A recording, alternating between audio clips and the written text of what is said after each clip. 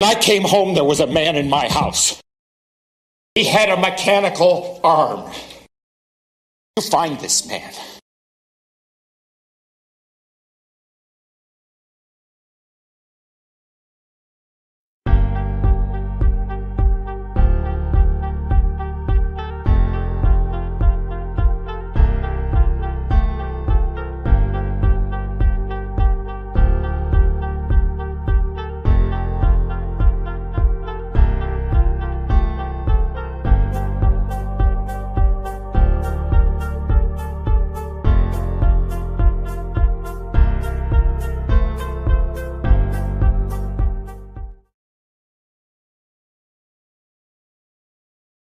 She was attacked by what appears to be essentially a robot.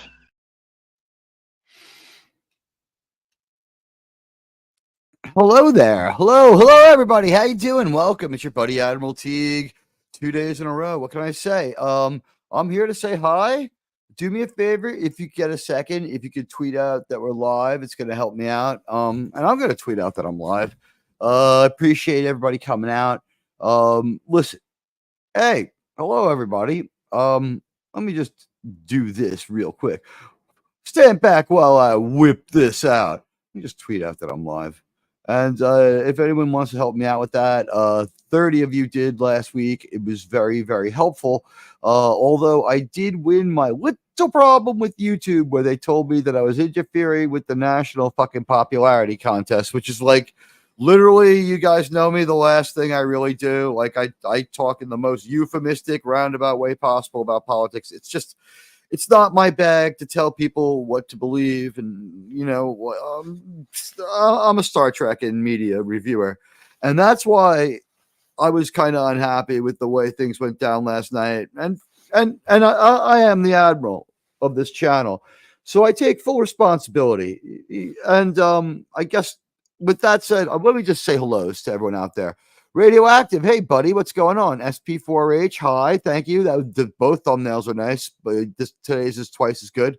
It's 100% her. Radioactive, Mark Harkness, Tim FKAC 2005 is here. And Philip, hi, well, hello Philip, good to see you. And Captain Fandom Nerd, hello.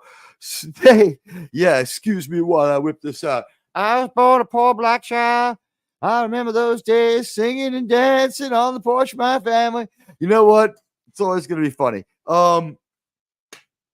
Listen, that panel discussion show was pretty cool. Those guys are all right and all, but I can't stream it on this panel on Wednesdays anymore. But what I did find out was that people do seem to like to have me on Wednesdays before Doomcock. And I'm going to do it when I can.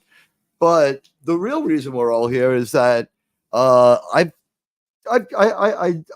gotta say, it's not a hot take here. That Spider-Man conversation was fucked. I don't disparage anybody.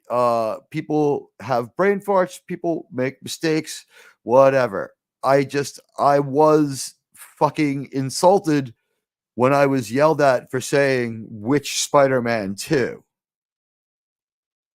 That didn't come from any kind of place of authority. Now, mistakes happen. People get confused. But there was a little too much hollering at me last night, and it wasn't good. And some of it was sourced from you guys were asking questions. And hi, Andy Morrow. Hello. You guys were asking very, very on point questions. And, I was trying to bring them up at any given time. And after we wrapped that panel, the consensus was that, and I didn't bother disputing it. And I don't know if I should. I don't know if it's disputable, but the consensus was kind of that I dominated this panel and that no one else had anything else to say. But I think a lot of it was like people trying to have it both ways with Madam Web, because it's true to say there's a bunch of beautiful women in this movie, but it's not something you can say without an asterisk. Sydney Sweeney is a CGI upload of herself in this fucking movie. Okay. I don't know if they apply technology to part of her body or all of her body, but you can see in yesterday's thumbnail, and let me go fish that up off of YouTube because honestly, the whole thing is a little bit ridiculous. The idea that we're going to say that Sydney Sweeney was cast in this role as like Madam Web's weird friend, because there was going to be sequels, was backed up with the idea that no Sony Spider-Man movie ever had a sequel. All right. To which I only said Venom 2. I would point out it started with a trilogy. It doesn't matter which panel. The Wednesday panel that I'm not going to do anymore. But look at I changed yesterday's thumbnail to represent the core of the conversation. On the left, you can see Sydney Sweeney as she really appears. On the right, you see Sydney Sweeney as she was altered to appear in the movie Madam Web, which did so well that this was, and I have to apologize to my friend LDG, although I still do not think you should go and start stealing, demanding your money back at every movie to show that that's the only way to protest it. I did find out that there was some sort of mechanism set up to see the tickets being returned in real time for Madam Web, and it did that poorly. So Sydney Sweeney's in the video for the Rolling Stones' new song "Angry." I happen to like the Rolling Stones, so I found out who Sydney Sweeney was a couple of weeks ago. Now we're going to have to go very slowly with this because of copyright and whatever, even though the video is on YouTube. And I'll be looking at your questions later because I let me just stop right here for a minute and I'll make a little notation of what I got up to so that I know where to start when I come back. I just want to show her to you. And hello, Captain Fandom Nerd, and hello, Philip Gaming. And I would also say Sydney Sweeney came under fire for this video. It was said that she allowed herself to be sexualized, to which Sydney Sweeney said, "Fuck you. I picked out the outfit. I loved it. And I had some say in what happened in the video." So Sydney Sweeney herself in no way, in any way, has any problem with this. And when you see what she decided to wear, you're going to be happy that the Rolling Stones hired Sydney Sweeney. But as you can see, most of the video is that. Because if you're the Rolling Stones, the thing you love the most is yourself. So here we're seeing gorgeous Sydney Sweeney. She gets a lot of shit whenever she tries to be beautiful because her first thing that she did is Handmaid's Tale. I'm convinced that's why. So she's expected to act like Handmaid's Tale kind of a person at all times.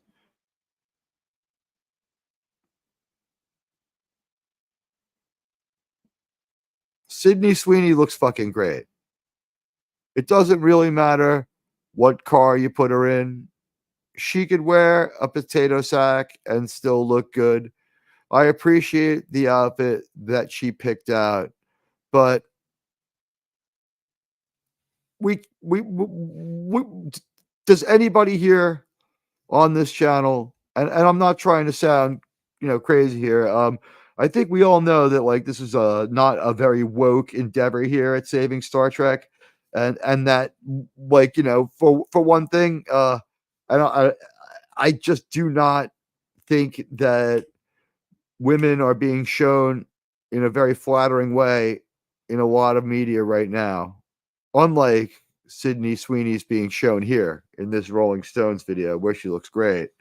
I think that Melissa Navia is kind of pretty until they make her up for Star Trek Strange New Worlds. They give her the no-hawk where they mohawk her up around the ears, one disposable beard groomer length. It looks like shit. It's done like shit. It's just to make her look dumb. It's because they can't afford aliens. She lost another show over Star Trek Discovery. I'm not a big fan of how they treat their actors. So I think that she's been made to look ugly.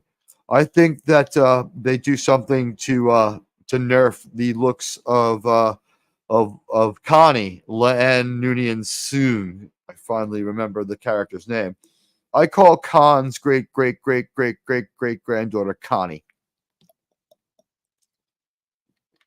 She's the one Kirk dies for kissing. But I I can't first of all, Madam Web is what it is. There's no saving it. There was defense of the movie as a good movie, and the argument with me was you haven't seen the movie. That's a valid argument, but I did listen to other really good reviewers, people I respect, whose names I will also leave out of this out of respect because I don't want to be unpleasant. But they backed kind of what I said about Sydney Sweeney, and they kind of backed the idea that in videos of their own that Sydney Sweeney was made to look bad. And I don't know what this kind of political choice is. She looks great here. I don't know what kind of political choice it is. We see a lot of strange things out there. God knows you got to keep in mind that Twitter's not the real world. But some of these things, Alyssa Milano, Tim Russ, reading that can wreck your whole fucking day. The Tim Russ, absolutely the most miserable motherfucker in the world. He might have been actually. There's no two ways. Hey, what's going on, Stark of Iron? Listen, Tim Russ is a great actor because I've read his Twitter. He is the most miserable motherfucker on the face of the earth. He is absolutely miserable. He hates everything. He spends his entire day with a very, very bad case. And TDS has metastasized, okay? It's metastasized. It's gotten worse. He has a very, very, very bad case of left-wing TDS and it can affect people on the right too. He is what he is, and you can vote for him if you want. And he's probably okay. I mean, he's from Queens, right? But the thing I want to say is, if you obsess on any one thing, except Star Trek, it's not great for you. We've heard a lot of other people saying it too. We're 10 months out from the national popularity contest. If we start focusing too hotly on this now, we will make ourselves so insane that there will be something regrettable. And no one wants that. I don't want that. I love the United States. All right. I want us all to be one big happy country. Will it happen? It's not that doable. But like if I say we can't, well, not with that attitude, right? So that's as far as the national popularity contest goes. I won my case against Google. I said that I had nothing to do with the national popularity contest. It stemmed from the use of the term Civil War. I said Disney Civil War in a headline, and Google cracked down on me for it. You know what? There is a Civil War at Disney, but that's considered violent rhetoric. Hi, Carla. Carla, did you get my email? I sent you a DM, Carla. I didn't bother to look at the response because then I went and hung out in the underground and talked to a bunch of people and had a really cool conversation with LDG, who I gotta say, he has a singular vision. I'm gonna look at whatever you said there now. He has a singular vision. Okay, cool. He has a singular vision and he accomplished what he wanted to do. So while I am very openly saying stuff like, and if you're in my group chat, take a look in there now, guys. Anybody who wants to come out for a little while. Yesterday, there's two problems with the panel show. One is, even though I do think it's of value and I don't mind the people on the show or the host of the show, the comic stuff, I got to learn more about it. I'll sit back and let my comic experts do it, and I can bring on experts for that, and that's something that I plan to do. And because I'm a media critic now, I do it, at least as a hobby. Hi, SP4H, it's good to see you, my friend. Okay, I don't know if I. Oh wow, look who I did you just? Okay, wow. We've found out that someone is stuck in the transporter buffer. And we're going to have to have them they're jammed up there in the Heisenberg coupling. And I'm just having my chief engineer, Jordy, Now, we do DEI on this ship. My chief engineer's blind, so it's going to take him a second. But yeah, beamer to the bridge. It's good now. Okay, beam up.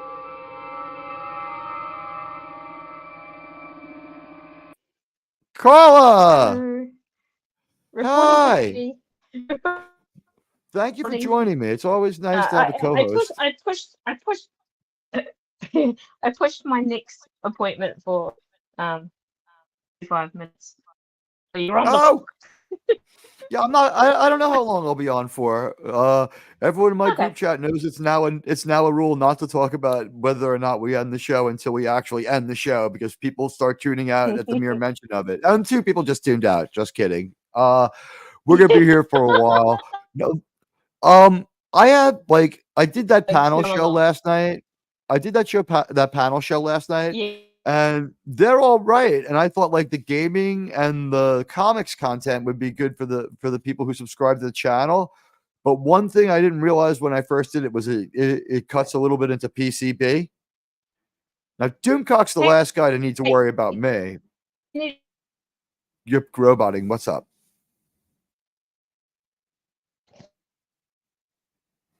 I'm starting to hear you again now. All right. The panel show bleeds over a little into PCB, which is something I want to listen to myself. So I want to hear Doomcock, but like Wednesdays was when this show first started, because I think that's when Picard was on, and it's kind of an anniversary for everybody. Congratulations. It's a year of the saving Star Trek brand. The channel was auto-generated off an email like a decade ago. Live stream started in October of 2023. And okay. Ooh, oh wow, I have 2 Carlas. Let's remove Carla 1 and Carla 2. Are you having a weird echo? No, I don't think so. No, I think my Bluetooth. I'm getting from both of you. What? Let me kick Carla 2. Try and get Carla rid of 1's still here. Carla 2's gone. Sometimes people, my crew gets replicated by the transporter. It happens. It happens. You know what? The transporters on this ship are as bad as the transporters on the fucking Voyager. Doesn't anyone see that this is wrong? Stack Wine is here. Hello. Hey, I took my eyes off the chat for a while. Maybe I should turn on my other device so I can have 2 screens open at once. I was so dissatisfied with the panel show yesterday, and here's the thing: re-listening to it, I don't think the criticism that I dominated the panel is in any way fair. A lot of the discussion came from stuff like people said Madam Web wasn't that bad, and I said, is the plot detail that she abandons the people she's supposed to save in the woods and complains about how much she doesn't like them? Is that true? And they said yes, but it's good. And I'm like, I have a hard time believing that's good. That's a lot of work to tell myself that's good if I'm sitting and paying for that. And I don't think the response "you didn't see the movie" is adequate when the plot detail is what it is, right? I got it from a reliable source. Yeah. Well, I mean, you can. There's some weird bleed. Let me kick myself for a second. Oh. Hey. It's probably me. Well, no, kicking myself got rid of it for a minute. Oh, it's back. Yeah, fuck. Have you got any codes? It's not too bad. Yeah, I don't want it to let. Let me kick you and bring you back in. Hang on. Hello. It seems like maybe that might have worked because Carl is far away. Now there it is again. Because Carl is far away, Streamlabs does step on us a little bit, so I appreciate everyone's patience with the weird audio. We try to stay away from bad audio because that's just it's a show killer. Let's see. I can't mute when because I have to talk. Can you just mute when you're not talking manually for now? Yeah, I can do that. Or are you? She's a bit of a boomer, and she needs to take time. Hang on. Yeah, I'm sorry that I have to do this to my lovely co-host. She's great for being here, but because of the sound issue, she's agreed to help me out a little more. And maybe she'll be able to figure out what's going on over there while we do this. But let's see with the comments. Tony's here. Radioactive, SP4H, a few comments from Carla. Let's see if there's anything I missed. The Duck of Death brings in the mirror universe and splits people into doubles. Yeah, he's right. If I'm supposed to dominate the paint, you're playing the power forward position. Yeah, here's the thing. Like, it's not my show, but when it streams over onto my channel, the majority by far of the audience are you people who have been so kind as to join me. So And when awesome. And and, awesome. You have the best chat, buddy. I do. And when I have like something like a Mark Harkness is saying, no, that's outright wrong. Like, hey, good afternoon, Canadian Spider-Man. There's a pass in the group chat. This is like a Spider-Man centric stream. So if you're around and you can get on here, I could use some help because honestly, first of all, like piecing together who Madam Web was in the first place and what this Madam Web movie is would help us all. Hey, howdy, Buddy Hepburn. It's good to see you. But so here's the situation. It's not my show. I'm not the host, right? But I'm hearing things that on my channel just don't fly. You know what I mean? Yeah. Like, for instance, like people can feel any way they want, but your feeling's not a justification. You know what I mean? Like, I had one person that I had to have leave the channel. Their response to everything was, well, if I justify it, you'll just tell me I'm wrong and come up with a reason why it's stupid. And I'm like, but that's what we do here. You have to, and he's like, it's good because it's great. And I'm like, that's yeah. So it's like, that's an answer that I don't accept in Star Wars when they said the First Order is evil because they're bad. I mean, we don't know what they do. We still don't know what the First Order does. What do they do, Carla? Did you see Drinker's review of Madam Web? No, what did he have to say? Oh, I can't remember so much, but it was like hilarious when he was talking about it. He said it was the worst movie ever at one point. That I remember. Yeah, he said it was the worst. It's not just the worst comic book movie, but an absolutely stupid fucking movie. But you know how he like does his laugh where it's his incredulous laugh? That one? Yeah. I love when he does that. No, he's really, I mean, it's just common sense, but good for him for monetizing it. The best thing I ever got from him, and I'm trying to stick with it now, is don't be a dick. So, like, I ranted all day on Twitter because I was so fucking angry about this shit. Because after the show, I tried to straighten it out, and then it really got fucking bad. So they're all cool, but that dynamic is never going to work with me because what they were doing was like people in my chat were saying like a couple of times they got really angry and shouted down things that I said, and people in my chat were like, don't yell at Teag. And someone said, Joe, you are actually doing most of the talking and yelling at anyone else who tries to speak. And I guess it was just frustrating because he considers it his show and he felt like he was sharing his show with me. But now instead of like having an audience of 4, he's got an audience of like 17, right? Because like all of you wonderful people show up. And when someone who knows what they're talking about, like Tim, like John Spola, like Tony Stark, like Buddy, like Canadian Spider-Man on this topic, says something about Radioactive, any one of you, all of you, honestly, like I've gotten great information from pretty much every single person on this show. If someone says something like they don't understand that with my chat, if they're all saying the same thing, if someone says that's wrong and then it starts getting seconded and thirded and people like there's just like, and then people are starting to really dislike the other hosts because they're like, can I get a word in edgewise? And I'm like, and what bothered me about that was I had just ended a 20-minute phone call with my father's widow where I didn't speak at all. Yeah, I get you. But the thing is, what I often say about people is like, sometimes you have to, if you know some, I don't know how well you know this person. I don't know if you know right. how the person They're a friend works. of a friend. They're totally okay. They're all right. They're a friend of a friend. But that didn't work. Okay, so you know that. That's all you can do. All you can do from these things is go, wow, that was cool. I could do that again. Or like, that was rubbish. I'm going to be polite to the person, but I'm never doing it again. You're like, wow, thank you. But No, thank you.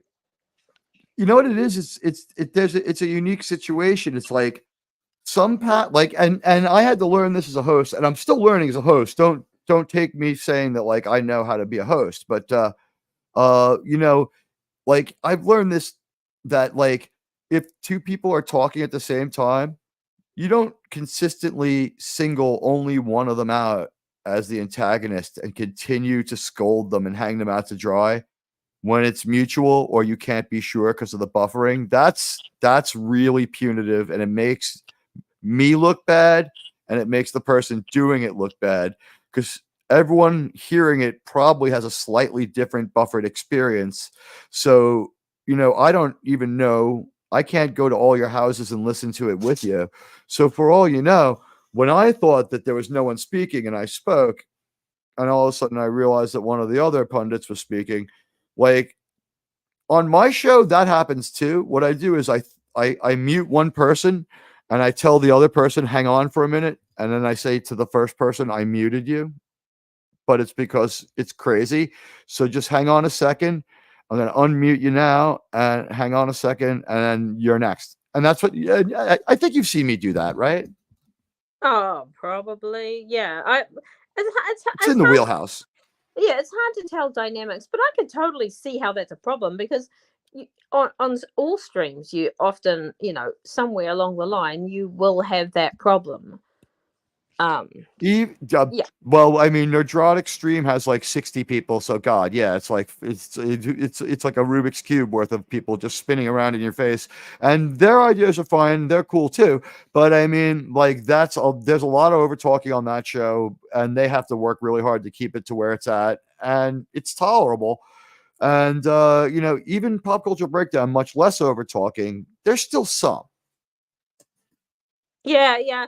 But like I say, sometimes it's just the way it is. And sometimes those streams, you just have to turn them off because you can tell that it's nobody's fault that because you can't hear them, you go to say something and then the other person, that is just the nature of the game. But by the sounds of it, this is not the problem.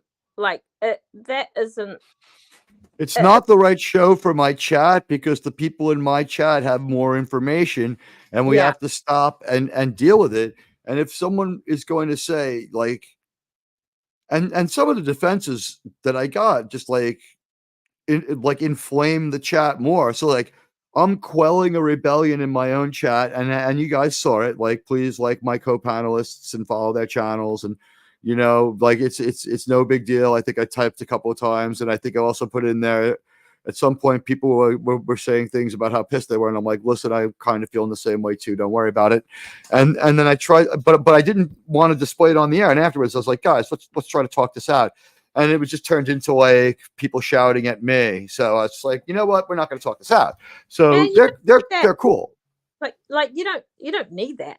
Like I don't need it. You have successful streams with your consistent audience who are really clever, very knowledgeable, and funny. Like it's like perfect. So like I say, you just be polite, but you decline certain. Hey, Mark. Certain people are there. You'll be like, no, I don't think I will. You'll be fine. Yeah, I mean it'll be fine, but the thing is, I feel like, thank you, Spidey. It's too bad. I felt that it was incumbent on me to come back and talk to the chat and apologize to them because I feel like one, they got short shrift in what would be one of my shows, and I would have had to massively overstream Doomcock to do that. And like, you know what? I need to recharge my fucking batteries. I need to listen to Doomcock. Okay, it makes me feel fucking better. Yeah. I you know what? Heavy is the head that wears the fucking Admiral Teag crown. At least I got fucking someone like him to lean on and people like that. I'm being serious. I know. And I love all my colleagues. I can kick back and listen to Culture Casino and say hi to him on his channel. And he'll shout me out just like he shouts out everyone else because he's better at this than I'll ever be. He cut off more YouTubing talent when he clipped his fingernails this morning than I'll ever have. And a hell of a lot more when he got that haircut. Well, I think he looks better with the haircut, by the way. I don't know. I like him with his shorter hair. I wish he would take his baseball hat off and let us. I haven't seen him without the baseball hat, but maybe tighten up the beard a little shorter. But I mean, Culture Casino's got fantastic style. He looks great. His beard is gorgeous. He wears great clothes. I mean, hats off to him. I'm an avatar, but I mean, I need to relax and listen to Culture Casino. I need to relax and listen to Doomcock, who's the person who. But Doomcock, the critical drinker, and Mauler are the reason I bought a microphone, and to a certain degree, Midnight's Edge. See, Mauler and Drinker were watching Star Trek 4 or 6 the other Yeah, day. but there was a panelist there that I just don't want to listen to, and they make me annoyed for so long that I can't refocus on the people I like. I know, but I think, they did a RMB was there. Okay. Oh, right. Yeah, fair enough. I know that he was going to be RMB's fine, and if you like RMB, that's cool. And I'm going to talk to him one day, and it'll all be cool with me and him too, I'm sure. But there are people who will stand for anyone, and I don't think that Mr. Burnett, because I don't really know him yet. Let's call him that. Or whatever. I don't think RMB endorsed or green lighted people to come after me, but his stands do come after me, and that's the whole thing with the people hate streaming against me. The people who clone my stream name and then go on and act completely fucking insane using similar thumbnails and stuff. That's just an attempt at brand confusion. It's going to continue. It's because all of you have chosen to join with me. That's the only reason it's happening. So I'll take that problem. I'll take that problem of brand confusion. I don't think you can listen to the person who pretends to be me for very long and not not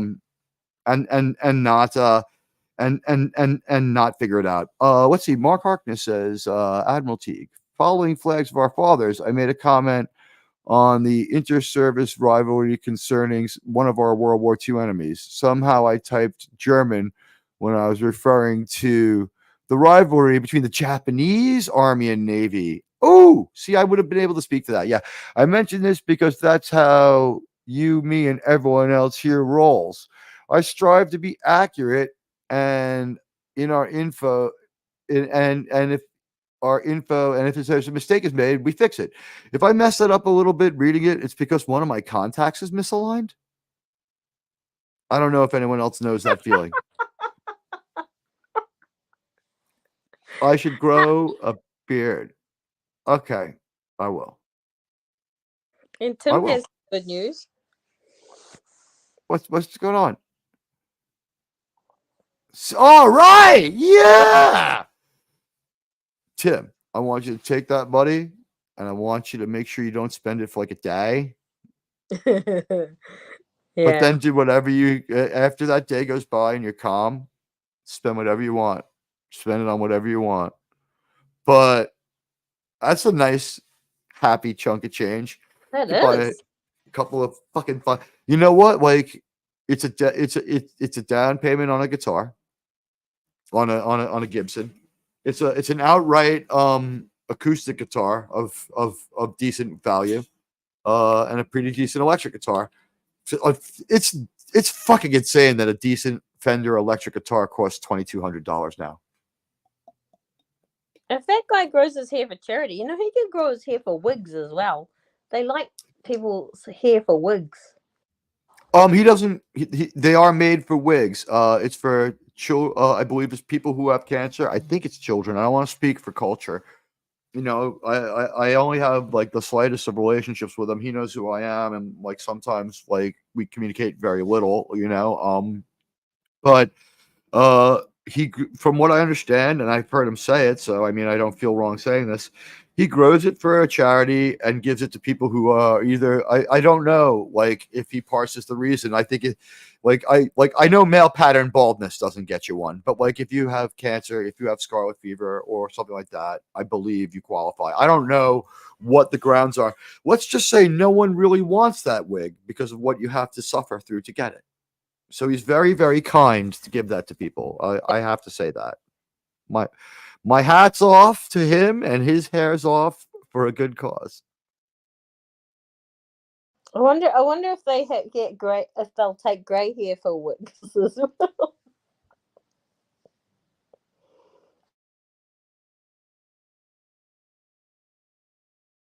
You know what? He's a very nice guy. I wonder if they say to him like, please dye it or bleach it blonde, or like we have a request from a young girl.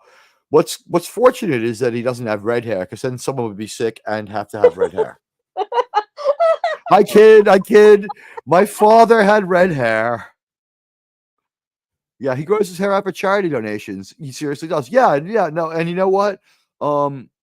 He's able to do that. I need to have a more business-like look for when I go to the place and do the thing. But if I could, I would.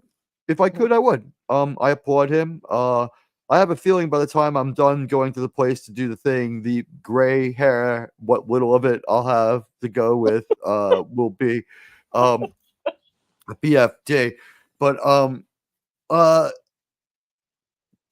didn't they say what I will inherit my husband, my hair is like Go really ahead. gray.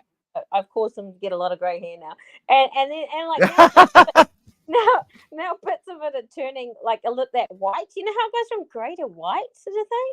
Looks quite nice. I like the white hair. The white is nicer than the gray. I believe they call that silver gray. I just don't know. The white is nicer than the gray. Yeah. You've seen me though. It'll be weird when I finally have gray hair, right? When I hit maybe my 30s. I haven't been 30 since 1930, ladies and gentlemen.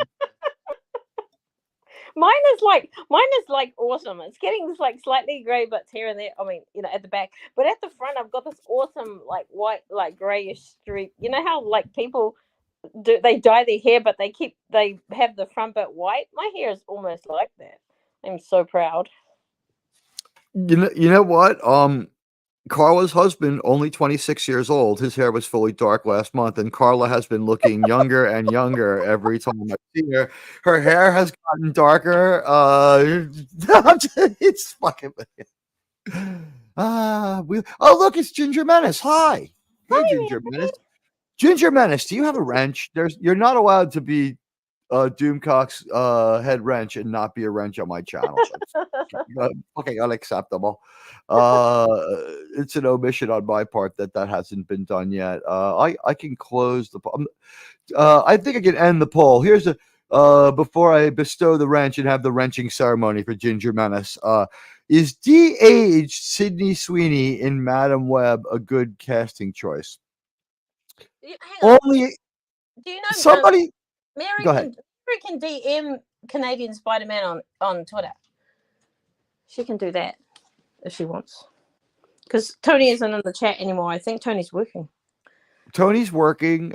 He just jumped in to say hi. And Ginger Menace does have a wrench. Good. Ginger Menace, you have a +1 wrench, as does Carla. You cannot be Doomcock's head wrench and not have a +1 wrench on my channel. That just goes without saying. And we're honored to have you here. But so here's the deal. Is de-aged Sydney Sweeney in Madam Web a good casting choice? It's the bestest idea ever. 8%. Hats off to the troll vote. I know. Votes get trolled. It happens. One day, like that guy who wears a boot in his head in Vermont and wins the first primary every year will become president. People will just be like, fuck it. Bremen Supreme, or whatever the guy's name is. So it's the bestest idea ever is 8%. It's cringe AF, 75%. And yes, because sequels, a modest 17%. So it's considerable. All right, so I'm gonna end the poll. My co-hosts weren't outright wrong on that one, or whatever, the lead panelists. And not everybody was equally culpable. I would say, please don't think I'm mentioning Das Wolfen. Das Wolfen was nothing but nice. There was other problems, and people saw it. It's there. I'm pondering with deleting it. I'm pondering deleting it. I don't know. I'm not gonna. Poll. Just make a poll. That's your answer to everything. Give the people what they want. Yeah. Let me if I don't copy and paste the poll and put it into the chat again, we don't see it. So if I paste it in at least the results will scroll through here on the no one wants it erased. 2 people. Wow. All right, we'll see how long that lasts. You know what? Here's the thing. I still might have to do it out of if the other people 2 people ask me to delete it, I will, because I think that it was like actually the accusation that I dominated the stream, I was embarrassed by that and I didn't scoff at it. I'm like, I'm listening. But then it got into feelings and I was like, this is going nowhere. But when I listened to it back, it didn't hold up. You mean the arguments? The idea that I dominated the stream was remote. Okay. Hard case to make. Well, the thing is people can judge for themselves. They are adults. Well, here's the thing. I'm not the kind of person who would scoff at that because I've been told and I've been called out for being too talky on stream. So I'll cop to that right now. And you know, I've this is a growing process and we all learn. So I'm going to get it to be better. Better all the time. I'm hoping. Yeah, well, with friends like you and friends like my members and subscribers, hopefully I am getting better. It's always my intention. And even this, like, I'm not trying to like drama cast it too much because what I'm going to do is really, I think Wednesdays people want to hear from me. So when I'm going on there, one thing I'm going to say is like, I'm not going to like be so much counter streaming people as no one was going to be there for my show listening to them anyway. They were going to be waiting for Doomcock in the chat or listening to me. My intention on this one is this. I'm going to try to get out of there when Doomcock starts, all right? Because I like to listen to Doomcock. Does that mean I'll be in the chat right away? Sometimes I need like fucking 15 minutes to get my head together. Like, I don't know what the fuck's going on. I don't even want to communicate with people because it won't make sense. I'll say hi to the same person like 35 times in a row. And I won't have typed it into the chat every time. And I'll keep trying to do it again. Like, it just doesn't, you know what I mean? Like, I like for a little while, I'm like, my IQ is like 30% lower after this show. It just is. And you have to hold on to every point you can, right? I am you know what? Doomcock is a great YouTuber. No controversy there. He's great. He's absolutely great. We heard it. Did he say, God, gosh darn it, you know, you're producing and you're modding and you're also hosting and you're doing routines. It gets really difficult. He and StreamYards and YouTube are always fucking around. He said it himself. There's no learning curve when they change all the rules every couple of weeks. The only thing they can learn to do is be more congenial or try. Yep. That's right.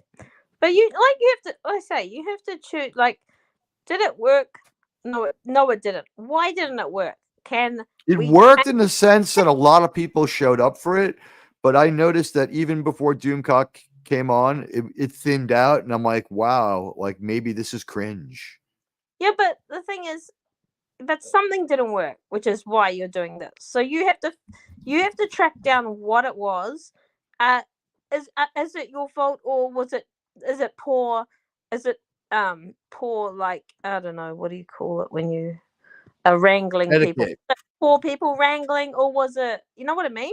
You need to, poor host. I guess it was poor moderating. And then you have to think, is it something I can do to make it better, or is it really a waste of time? I don't think it could be made better, and I'm now starting to wonder if I should ever do any panel shows and only broadcast by myself like Doomcock does. Like, I can have guests and I can have panels on my show, but maybe I'm just a horrible guest. I don't know. But haven't you been on Tom's show for a few times? Which Tom? Midnight's Edge, Tom. With Tom and Jerry, yeah.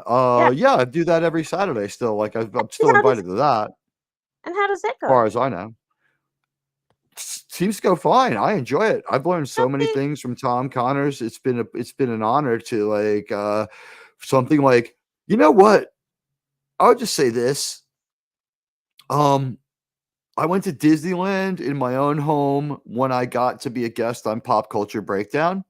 Mm-hmm. And that was a goal. And that was something that I really aspired to, that Andy Morrow. I don't even need context. I'm just gonna leave that up there because it's fucking funny.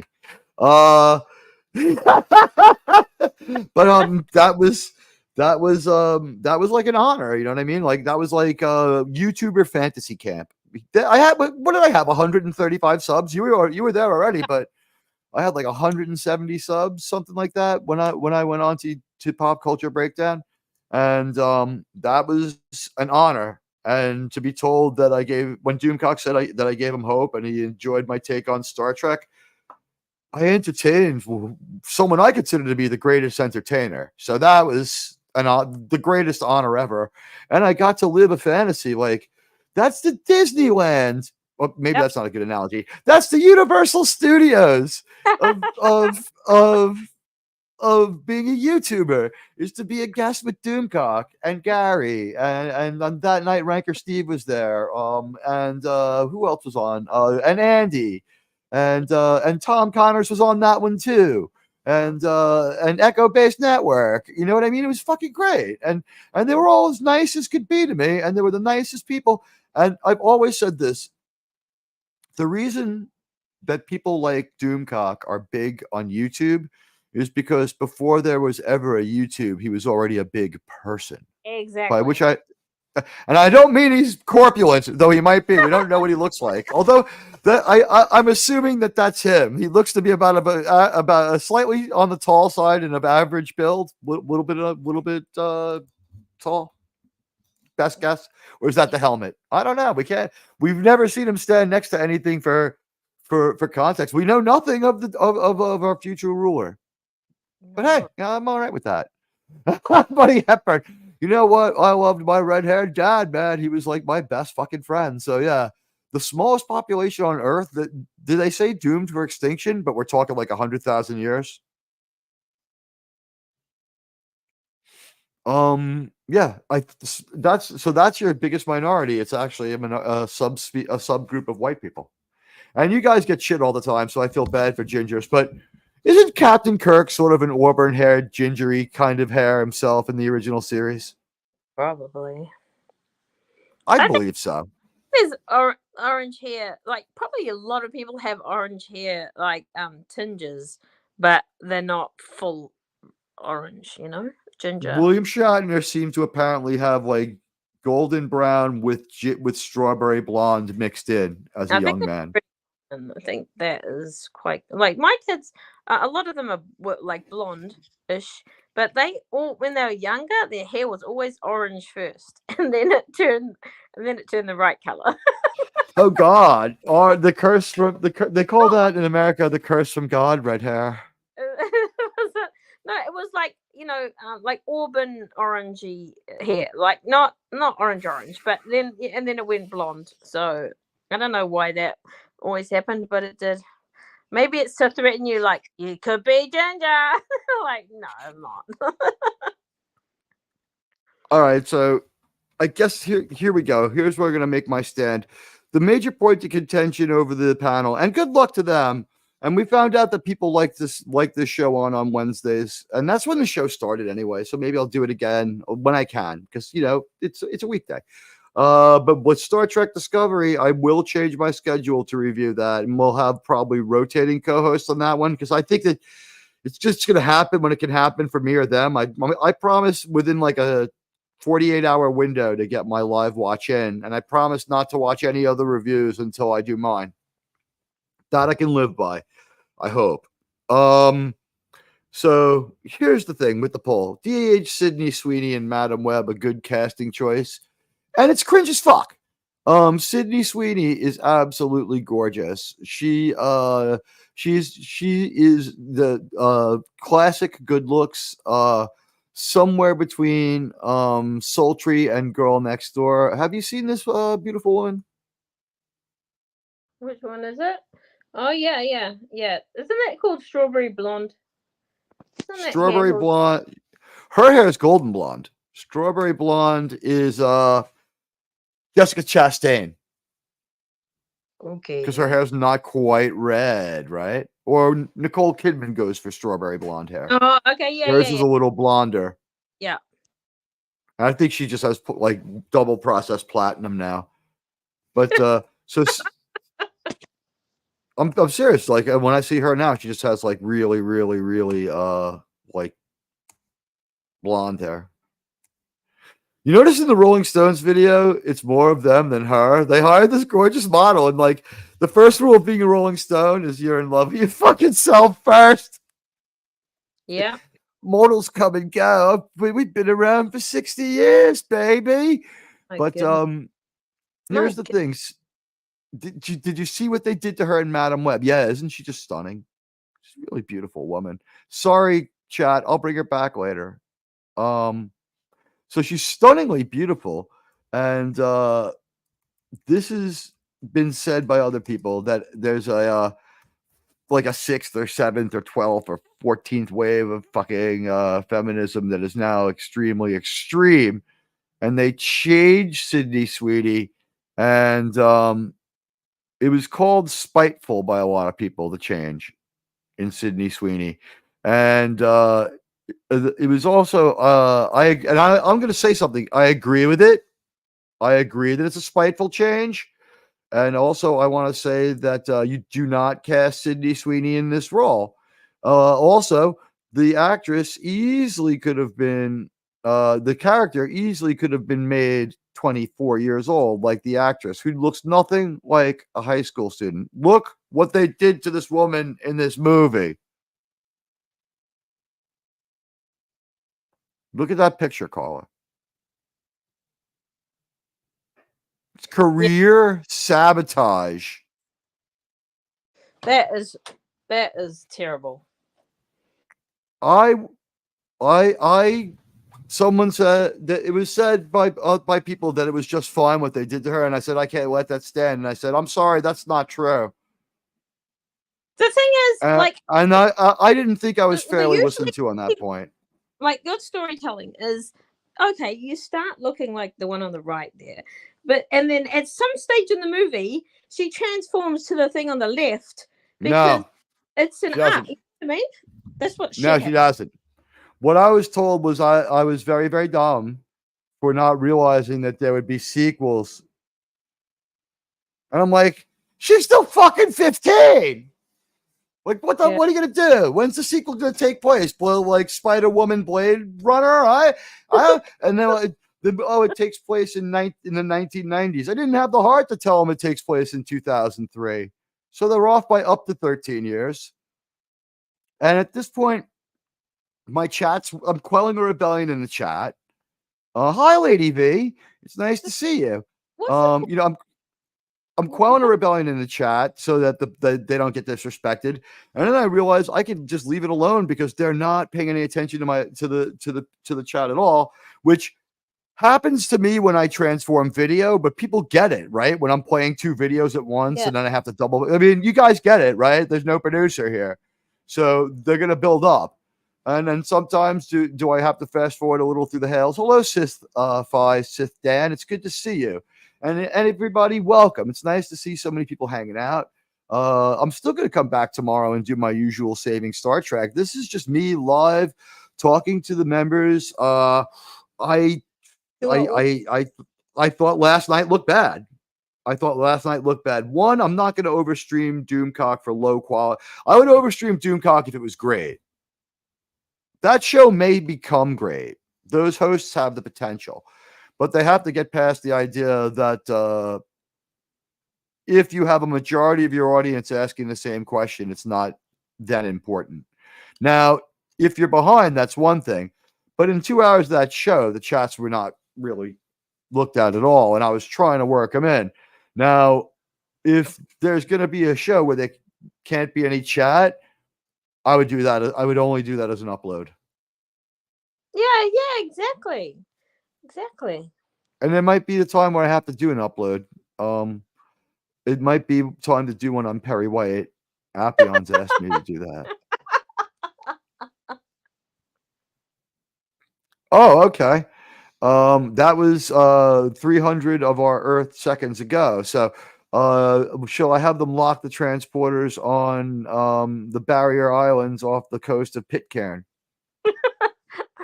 Look, we need a little bit of a different angle than that. I would not want to be there. All right, hold on. Let me just see if my people are on this. We never know what's going to happen with the transporters here on this ship.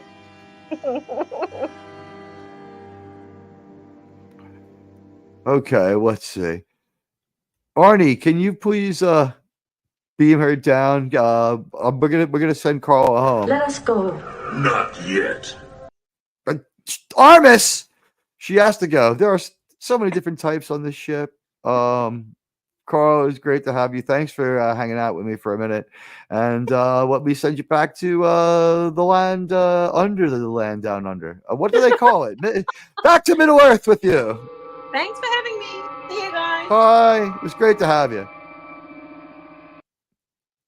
All right, our friend Carl is here. So, like, look at this. This is something I've been saying for a while here. This is a phenomenon across the industry. Something is going on where they wanted to take this woman and make her look kind of bad, and they wanted to keep her off screens looking good elsewhere. Look at her. Look at Sydney Sweeney. Look at Sydney Sweeney. Look at her in the movie, the face of Sydney Sweeney they present to us. And look at Sydney Sweeney on the left as she herself chooses to appear in clothes of her own choosing. And I think it's a pretty cool dress. And even though she knew this fucking movie was going to be a disaster, because she's obviously not an idiot, she made money off that Rolling Stones thing and got to some kind of producer credit because she handled like the fashion or something. They put her in charge of the clothes. But Lady V, it's good to see you. And now you know the producers don't like anything over. Yeah, yeah, you said it, Lady V. You said it. Yeah, like check your hard drive if you think that the fucking you know what, if you're in a relationship with someone, it's a physical nature, you have children, whatever. And they say, well, I actually think that the Sydney Sweeney on the right is better. Check your fucking hard drive, man. That's fucked up. She looks terrible, and there is something wrong with hiring her to play this role. Chad conclusively said it. We had. Let me go back to the poll. I love doing this. It's great seeing everybody. I feel like a talk show host from like the middle of the 20th century. Hello and welcome to WSST, home of saving Star Trek. I am Ensign Riley. Admiral Teag will be with you soon to bring you the latest news about the mutiny against New Trek. Join with us. We're stronger with you than without you here on Saving Star Trek. Is D.H. Sydney Sweeney 12 votes? Okay, so everyone who's basically here or was here when we did it thinks it was cringe as fuck. All right, listen. I also feel like they did it to keep her from being pretty elsewhere. I honestly think that there is spitefulness and insanity. I think this was career sabotage. People do things in Hollywood for very, very strange reasons, and I don't trust the motivation behind a movie that bad. Dakota Johnson was outright fucking pissed. She was pissed. And she's been cool about other stuff. The Office, the 53 Seconds. I'm barely in the fucking show. Good for you. That was fucking cool. That was funny. She's second generation Hollywood, so she knows to go say fuck you. She had a good agent who got her this, hey, thank you for the applause. I love it. I love seeing the little emojis go up. It spurs me on. I get fired up. Honestly, wow, no one wants to delete last night. Some people do want to delete last night's show, huh? No promises on that one. I do want to know how you feel though. It's tough. It's tough to it's tough because I don't think the shouting went over well, especially when the excuse you didn't see the movie doesn't work when I've watched someone else's review of it who is reliable. I relate a plot detail. You're angry at me even though it's true. That means that you've emotionally invested you've emotionally invested into the movie, and you're not objective, and you're not a reviewer, you're an endorser. Now, on Star Trek, I'm inclined to like things that are Star Trek, mostly, and I only have become wary of it in the last few years. I had to get into the theater for Into Darkness to truly give up on Star Trek as it is constituted now and want to save it from the idiots who are destroying it. Now you know the producers don't like. Oh yeah, Lady B, you said it. It's edgy. You guys can say it. I can't. What's he? He's about. Yeah, so he's a healthy-ish eater whose only occasional vice is Elijah Craig small batch, whatever the fuck that is. I think it's single malt whiskey or bourbon. Wow. Okay, so he's about 5'11". So Doomcock a little taller than most people. I thought he was a little on the tall side. I said a little on the tall side, so I kind of nailed it. Yeah, okay, yeah. So yeah, he's a decent build, in good shape. Not that I'm looking to marry him, but call me Doomcock. Just kidding. But so on the other hand, the next person, which are Sydney Sweeney. Fun bags can be used as a flotation device. No, I think they nerfed them off her. I don't know what to make of her fun bags, whether they're made by the angels or made by an angelic surgeon. You know what? Doesn't really matter to me. SP4H, I hope you enjoyed your stay here. It was good to see you, and we got a nice amount of people hanging out. We'll put that up there. Yeah, you know what, Mark Harkness, you're correct. Feminism that deletes the feminine. It's wrong. It's wrong to take Sydney Sweeney and put her in this role. For the sequel, all right, so hire her for the fucking sequel. There's no 15-year-old actress or 18-year-old actress. We'll get an adult.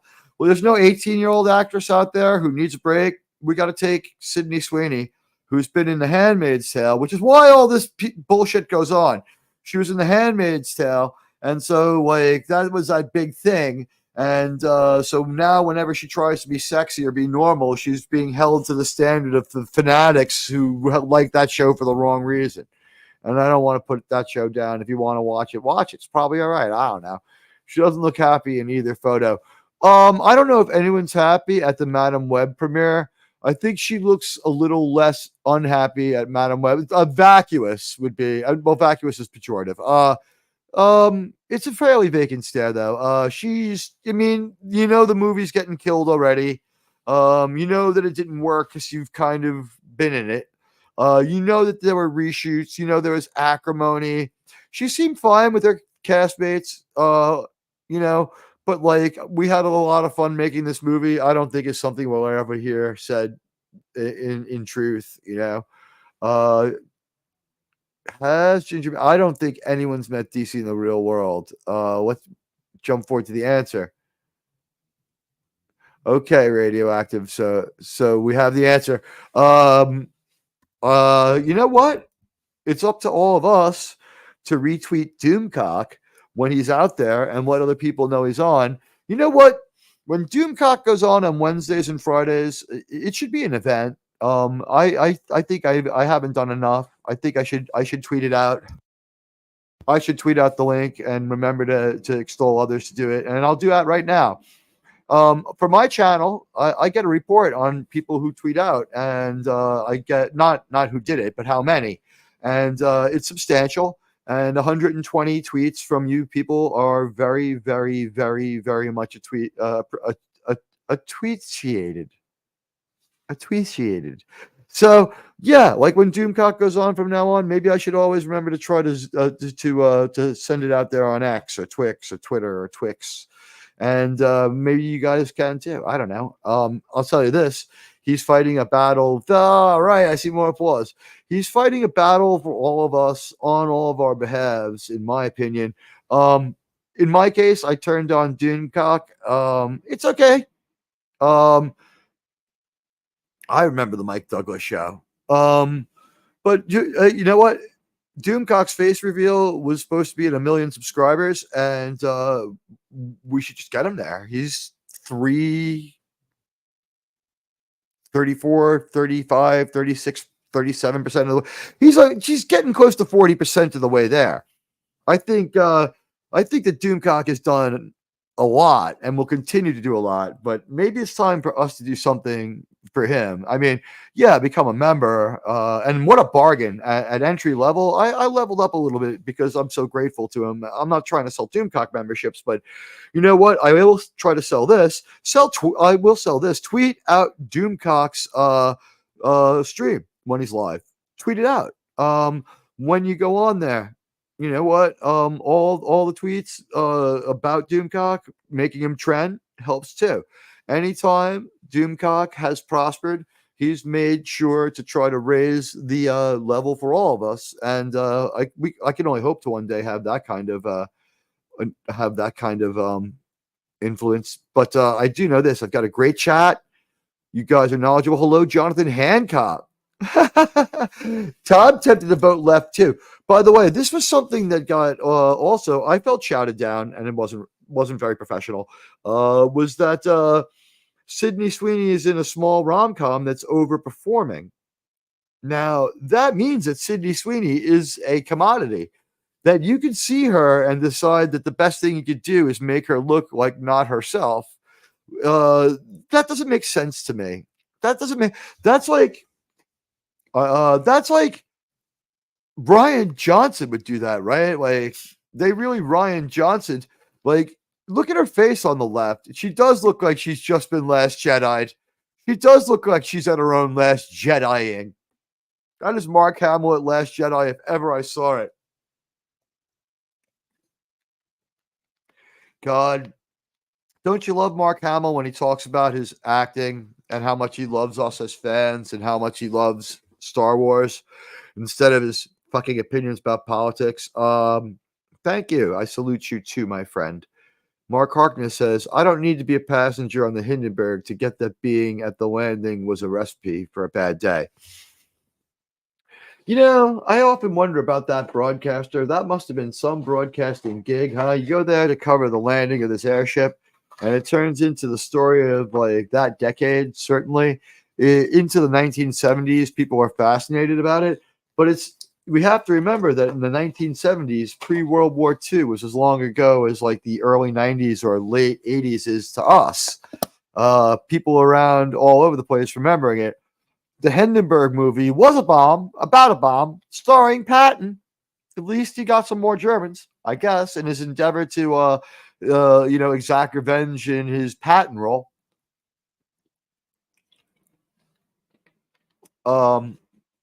George Patton's an inspirational figure. What can I tell you? So are a lot of New York businessmen, Dale Carnegie and others. My name's on this channel. I got to run it right. Last night, that was it happened on my show. It happened on my air. So, I mean, not talking out of school here too much. I didn't like how that went down. I didn't like the dynamic. I think if the idea is that you want to include my chat and me, then you're including my chat and me. Now, there are other situations where that's just not the case. I sit in with other people. Stature comes into play. Also, relevance. Like when I sit in with Pop Culture Minefield, it's an honor. And Gary has done more for me and my career than anyone on the face of this earth. And I would say right now, go out there and support Vindicated Inc. Get the Vindicated comic. And check out Pop Culture Minefield. They're great. They have a lot of different programming, and you'll see some of my friends on there. Pop Culture Minefield's great. Sometimes you'll see me on there. I'm just if it was really good, I would have overstreamed Doomcock, or if I felt that there was true expertise there or if I felt that we were running things down and checking them out. I didn't think any of the things that we need to do to make an Admiral Teag show happened. And I don't know, like panels, the ones that I get invited to, I have to be selective now. Certainly I will never ever go to a panel where someone has bad faith. And there was no bad faith on the panel last night. I think it was just kind of like a desire to be scheduled and schematic and sort of I don't think that we can get, and I'll probably do it too, but hopefully it'll be for more than Madam Web. There was too much defense of that movie and too much assertion that it was good for me not to challenge it. And the chat was challenging it. And I don't think, you haven't seen this movie that everybody says is horrible. Is a rebuttal that you can't say you have to see it. No, I mean, the answer is one day it'll stream. This thing's failing for a reason, most likely. It's not. We're not going to wake up one day and does anyone out there think that I'm wrong and this is going to turn into Ted and we're going to wake up one day and we're going to find out that that the special edition of this is like the most coveted thing on God's green earth and everyone's going to want to see fucking this spider person movie. It's like this has as much to do with Peter Parker and Spider-Man as like what like be Peter Parker like Peter Benjamin Parker, attorney at Spider Law. I mean, what the fuck? You know what, Lady V? Are you? I guess can I make this joke, guys? Are we saying that to nestle up to Sydney Sweeney is to visit the Silicon Valley? Is that? Can I make that joke? Please forgive me if that was a little too hard. But John Hancock concurs. Maybe the joke was okay. I don't know. I'm not taking another poll on that, but we'll find out. Delete last night's show has 12 votes, 83% no. I don't like the part where I got shouted at. I don't like that. That was inappropriate on my air, and I do think that a lot of people in my chat are asking this question, so I have to ask it as a question. And I don't think that I dominated that stream. There are long periods where I knew that I didn't have any expertise to talk about anything, and I left it alone. I've re-listened to it twice. I didn't think so. I did my best to insert humor where possible, and that was not. I didn't feel like that was accepted either. I don't know. Some people work in jail, some people don't. Doesn't make anybody bad. But afterwards, there was a conversation that I would call deteriorated with one of the parties where it was just clear that they emotionally couldn't accept the fact that Madam Web was a bad movie. And I'm sorry. No one loves Star Trek more than me. I didn't find a way to justify Picard season 3. 5 minutes in, a character that we saw as a healer is blowing people away. Top of the top about he voted that it was cringe AF to use Sydney Sweeney that way. And probably voted to delete the top the last night's show. I'm not sure. Let's see. I'll think about it. Okay. So she did ask to see him. Doomcock, unseen by all of us. So, a harmless question to wonder out loud. It's just I can assert this. It's highly unlikely that my feeling that Doomcock is among the 1.1% of people with red hair and blue eyes is a long shot. Like it's 98.9% unlikely. I think I got the math right on that. But who knows? I do know this fucking great entertainer. Those videos very informative and have gotten me through some tough days. So we all owe him one. Let's see. Tweet. Yes. You know what? I have to start tweeting the link more, and I try to tweet out all my friends' links, and it doesn't even occur to me that this huge YouTuber should also. And you know what? It's not about me. Like what Tweakser. I like that one. Is that what you call it? Twix was good. I heard that on Mrs. Dadman's show. If you haven't tried that show out, try it. Mrs.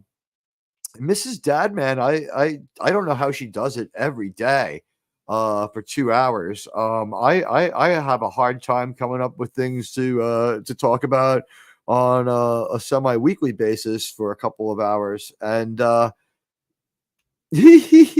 like it. Tweakser. We have a dispute now. Listen, we are going to litigate Sydney Sweeney's assets here on the channel. Okay, we're allowed. She's beautiful. I don't care if she did. It's her body, right? And all hail Jonathan Hancock, rather. It's good to see you, my friend.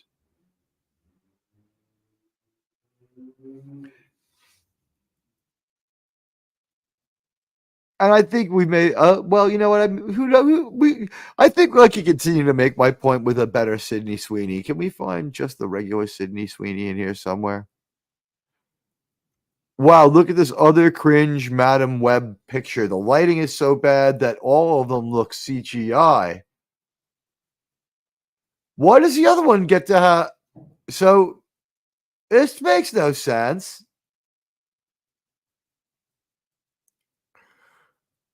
Is this some kind of other like scorecard they have? It's like, all right, well, we'll make this one, Latina, and she can therefore have, kind of big boobs. But to let Sydney look like herself, that's just her privilege showing. I don't know that. Like, first of all, the idea that you need to have Sydney Sweeney here for sequels, you got to show me something somewhere that indicates she had a multi-movie deal. Otherwise, you just took her off the market so she couldn't be pretty elsewhere, which is an agenda in and of itself. I think, all right. We like this picture. We can leave it here for a while. I don't think we need to move that. Unless something copyrighted played. That picture is a nerdy girl before the makeover. Yeah, it looks like from like one of the, although like the physique is like so radically wrong. It looks like from some kind of makeover show or something. This heavy contouring trend is weird. More information. Mark said it best. It should have left it alone. I think she should have been a different actress. And if you want to make a sequel, and I don't know, I mean, so these are the Birds of Prey of Marvel, the Spiders of Prey. I mean, it doesn't.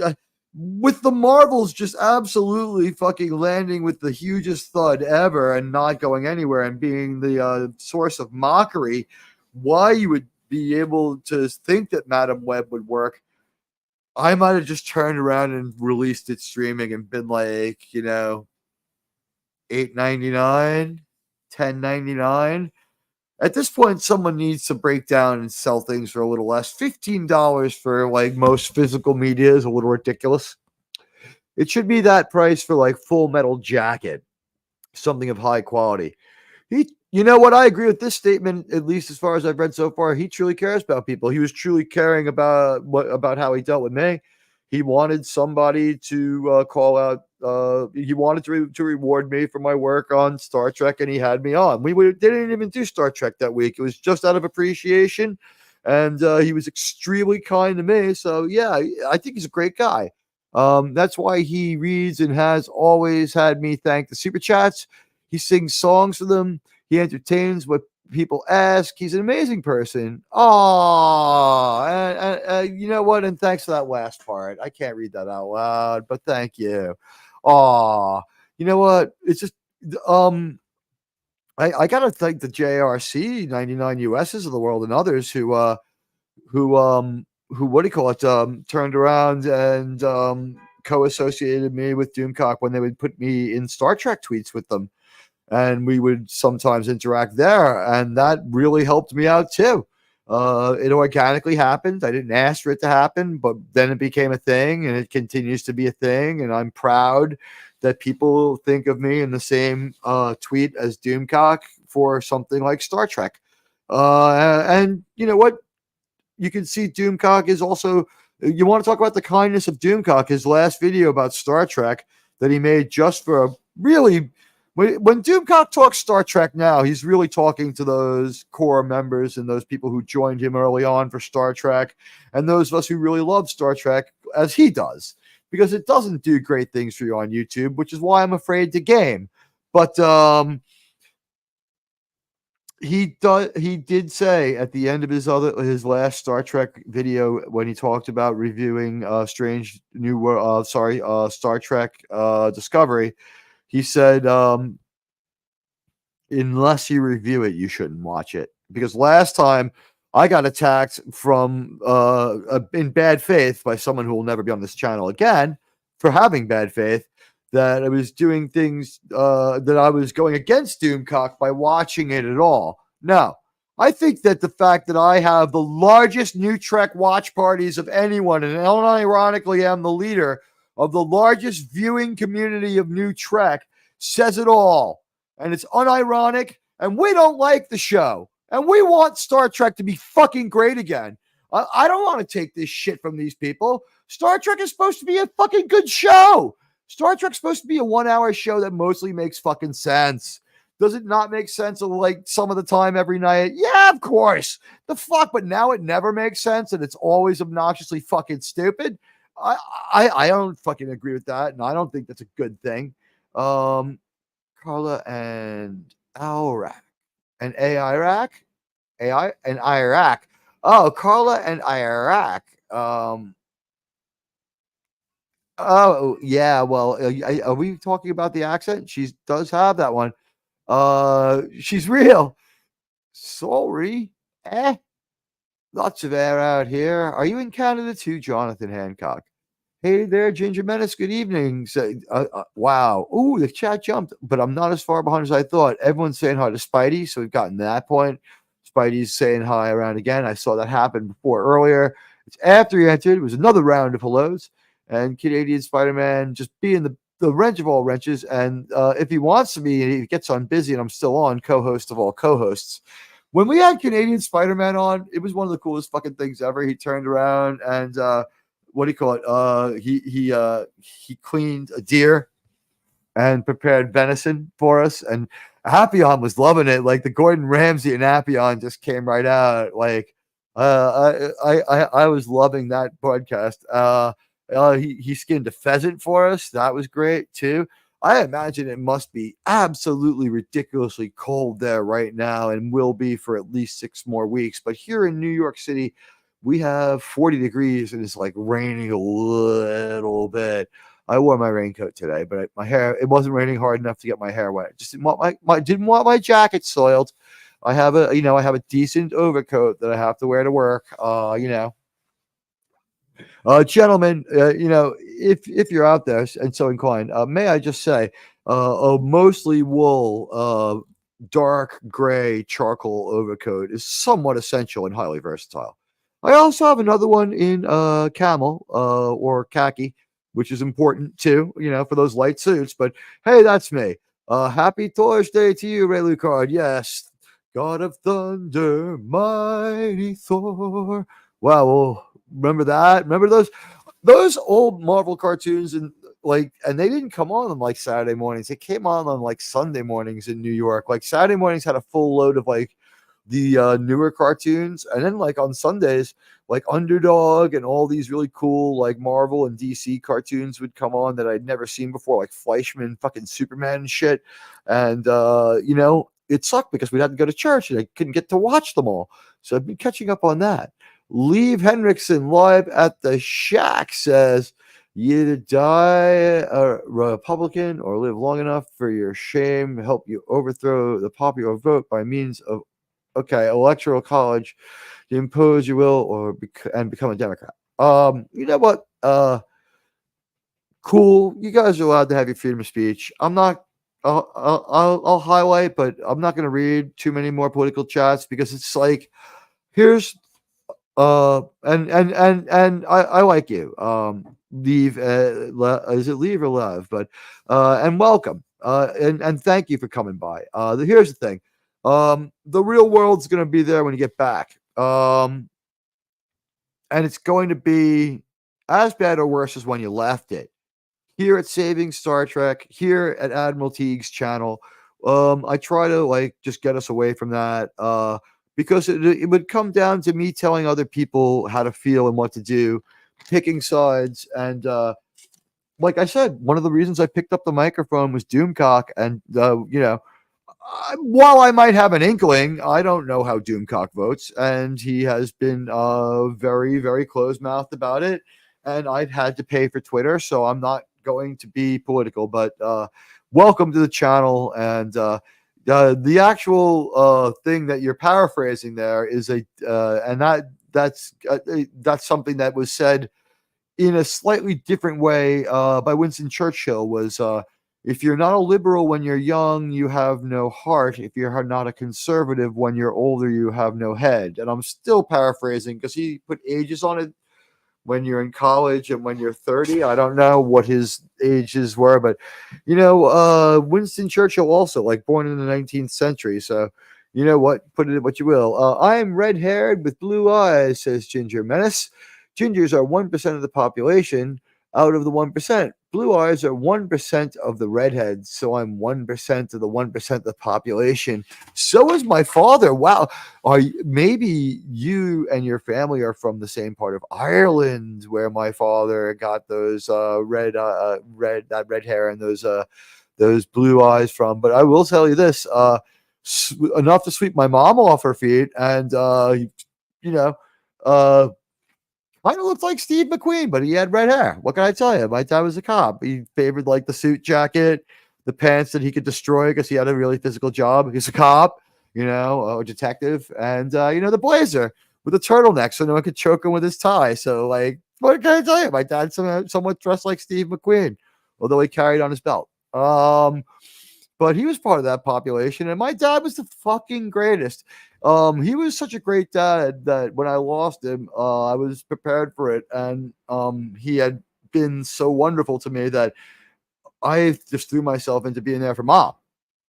And I have felt sad, but I have never felt lost because he was such a great dad to me. I was lucky like that. She was trying to DM me, but it looks like you and Tony are going to be late. Boo! Late for what? Am I missing something? Changed mine from blue to green. I forgot the term they call it. Hazel? Are we talking eyes? My eyes are considered to be the brown-green hazel. Star Trek Teag is bigger than TNG. Thank you. That's great. I fucking love that. Yeah, I love it. You know what? We've had more fun here than they've ever had on New Trek. On this channel, we have laughs. We have fun. Saving Star Trek is about having fun. Does it come under? Is it the most controversial show that covers Star Trek? Well, I mean, I'm not Doomcock, but you would think that I had like 1/3 as many subscribers as he does. The amount of attention and the amount of attacking and the amount of bullshit I have to put up with from people, and I have to go out there and correct the record about things. But one thing I can't have is be part of a panel show where I'm a junior member on my own channel. If I'm streaming off someone else's thing, that's one thing. Pop culture minefield is its own animal. I can't have that. I don't have that philosophy there. But with this, you guys were like really present there. And by the way, even on Pop Culture Minefield, I will speak up when you guys do great stuff like gift each other memberships, super chat me, or more often than that, when you say something very, very, very smart, and I try to find a way to work it in. But when you do movie reviews with people, or you view movie viewings with people as brilliant as that on that panel, I just very naturally, I don't, Tom Connors has Midnight's Edge credentials. He has photographic recall of everything. What was I going to add to Teenage Mutant Ninja Turtles, which I'm proud to have on this channel? I made like 2 turtle jokes. I was asked like 3 questions about New York, and I'm not very present on that. But I'm giving you something better than that. I'm giving you a really, really great panel with a really, really great expert on the Turtles. Having pundits of my level on my stature and overstreaming Doomcock, that's not worth it. So the deal is this. I'm going to try to get on Wednesdays as often as possible. And I'm going to try to entertain you guys before Doomcock comes on. Then I'm going to get out of there and I'm going to relax myself. But it's not going to be a totally regular thing because my schedule doesn't permit for it. Fridays, I do everything. I love Harvey. He's hilarious. Gary from Pop Culture Breakdown, and see now we can have proof because the Ginger Menace will prove it. Gary from Pop Culture Breakdown likes to troll me and say that well, one thing he says honestly is that he thought I was Doomcock running another channel to see as an experiment, and that he thought I was maybe that imitating my voice was within his abilities. And I was like, don't, I'm not Doomcock. And he's like teasing me about it. And I'm like, I've been on the same show as Doomcock talking at the same time, to which he said, Harvey. So anybody could be accused of being Doomcock because if you're in the same place as Doomcock, it doesn't matter. Doomcock can do any voice, and he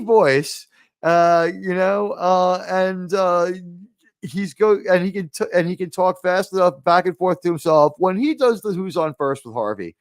My God, Section 33 had a third strike. Section 31, Section 32, Section 31, and some people are going to try to get seem to be trying to get subs like this. I don't think they realize that it's been blown up too many times. But I mean, some people are like kind of parading the dead corpse of Star Trek around the back of their channel, like the assassin bug, some kind of disgusting spider variant. Like they've killed and ritualized Star Trek by wearing it on their back and decorating their channel with this fucking New Trek garbage. You look around my channel. Where's the New Trek imagery? Where is it? Where's the New Trek imagery? Where is it? Where do you see New Trek on my channel? Where do you see anything celebrating that fucking shit? I'm not trying to attract people from that. This is not fucking this channel watches New Trek. This is not a New Trek endorsing channel. This is my logo. This is the logo of this channel. It was made by Fet for Hire in the font of the greatest movie of all time, Star Trek II: The Wrath of Khan. And he was a great and generous friend for giving it to me. Hail Fet for Hire. Hail Xanadu. But you know what? This is my logo. It has nothing to do with New Trek. It's not anything to do with that. And the people who celebrate New Trek and put it on their channels, shame on them. Shame on people who put New Trek things on their channel. Shame on you for putting the Broken Enterprise badge on your channel if you do. I'm saying right now, as a gatekeeper of Star Trek's original vision, and even a gatekeeper of Star Trek's adjusted vision up through the end of Star Trek Enterprise, disavowing the TNG movies out of hand. You know what? They're Star Trek stories, and I like them. They're real Star Trek, but they're not that good. I disavow the storiness to them, just like New Trek does. That the idea that they would make Nemesis their most important movie makes me fucking sick. So you know what? As a gatekeeper of Star Trek, these people trying to draft on the popularity of Section 31, good luck with that shit. There are no fans. There are 100,000 fans of Star Trek, New Trek worldwide, possibly less. There may not be a football stadium worth of fans. This franchise has so few fans that you are going to drive yourself into the mud supporting it in a way that we've seen CBS All Access go away from supporting it. They put New Trek stuff all over there and ritualized its corpse, which is what it is. When I show my classic Star Trek fan art that I harvest for you, when I show great Star Trek art like this in front of you, where they destroy the asteroid in Star Trek: The Motion. All right, when I show you that, I'm celebrating Star Trek. Others, the ones who would put New Trek culture, and others of their ilk, the New Trek endorsers, or those who would try to make coin off Star Trek without caring or loving one bit about it. To them, I say, fuck you for that. You know what? Drag Star Trek through the mud to do that for yourselves. What the hell does that say about you? Where are your standards? I learned, you know what? My father was a police officer, but when I was young, he was an up-and-coming police officer. I didn't see him a whole hell of a lot. when I did, he made the most of it, and he was a great dad. But I mean, he worked so that we could have a roof, food, shit like that.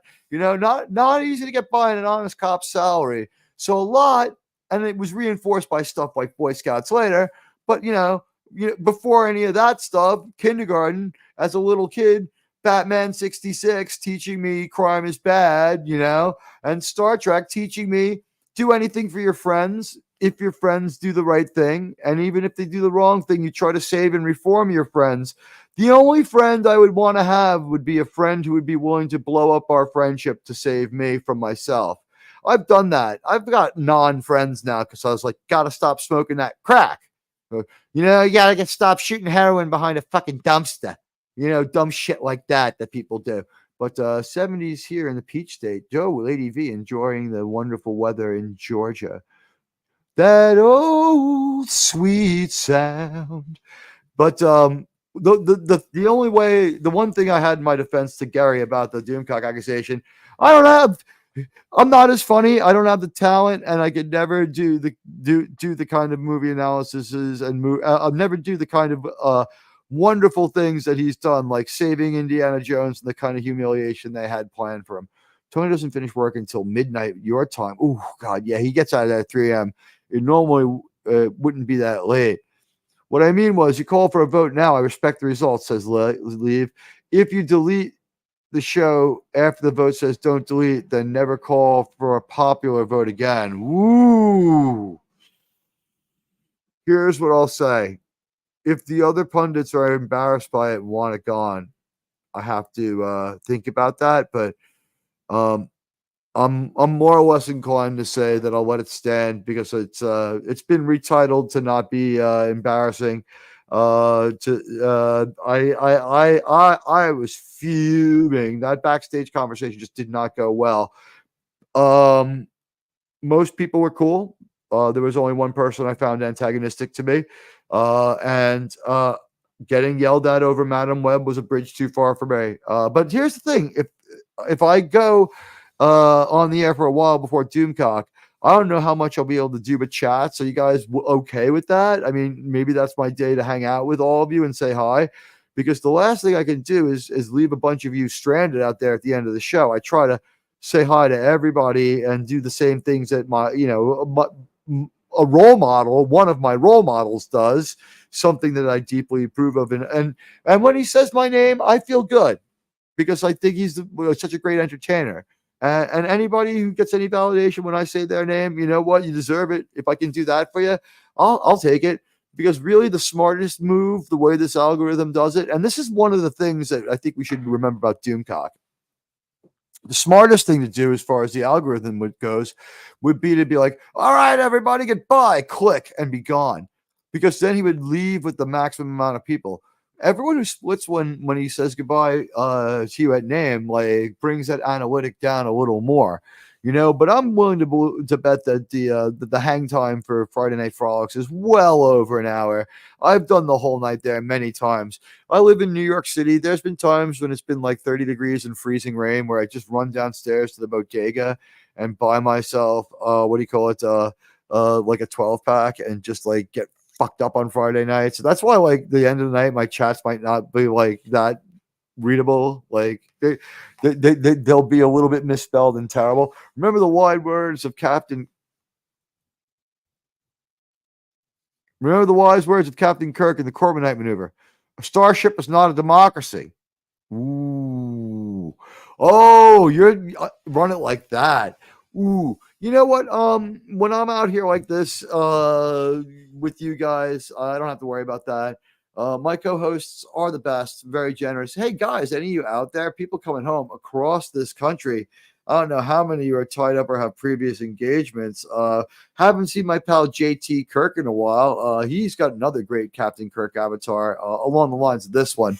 But maybe what I need to do now is switch to my business suit and put on my most familiar avatar. We have a few of them from Fet for Hire, but let's see. Edit audio avatar. I like this one the best because it's Admiral Kirk. Admiral. It's Admiral Kirk asking, quote, God, unquote, what does God need with a starship? And that's kind of what this show's about. Like, a lot of people aren't asking the obvious questions, and Admiral Teag does. Why does Star Trek need 23 producers? Padre's been back in the fold. We've been seeing him lately. Brown eyes, ooh, my weakness, Lady V. Don't it make my brown eyes tempting the sensors? I had so much fun in the karaoke streams the other night.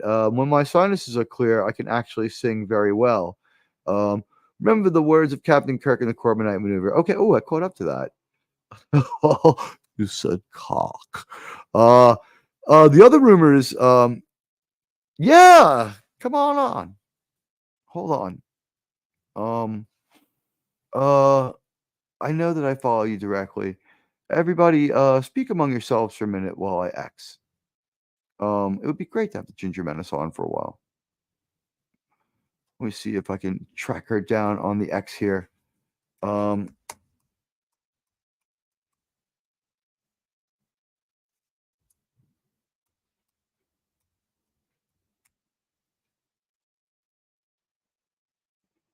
Yeah, Ginger Menace, put your Twitter in the chat for me, buddy. Because it's, even though I know I have it, I'm like, Twitter works as bad as Twitter works, and I'll grab it. I'm definitely watching the bottom of the chat for that. As soon as I see it, you've got an invitation. Or, since I'm feeling insane, how about this one, Ginger Menace? I'll put it in Tony's chat. You have access to that. Let's go a little free balling. I talked about my thing. I'm going to start coming on a little more on Wednesdays before Doomcock.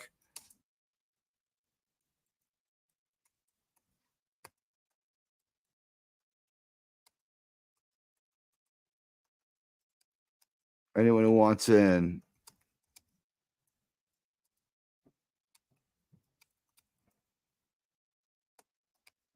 I'm probably going to hang out a little while, like at least 45 minutes to an hour longer when hunger overpowers me.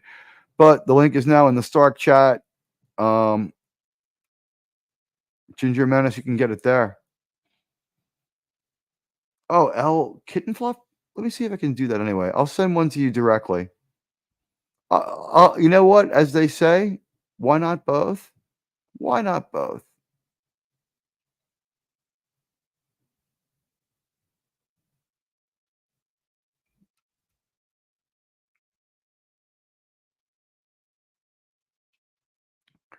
What I say? Stream on.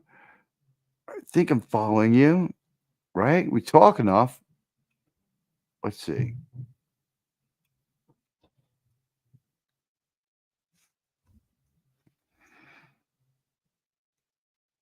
Okay. All right. Ginger Menace, I'm putting your pass in the chat now. Oops, wait. I have to go re-grab it because I cut and pasted something else. This is always fun stuff. YouTubing live in front of you here. This is how it's done. You're seeing the sausage making of YouTubing right here. Anyway, as much as I enjoyed it, as much as I tried to work with it, things going through. Oh, you got it. All right, hold on. We have to use the branding here, or Carl will get upset. All right, we have contact with a with someone now, and we're going to beam them right to the bridge. Ladies and gentlemen, welcome, Ginger Menace. Hello, Mary. Hello. Hang on. Welcome. First time on the show. Everybody, salute Mary. Just give me one. That one's free. Yeah, no problem. Wow, we see you in the chat all the time, and now we get to hang out and talk to you. Welcome, Ginger Menace. So yeah, like, what do you think? Hey, Jeff Wyatt, hello. I'm thinking, based on the amount of people listening. Sorry, give me a sec. My headphones are being retarded. Don't worry about it. 1 second. That happens. Headphones get retarded. It happens. We know that here at Saving Star Trek. There That's I am. why Can you hear me okay? you're a little compressed, but you're okay. Let me mess with your sound. I'll mess with your sound a little bit. Let's see. Instead of automatic, I'll turn you up a little. Let's see how boosting you for a moment sounds. Go ahead and say something. Hello. Hello. Yeah, that sounds like we're both about equal. Okay. Your circle's not popping quite as big as mine, which means Yeah. I might be loud. Let me check. That is a real YouTube StreamYards trick, isn't it? The size of the purple, the size of the circle is actually showing how loud you are, and that's really the only Exactly. thing I you have to go know. on. Yeah, you have to try to get your circle to pop about the same size as everyone else's. I've been on too long to change the audio setting. I'm going to make you louder. Yeah, make There we me go. louder. There you go. Your circle's popping bigger now. I Thank just still got a you. bigger circle than you. I know. I Of got a big course, fucking you're circle, the baby. leader of this channel, and I have settings where I can be bigger than you're other an people. admiral. So there you go. I'm the man. It's all about me. Yeah. So my dad had red hair. So I'm not one of those Yeah. people who finds it weird or disturbing. Like the best friend I ever had. So it's cool. And I it think was like that's kind of way the same cool. color as yours. Do you Yeah, have is you're Irish or is it just I and have Doug will Irish. assess with I blue have eyes. Yeah. both Irish and Scottish. Oh, okay. One on So one yeah. side, one on the other side. So, you Oh know, God, it just were you ended up around? that way. Were you on the stream where we showed my 23andMe and how fucked up it was? I don't know if I was. Wait, we're when you were in It's New like York, is that oh, well, I'm always in New York, but no, I know. I streamed and we just were joking about like ethnicity, and Oh it's yeah. like because I'm a 7th generation New Yorker and it's a melting pot Yes. city, I Yeah. actually have every single ethnicity that they Yes. test I was for. on that one. Yes. Yeah, the only thing I'm not is Aboriginal Australian. So it's like sometimes I oppress myself. It's like oppress myself. It's like when I think about it, I oppress myself. I just remember you saying that you had like almost every single one, and I was like, all I had, my mom did ours, and all we had was so my grandma was from Switzerland, and then I had like Irish from my mom's side, both Irish, and then from my dad's side, my grandma was from Switzerland, and my grandfather was Scottish. So that's all we have. Are you guys like long time in America family? Yeah, long time. But my grandma wasn't. My grandma from Switzerland came over when she was a little girl. So, But like how far back? couple, just like 2 generations. So, yeah, not very long. 3 generations, probably. I'll have to ask my mom because it was like her great. I think it was her great. So it'd be my great. Look at my map. Oh my gosh. You're from everywhere. I've been everywhere, man. I've been everywhere. Everywhere. All right. I really have. Let's see. So here I'm 52.1% British and Irish. So yeah. So that's like right there tracks with the city I live in. Yeah, absolutely. Strongly. And that's why my name's Teag, right? Because that's an Irish name. Right. Uh, Exactly. It means singer of songs. mine was Bonnell, which is actually is French, but my grandfather was adopted, so he ended up with a French last name, but he wasn't French, right? So Bonnell Gotcha. is my maiden name. So Okay. yeah, So Bonnell. So I'm adopted. oh, you are? Oh, Yeah. that's Yeah, I'm awesome. adopted. Yeah. Very nice.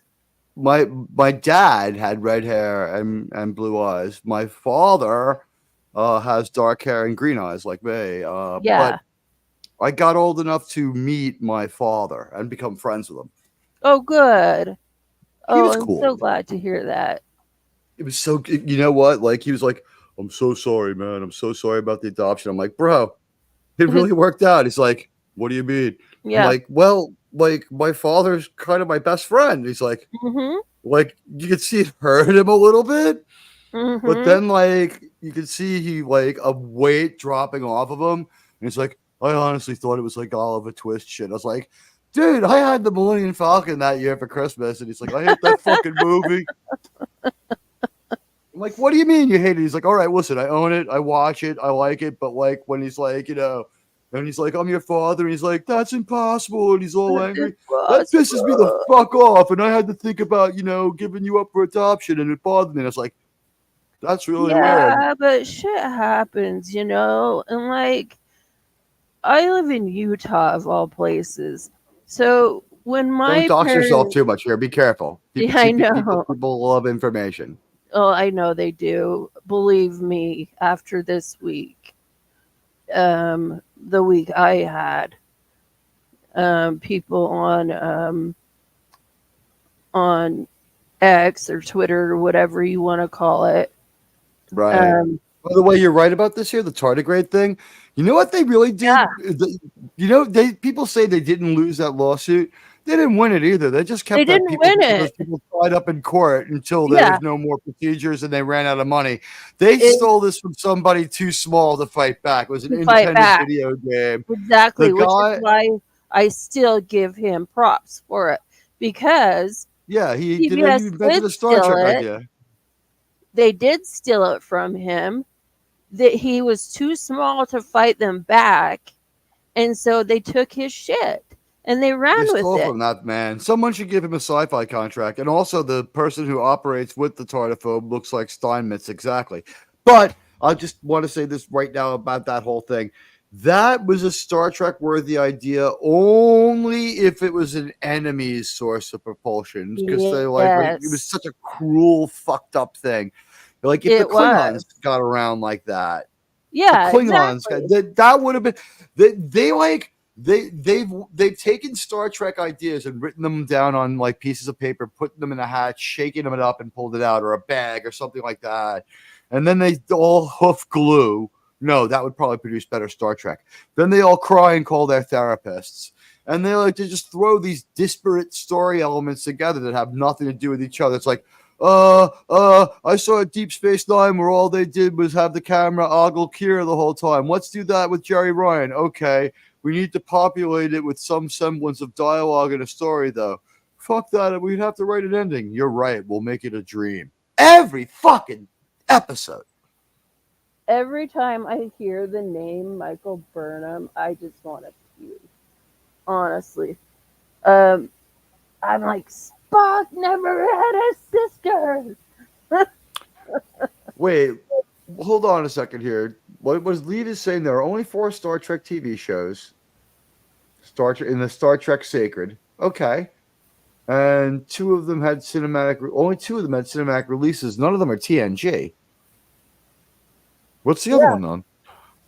I mean, I didn't like the TNG movies too much, but I mean, yeah.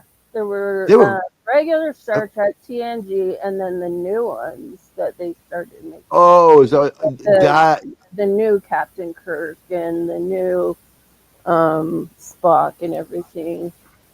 I'm if guessing. you I guess you could look at it that way because this Kelvin Star Trek weird Trek exists. Although I don't know what to say about like things like the way the Discovery is like thrown really into the future and like to see if they get see if they're able to get back. I still think they're going to bring back something horrible like a Kirk Khan, Picard female villain clone. Yeah. Wouldn't that be just like them? Could you imagine how arrogant they would be too? It's like when everyone got angry, they'd be like, "We gave these fans exactly what they want. They said they love Kirk, they said they love Picard, and they said they love Khan, and we gave them all three in one. And what they did but scoff. It's because she's a woman." Yep. Oh, let's see. Speaking of Kirk, She's a woman. Yep. say it again. It's because she's a woman. Yeah, for sure. Tim says here, speaking of crack.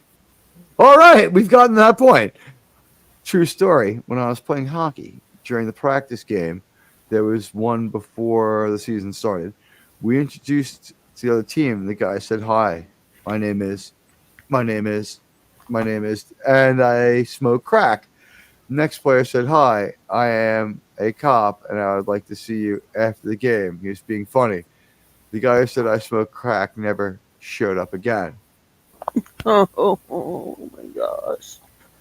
A lot of people don't show up again for hockey. I don't think too many crackheads have hockey gear money. He was just being a douche, but who knows? Maybe after the game he went and sold all his hockey equipment and smoked crack all night. No. Oh my gosh. It almost got me when I was in fucking college. I was a dick and I drank a lot, and so I would do cocaine. And like someone beat me for it, right? In other words, like someone I trusted took my money to get cocaine. They came back with fucking crack. Oh my gosh. So That's I was completely different. I was so drunk I smoked it. Oh, you did. And what'd The you next think? day I woke up and all I wanted was fucking crack. And I was fucking mad for crack. I thought crack was like the greatest thing in the world. And what happened was it was the day to go back to college. So I was leaving the area where I could get it, right? Yeah. And I had to take like a 2-hour fucking train ride, right? Yeah. And I'm fucking Joseph for fucking drugs. And I'm on the fucking train and I'm like sweating bullets. And I'm like, I think I'm gonna throw up. And then like I guzzle like a 2-liter Coke in the train on the way fucking school because I'm such a mess. Like I grabbed it out of my parents' fridge. They're like, all you did since Friday was sit in your room and talk to yourself. I was like, don't worry about it. I got on fucking. I get off the fucking train at school. And I'm at Stony Brook, and I'm fucking walking around, and I'm like, I have absolutely no idea where I can get crack around here. And the next thought I went through my mind was like, thank God. So I went to my dorm room, and I just fucking got on the only piece of technology I had, a phone, and I asked everyone to bring me the homework. And I gave my meal card to my girlfriend. I was like, just bring food here. And like, I didn't leave my room for like 6 or 7 days. And when I left, I was like, okay, I'm not addicted to crack anymore. And I went out and I lived the rest of my life completely normally. Wow. Which means I can't believe you could get addicted to it that fast. That is. I was totally fucking addicted after the first hit. Wow. I've like, never done hard drugs, so I don't know anything about. I live in New York City. People lie to me. I made a mistake. I confessed to being willing to do cocaine. I was too drunk not to do crack. Yeah. And someone dosed me with methadone. That's a whole other story. Oh God, that was horrible. Don't ever do that. So you never know what kind of stories you're going to hear on Admiral Teag. I know. Exactly. Yeah, I will. Do you drink alcohol at all? Yeah, I do. Most of the time I don't because I'm on medication for my back. Yeah. But and so I'm sorry. I don't usually do it, and I do it on special occasions. So, like I did it on Christmas and New Year's, but like I don't usually am weekend drinker or anything like that. Do So they have legal pot in your state? yes, and I have a card. Yeah. I had one too before it was recreational here. Yeah, I have a I need card. it too. Let's So see. I do try to say hi to everyone, by the way. you do. You're good at it. I can talk really, really fast because I'm from New York. And you can verify I'm not Doomcock. You've seen my Yes, I face. know. I know you're not Yeah. Doomcock. Okay. Yeah. Empirical proof here on the channel. Okay. I've Set up and talked pay to off. him on the phone. I don't even know how many times. Okay, and I know for a fact this man speaking to me right this second is not Doomcock. Thank you. So verification. You're welcome. Lady V, my sciences also have not been clear since I have been COVID, and it has been like 2 months now. I keep taking Claritin D. It's the only one that has the stuff they make meth from in it. But it actually is the only one that will clear your sinuses no matter what. Yes. It's either that or you have to shoot spray up there, and spray is the worst. I had to take cold medicine last week because I was sick. And I had no voice, and I had a pounding sinus infection. So, yeah. Oh, I hate those. I took the stuff so I could like let everything like just drain from my head, So. Oh, I don't like holy! take shots. Here. Take shots of it or anything, but in college, one habit I did have, and this probably helped me get off the crap. By the way, like, how smart was it to figure out that if I went around looking for it, I would find a way to find it. So the only thing I could do was watch that 10 by 10 inch black and white TV in my fucking dorm room for like 8 straight days. Like I like my girlfriend was like, "Come on, let's mess around." I was like, "Go away." And she was like, "What's wrong with you?" I'm like, just go. Like, I'll fuck one of your friends. I'm like, dude, I don't fucking care. She's like, what do you want? I was like, just nothing. Just leave me alone. Just leave the food and go. She's like, it's Darby O'Gill and the Little People. You can't possibly be enjoying it. I'm not, but I want you to leave anyway. It's just, and then like 3 days later, she's like, how you doing? It's like, hi. And she's like, oh, wow, okay. And it's like, yeah. And she's like, let's go to the library. I'm like, no, like, that didn't work. Like, I went outside and, like, we opened the door. Are you like, a homebody? I'm not. Oh, okay. So you like to go out and do stuff. I go out and do stuff, but I am, like, I also, like, I have a couple health problems, too. And while I still enjoy working and making money, I'm able to do that. It's because I lean into it a little bit and because I take some medicine. I have to take some medicine. You live old enough to take medicine or you die because you didn't take some medicine. Yes, or I die. Yeah, me too. I'm reliant on technology to live. And that's just the way it is. I'm Vader. Yep. Wow. Would you read Jeff Wyatt's chat and I'll just respond to it? Sure. Last night's show host was an infuriating, obnoxious crybaby whose attitude undermined anything that came out of his claptrap. His repudiation. It was reputation. Oh, is that what that is? His reputation is forever tarnished as a small, petty bully. Who? Admiral Teag? Not me. We had a panel last night, and I co-streamed another show, and it was just like it degenerated, and only because it happened on this show, because the show is part of it, right?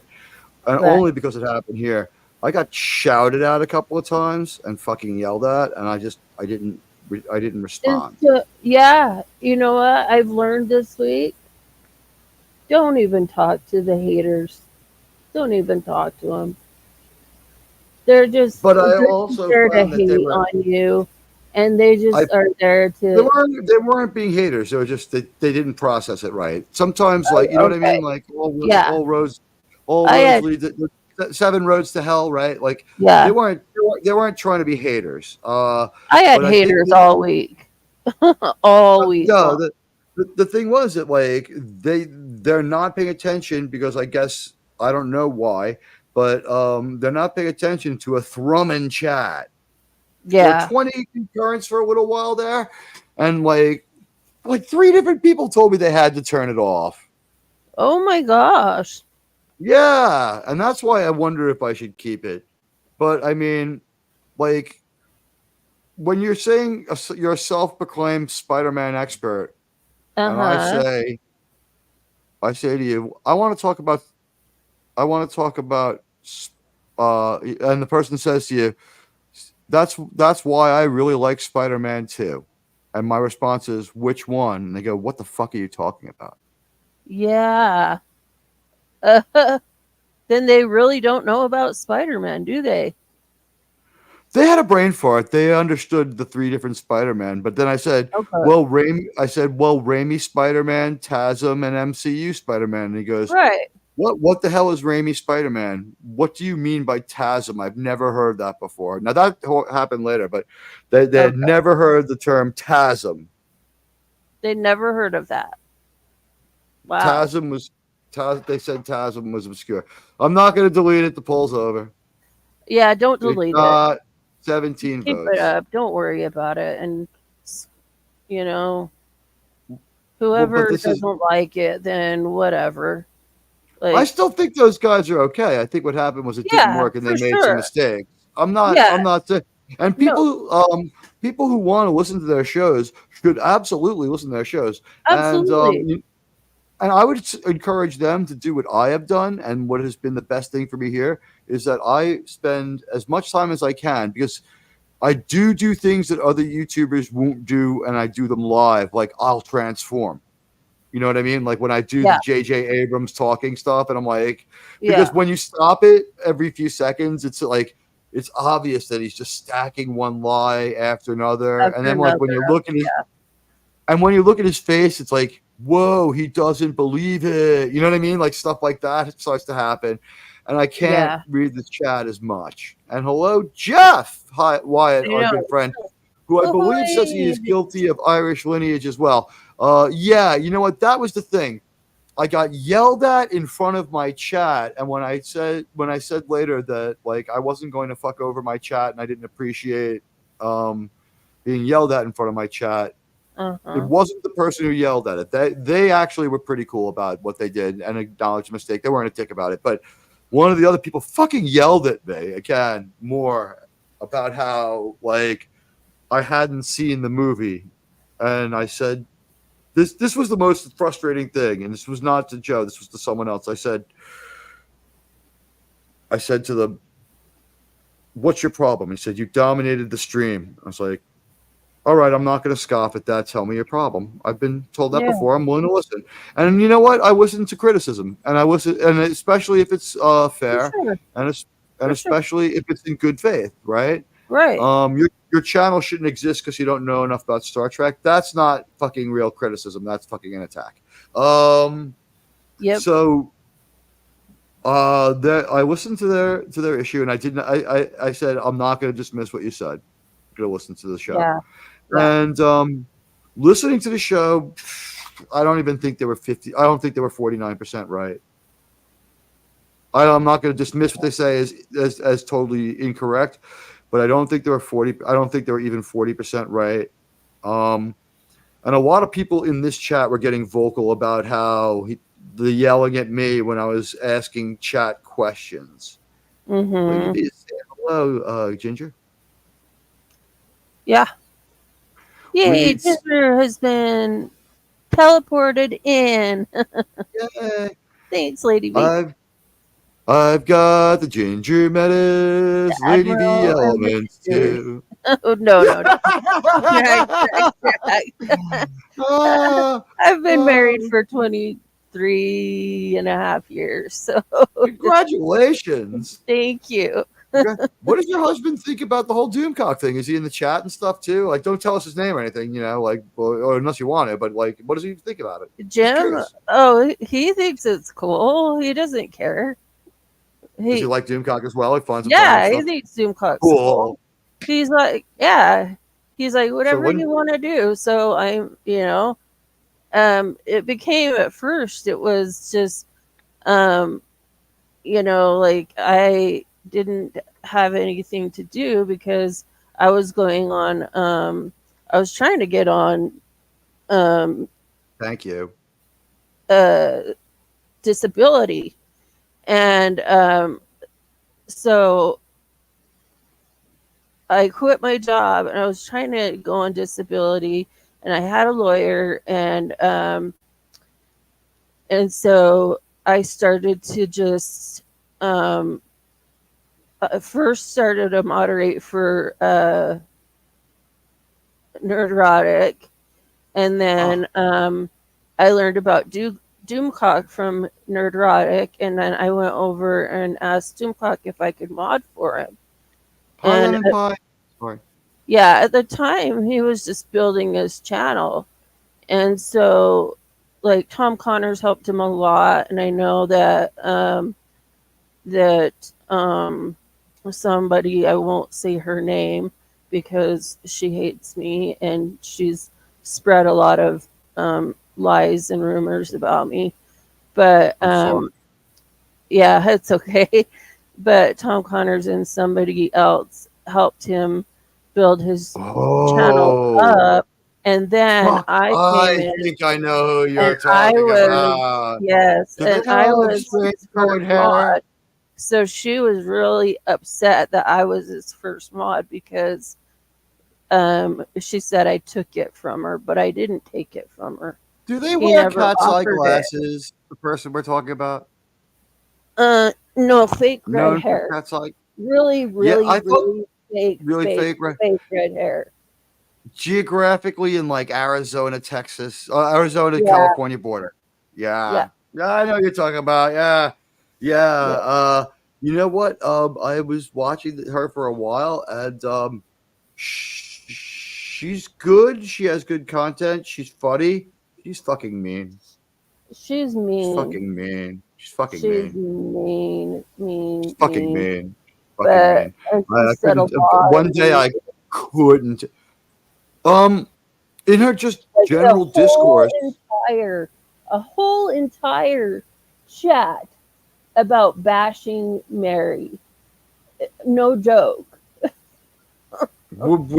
That's why I really don't want to impugn the other show and say like it Yeah, just didn't work. It didn't work here. But the chat yeah, had to be addressed because everybody, there was like 13, 14 people here, 20 yeah, peak concurrence at one point, and yeah, people were fucking pissed. So I stand before you as the person who founded this channel saying that panel show wish 'em luck. It can't work here. And while I'm yeah. not going to counter stream them, so many of you showed up. I know when to You show up. You got to know, know when to hold them. I will always support you, Teague. You know that. Thank you, And Ginger. sure, and people have accused me of the most heinous things this week, and it's the friends that have stuck around and have defended me that I really know are my true friends, and you were one of them. And so I thank you for that. And It's an honor, and you were always really sweet and really nice. You're great in the chat. It's great having you as a co-panelist. I've always loved interacting with you. I always And you're sweet. I couldn't ask for better friends than the ones I've met through Doomcock. yeah. That's the other thing too. Wow, so many people in that chat. Guys are fucking great. Well, he was Voodoo. just like, you know, he told me I couldn't find a sweeter, nicer person to do this because I made him some promises from the very beginning that I intend to keep. And one is to protect his channel, and the other one is to protect him. And from from people that would do him harm. And so I'm always on the lookout, always, always, always, you know. And if anybody, you know, I will go head to head with anybody that gives him any crap. Like And I'm some, chirpy, but I never say anything crazy. I know, Well, I say a lot of crazy things. I never say anything adversarial. no, not about him, but like in the chat and stuff, if somebody says something about him, I immediately just, you're gone. Sorry. I gotta say, I was very lucky, and I don't know where I got this idea. It occurred to me that when I hit 100 subs, I should give every single person a wrench at my 100 sub celebration, right? Right. So those are the most of the people who have wrenches, and anyone who comes on the show gets a I wrench. And asked you for mine. I was like, I'm not blue. I gotta say, I think it's one of the most well modded channels, because that's a channel that's constantly under attack as well.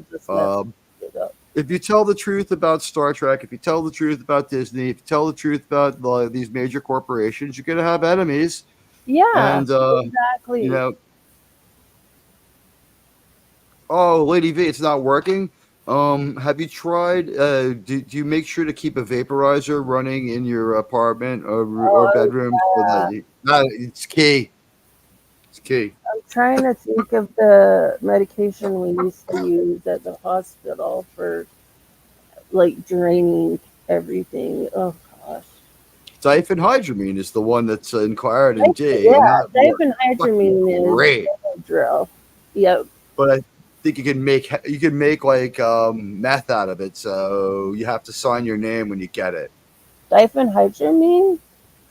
No, Diphenhydramine. Superfed. Is it what you have to sign for Claritin D as well? Some of the Sudafed stuff must be in there too. Yeah. All right. Superfed that you have to sign for, because it has they don't check. Something ephedrine in there. I can't. They don't check.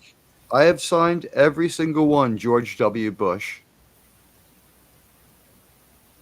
And I sign all my checks and all of my what do you call it? All of my rent checks and money orders, George W. Bush. I just like the way it looks. Federal effect. What is it called? Oh my gosh! Now it's gonna bother me. It's a federal offense. Sign a false name on the buying the meth document. Okay, guys, you know now. Call the Narcotics Task Force in New York. Admiral Teag is buying like a daily supply of one pill a day. Massive kingpin. Massive kingpin here. If I remove it, then people don't have the evidence to show people. I don't understand how if I understood their take after the show and thought that I was a dick, I'd be running a stream where I was apologizing. I'm confused by the whole outcome of the whole thing. I also the show was good because it had some elements to it that I don't do, like comic books and video games. But then when I heard the movie takes, I was like, maybe the comic book takes are like this too. Yeah. Right? Like, I don't know. Like, what if they're telling people like the equivalent of like, because what to say that this Madam Web movie isn't best forgotten and that they're definitely going to build off it sounds completely insane, considering that this movie just set like all sorts of records. Like, they're going to walk away from it. They have to.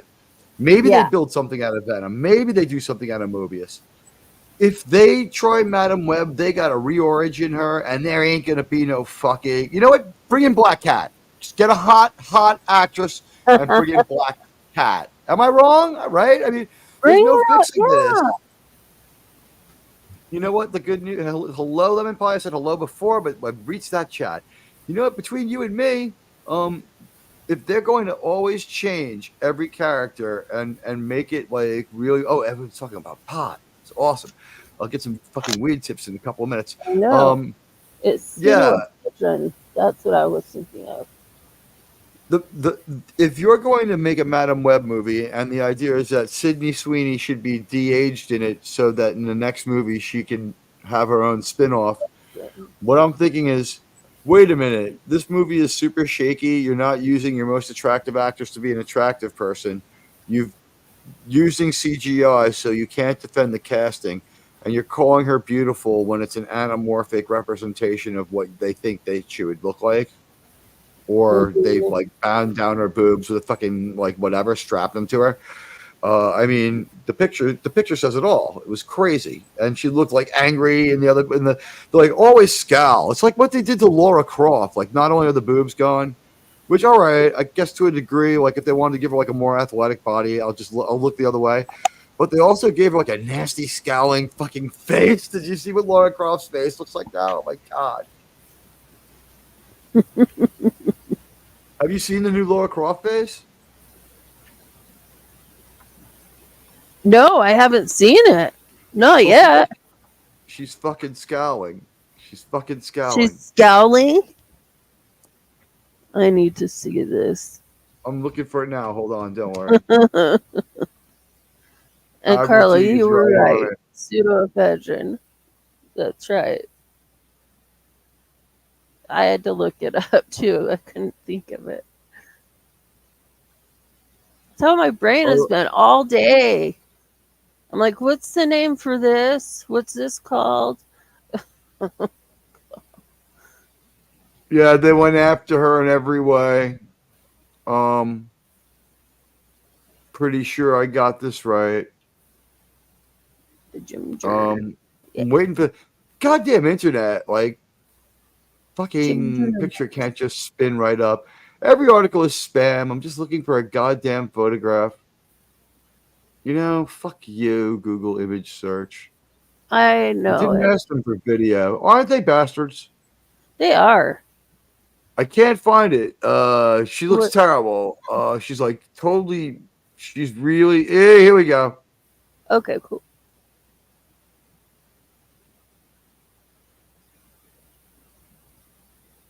Let's see if I can do it. I think I got the right one. Throw it up there. This might be this. This still might be an intermediate one.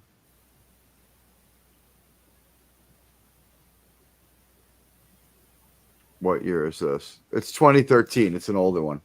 Whoa. All right. She still looks pretty good. This is pre all the problems. I want to see the new fucked up looking one. She looks fucked up now. Here we go.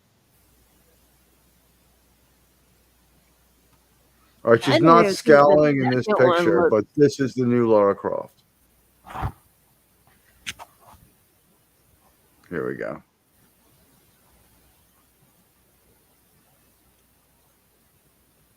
Yeah, she's kind of. She's not scowling here. She was scowling in every other picture I saw, but whatever. Here she's in passive. I guess. I don't know. Average looking. She just looks like, no personality. So bland. She just looks bland to me. Nothing very stands out about her. She's not a character. She's not a character. Yeah. It's an avatar. That's why. Or something. Yeah. She just doesn't look like she's like got feelings or a real person. You know what I mean? You can tell that from. She's disengaged and stoic like Ahsoka. Yeah. Yeah, she really is. It's like Ahsoka. It's like Ahsoka. Yep, exactly. That's what I was trying to Sabine. Get out. Or Sabine. Yep. Or Hera. Yep. Or Hera. You know what? Not to sound crazy, but I also I got scoffed at for this one too. I said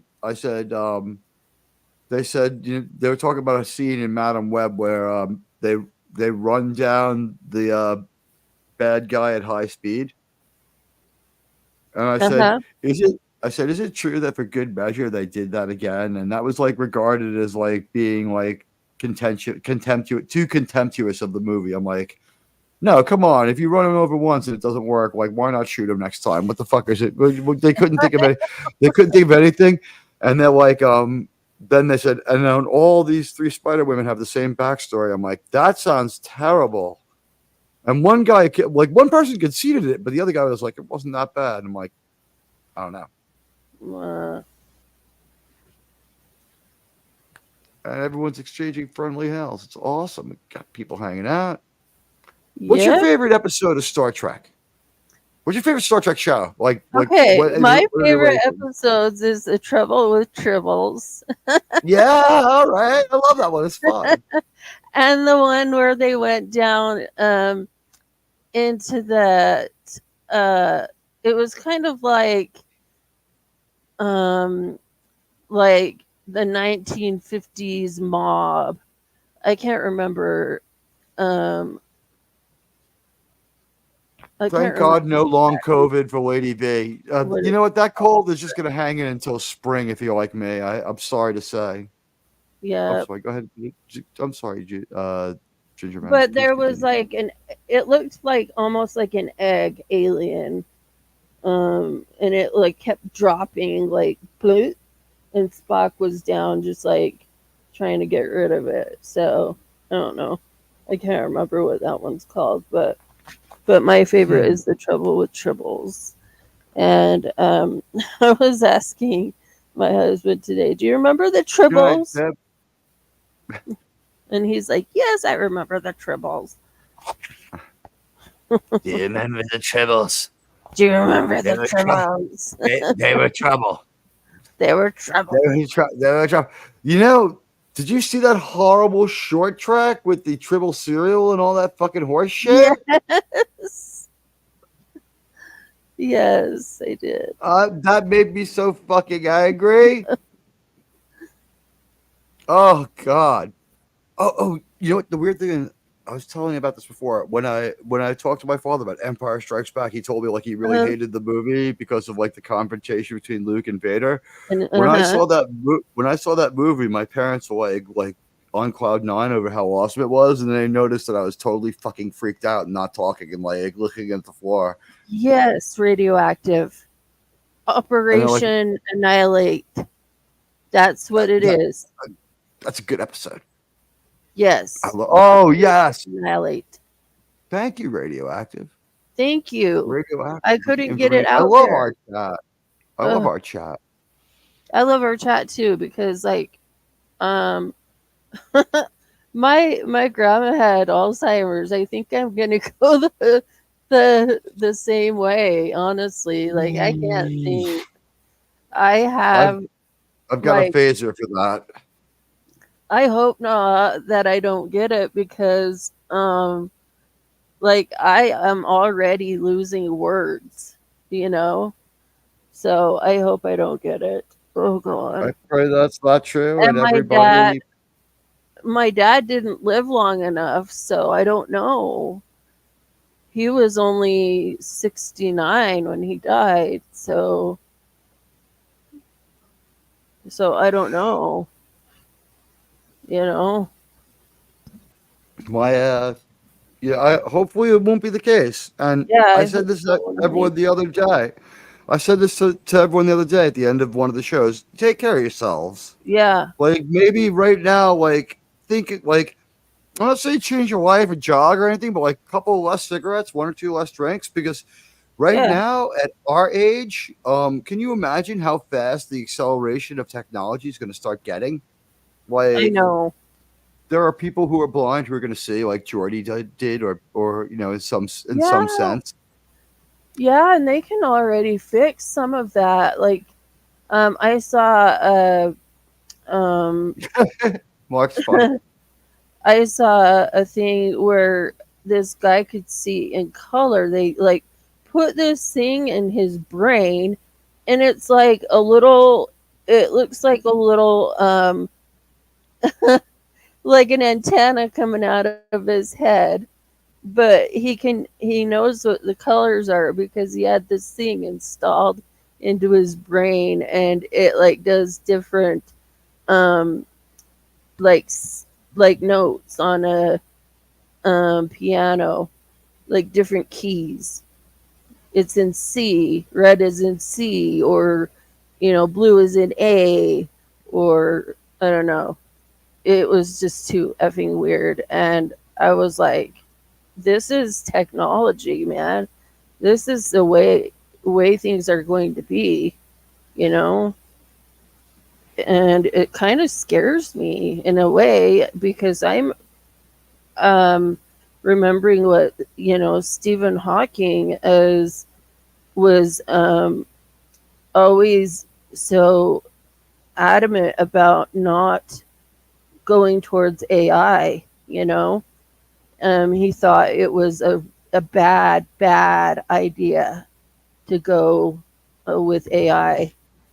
So I don't know what's gonna happen, but It's out there already. It's not going away. yeah, I don't it's I don't know if not. they're going to unite and become self-aware. Yeah, that's I what he don't was know. afraid of.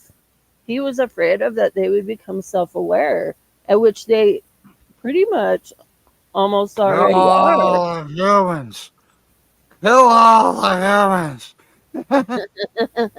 Tony does a lot of imitations. I only do some, but I do Bender because we're both Latino. Yeah. Yeah.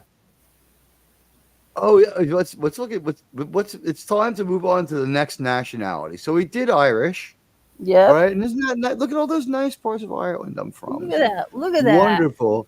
Greater Holy Kerry, and the other place that seems to be most of my ancestors are from would be Greater London. So yeah, maybe I look like Keith Richards for a reason. Let's see. Broadly northwestern European. All right, so look, those are these countries. So okay, we have some commonality here, but this is wow. Look how low. Yeah. Woo. All right, we can forget about that. Oh, here we go. This is where the source of all my criminal misdoing is. There you go.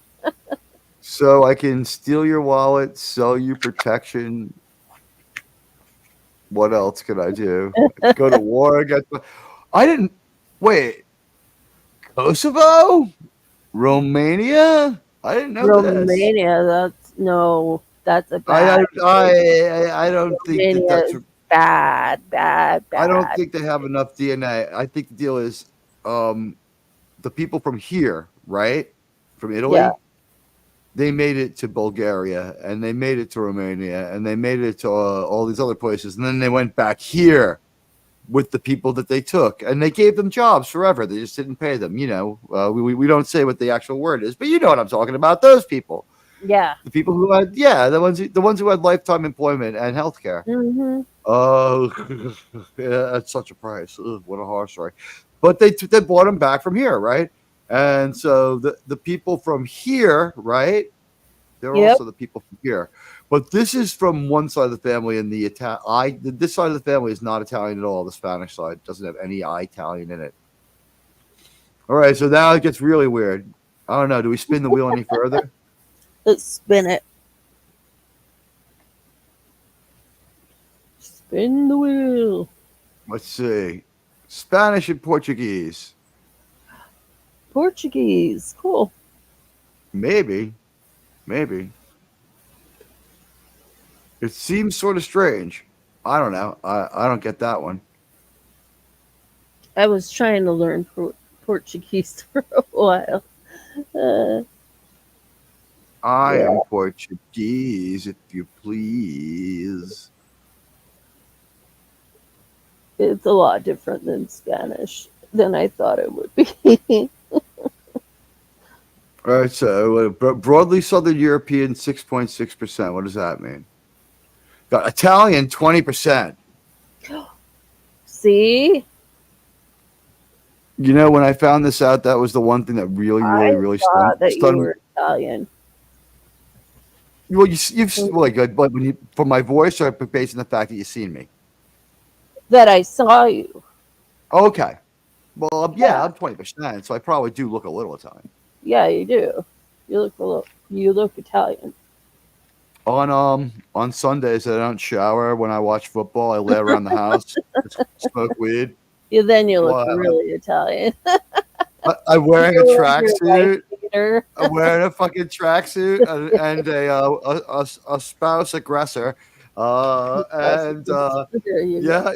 yeah, and I have like my Jets hat on and like my Adidas tracksuit and my slippers and like like a fucking Jets jersey. And I'm like, I'm wrecked up from the night before, and my mind's blown. And I watched the Jets game, and then life just gets worse and worse. And that's when I have to get it together and like go to church. It's like reset my mind, put Exactly. my phone on mute. It's like just sit there. It's like, man, I'm so torn down. And then the priest drinks, and I'm like, I wish I could drink. I know. Why can't I drink right now? Are you Catholic? Yeah, That's yeah. But you know, like that doesn't mean I'm perfect. Like for instance, the Pope, No, of course not. Pope before this one worked for Hilter. Yeah. Yeah, isn't that crazy? Pope John Paul II. No. Wait, before him. Benedict. No, That's after right. him. The one that no one talks about, the one that they actually forced out. Like, I always forget about him. They just kept coming back. It's like, so you felt no conflict, shooting at Americans all day and going to seminary, didn't bother you? It's like, everyone should just get along. It's like, you don't have a lot of credibility, motherfucker. I like Paul II at least, but I don't know. He was pretty cool. I like the new guy too. I think he's nice. I like the new guy too. Yeah. He's my guy. What am I gonna do? I don't agree with everything he says. I don't either. There's an American flag on the altar of the church, though. So I mean, it's not behind the guy. Like it's not a church to America, but off on the side, inconspicuously, it's there. So it's an American church, and they don't speak against the contrary. So I mean, that's cool. I'll go to mass. Not that I wouldn't listen if they did. I don't know. I'd think about it. Although the one thing I like about them is they will not take any political stance except whatever. Yeah.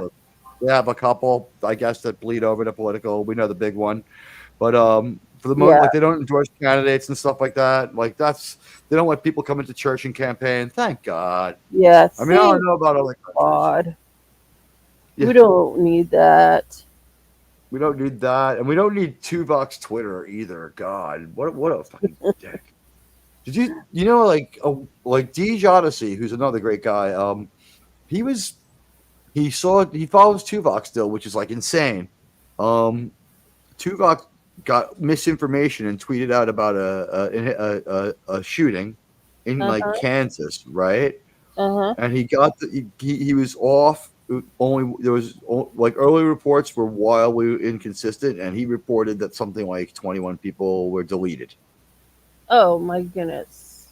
And he wrote down, and he did it in like a smug and down talking way, and was a real dick about it. Like he didn't say anything compassionate or thoughtful. Like he hectored people. You know what I mean? It's like, you still like goddamn guns, and it's like, I think about my buddy who lives on like Bear Mountain who needs a shotgun because there's bear prints on his freaking lawn, and I'm like, such fucking.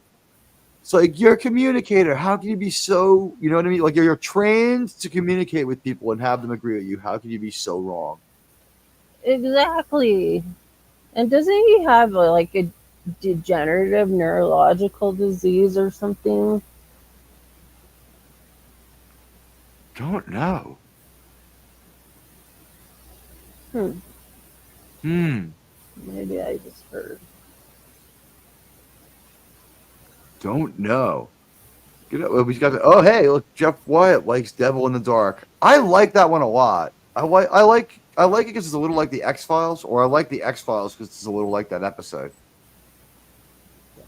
Kirk and Spock are totally Mulder and Scully in that one. They are. They are. They're on their cell phones, right? They both got their Motorola razors. Yeah. That show, man, what did they do? They always had their cell phone in one hand and their fucking gun in the other. It was so cool. And did Mulder ever win a fight? My God.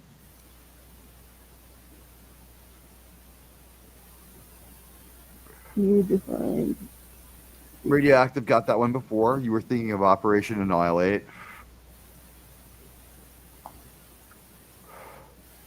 You know what I like? The Kirk's Operation Annihilate might be Obsession when he's all fucking obsessed on the vampire cloud. When he was obsessed with the vampire. Oh yeah, That weird cloud that that attacked his weird. first ship. I know.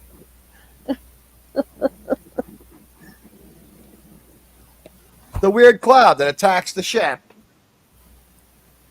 Oh my gosh. Yeah, Like, what can I what tell you? is with a cloud attacking a ship? Come on. And the ship shooting weapons at him. What else are you gonna do? Yeah. I guess you gotta do it for the sake, but yeah, I don't think they had like a high degree of confidence in their own success when they tried to do it. I know. I don't think so either. Let's see. I learned this trick from my friend, the Nerdpoil Life Form. He's really cool. If you like him, he showed me a neat trick. There's some Star Trek music that you can use. Oh, okay. So I'm gonna do it. All right, so I'm gonna serenade you. Since I'm not gonna sing to you, I'm gonna serenade you with Star Trek music. Okay, wonderful. Here we go. Check it out, and hopefully it'll play correctly. Like I've noticed that when it strobes for us, it's usually playing okay. When I listen to it later on the stat on the Uh-huh. on the playback. Here we go.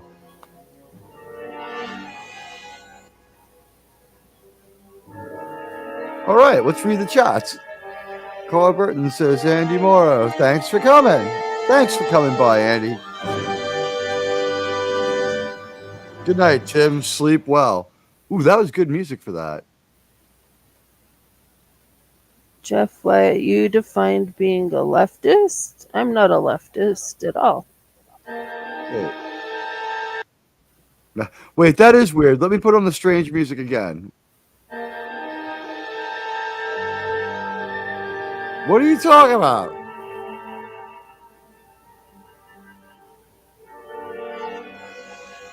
Oh, he's just fucking with you. Okay. Are you left-handed? I used to be when I was little, and then my dad made me change. He thought that I would be made fun of it. Wow, did the story of why you used to be left-handed ever have more weight than it did to that music? Wasn't that cool? Yeah. And we totally fucking got away with it. He made me change to my right hand. So for a while, I was ambidextrous. And I could use both hands. But then when I went into kindergarten, they wanted to skip my grade immediately because I already knew how to read. So I was in Montessori school. And so I already knew how to read. And so they skipped my grade. I graduated when I was 16 years old. That's So, kind of cool. That's an yeah. accomplishment. I just barely managed not to get left back in 12th grade because I was partying so much and like drinking all day I at was school. too, though. Oh, wow. Doing all of that, but I still kept school number one. So I only was able to balance it in college where I got that together.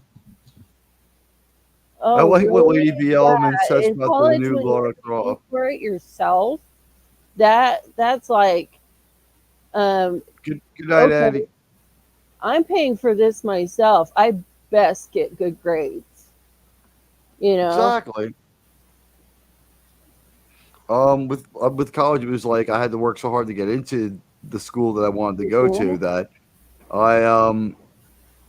I tried my best. You know, I had to work really hard just to be a mediocre student. The school was so hard, but at least it's a good diploma. I don't know, but I like what Lady V has to say. The Laura that Laura Croft looks drugged or had too many kids way too early. Thanks, like Lady Madam V. Web out in the fucking jungle. Out in the fucking jungle having fun with a goddamn baby. Ginger Menace, do you approve of being heavily pregnant and searching for poisonous spiders? You tell me. Hell no. Oh my gosh, I hate spiders to begin with. I wouldn't even just those little teeny jumpy spiders I'll smash, man. Oh, Ladies and sorry. gentlemen, we're gonna. Talking about Yeah, you know, spiders here, and it's not very nice. So so I apologize. look what we have. The official trailer for Madam Web. Now, why do you care for me? Is the words being sung? What an ironic song. I don't, whatever it might be. What ironic lyrics, huh? Yeah. Now that this movie, the biggest flop ever. Oh my gosh.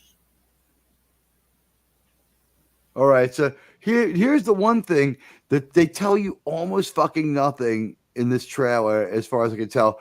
All I can tell here is it does look to me like it's possible that in the second part of the M, the part on the right, it could be the silhouette of the Statue of Liberty. Yeah. It could be. Oh, but they cut away so fast. Oh. It's not going to be hard to transform this video. She kind of looks like Demi Moore here, doesn't she? Oh my gosh, who is that girl? I know her from somewhere. She's Don Johnson's daughter with Melanie Griffith. It's Antonio Banderas' stepdaughter, Dakota Okay. Johnson. Dakota Johnson, yeah. Yeah, she's Antonio Banderas' stepdaughter. But what else has she been in, though? Not a lot, but her father's Don Johnson and her mom's Melanie Griffith. So obviously, she's got some pull and she's well represented. She fired her agent for this movie. Oh, she did? I gotta say, because of what happened and shit, like that was probably a smart move. All right, so here's your bad guy of as such. This is first I've seen him aside from the mask. He looks like a wrestler with like a bad glow in the dark mesh shirt. So there she they've made. Is it? Are they trying to make her look a little like Demi Moore? That's what I'm thinking. That's what I'm thinking because I swear it looks like somebody like, that's been in a lot of movies, but she's not that famous, so Look at the Mount Rushmore of Marvel here. We've got some Latino girl who whatever. We don't know anything about her. We've got Dakota Johnson. All we know is she's the star of this movie that's called Madam Web. We don't know. Hey, Miskatonic Madman. Hello, sir. We don't know anything about her except she's Dakota Johnson, and standing next to her is this black chick that we know nothing about. Who are these characters? And they're framed by an indignant black guy and two white people who look like they really just wish that they weren't in this movie. Everyone here kind of looks like they want to fire their agent. yeah, pretty much. And only the Latino girl is making an expression that's in any way relatable. One person's pissed. Dakota Johnson is confused, and the Latino girl's like, almost looks like she'd be willing to say hello to you. Like she seems like the nicest one. What can I say? I know. All I'm getting. Maybe it's because she's short, and I know that she'll have to look up to me, and she'll think I'm better looking because I'll be taller than her. Maybe that's what it is. Quick look at gorgeous Sydney Sweeney. Look at her right there on the right in the outfit there. That is ridiculous. That is the woman we showed you before, who is bodacious and gorgeous. I know. I'm going to call it spiteful. That is so messed up. Why do it? Why have her in your movie? So she grabs a bottle because I guess it's the 2003, but bottles were plastic in 2003 too. So I don't know what I don't know what she was hoping to do, but he takes that one right off his face, and they're trying to do something here, aren't they? Ooh, you know what? That almost worked, but it was dizzying. Yeah. They hired the really beautiful woman to be this person. Oh my They god. couldn't have an Why would actual they do that 14-year-old. to her? If you think that this is the hotter version of Sydney Sweeney, or if there's something or that there's nothing wrong with making her look like this, fucking, you should probably burn your hard drive. Yep. Oh, Why would they make her look like that? She's well, Dakota Johnson though doesn't look too bad. I mean, they dressed her okay. Her hair isn't too bad, so that's fine. It's a good. It doesn't look like any year. This could be any year. I think she was like, "Fuck you, I'm not cutting my hair." And like, well, can we give you porn star bangs? She's like, slightly longer. I'm like, all right, fine. Well, we can work with that. It's like 100,000 more. That is almost Spider-Man-ish. yeah. Almost, huh? Let's see. If I do it fast enough, we can probably watch the whole. It happens right here. That was fun. Yeah. I admit that was Holy fun. moly. What the hell's having an asthma attack? I mean, that's a real thing. I feel bad for anyone who has it, but what the hell's why is it in my I think movie? she got like punched in the throat, or what happened to her? I must have missed it. Stops. And by they were saying about the other character, it does not look confident, the Laura Croft. Scoffing in their general direction. We say goodnight to Andy, but we can say goodnight again. And Jeff Wyatt likes Devil in the Dark. Are you thinking of Operation Annihilate? I think that was you. Yep. That was the one you were That thinking was of, the right? one I was thinking about. Yep. Did I do these already? Let me just try to go through a few of these. They're not going to read themselves. I've only seen DS9, Voyager, and Enterprise. I've hardly seen any TOS and TNG. Lemon Pie. There are episodes of TNG that might be better than your average episode of TOS, but as far as consistency, TOS is like the consistently best Star Trek show. It suffers a little bit because it initiates the genre, but I wouldn't want anyone else to have been the first captain. I wouldn't want anyone else to have been the Spock that we had. I wouldn't want to have a ship without Dr. McCoy. So throwing out the cage, I said the cage, but I filled that mandate in the show. Throwing out the cage is a good idea. That wasn't Star Trek enough, that story. They weren't quite there. I liked TNG. There's so many episodes I loved about TNG. There are a lot of great episodes. That's the thing. When they do a really do a really good TNG episode, it's of a different character of TOS. So it's nothing like the really good TOS episodes. The really good TNG episodes are on a whole nother level, and they might actually be some of the best TV ever made. That was a great episode. Yeah. And she's back, by the way. Lala's back. Oh. Well, she's part of Data now. Oh, she's they part restored of Data. her. Yeah, he restored her. Which means that Data is not technically all male. Oh, that's why they did it. Yeah. How often do you think he's going to lean on Lal's experience and like we're all going to have to remember she lives for one goddamn day? Oh my good God.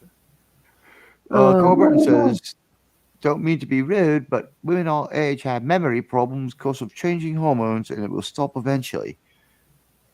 I wish I could. I wish I could forget everything. It would be great to forget Star Trek Picard. Okay, I would take the blue I'm pill. having like, seriously, I'm having memory like issues lately, and so like if it's hormonal, fuck yes. I hope that is sorry. Heck yes. I hope it is hormonal because it's good to know it's normal. So getting irritated about not remembering like words and phrases that I, say all the time. I have that happen when I go on YouTube and that starts to get worse. Oh yeah. I'm This is the sure it most does. spoken I am. Yeah. Yeah, and then So you're then like, that "Surely attack it's looks kind of okay. I mean, it.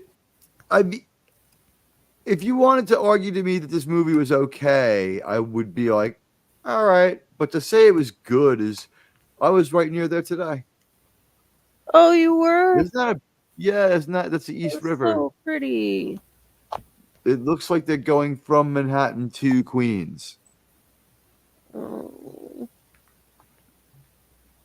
I learned All about right, so she helps. She helps people. that is so cool. I learned about the 5 crime bosses of New York City back in the day.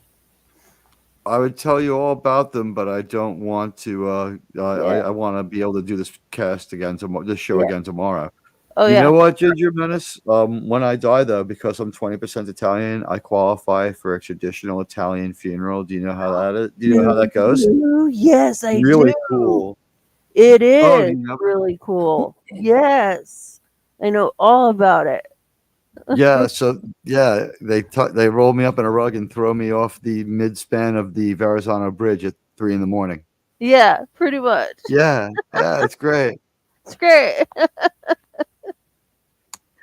It's like the same. It's the same way that people get rid of a gopher. Yeah.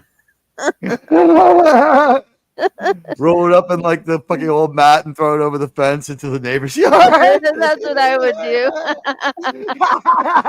We're terrible people. We're Throw not like it into the wonderful neighbor's Madam yard. Web here. By the way, does it look like they gave Dakota Webb uglifying intervention and she refused? So they're like, we'll give you some ugly fucking That- shapeless clothes. Oh yeah, that is that girl from 50 Shades of Grey. That's that's where she's from. Is that where she's from? Yes. She could Dakota my Johnson. I mean, she's cute as hell, but it's weird to see some of these shots are from places that aren't where they're purporting them to be. But this might be the top level of the 59th Street Bridge. That's not. Okay, so she gets her powers by falling into the fucking ocean. Wait. Why is she being born? And now What the fuck is this? What? Why is this in our movie, What? Ginger Menace? Is she gonna remember who she was before, and now she's like born again or something? What is going on? This is what I was told by a reliable reviewer who everybody here kind of knows and I don't want to involve, right? They Right. said that Madam Web is born when she's everyone around her like disappears and fucks off or dies or whatever, and she's lost and alone, and she manages to wander to an area where these random spider people are, and then she decides to give birth. So what they do is they bite her and envenom her as she's giving birth, and I guess she dies. And then the next thing we know, Dakota Johnson is just like in her 30s or is just 30 or something, hanging out somewhere, and it's supposed to be like 2000. Oh. 2000. It's between 2000 and 2003 was what the critics said. Wow. Yeah. Okay. So the beginning, because she's like 30, and the beginning of the movie is in 1973. Like that part apparently is clear. So I don't know just what's happening in the car. Huh? What is all this going on? What is all this going on? And did they make her a firefighter paramedic because they didn't want her to be a cop? Because she's working with Uncle Ben. And if I remember, wasn't Uncle Ben NYPD? He was a fucking cop. He was a cop. Yes, he was NYPD. And we could assume he was working his second job and collecting on the retirement when in Raimi Spider-Man, because Uncle Ben's like 70. Yeah, Uncle Ben is old and he's retired. And has another job, possibly in some iterations. Some iterations he's still working a little bit to make some more money, but he's either retired or he's had the same job for a zillion years, or he's retired and has a part-time job. Usually, Uncle Ben is still pretty handy and looking for money, but exactly. At the core of it, the first thing, and honest money. He's not like a grifter, but the thing is, the original Uncle Ben, he was a fucking cop. Right.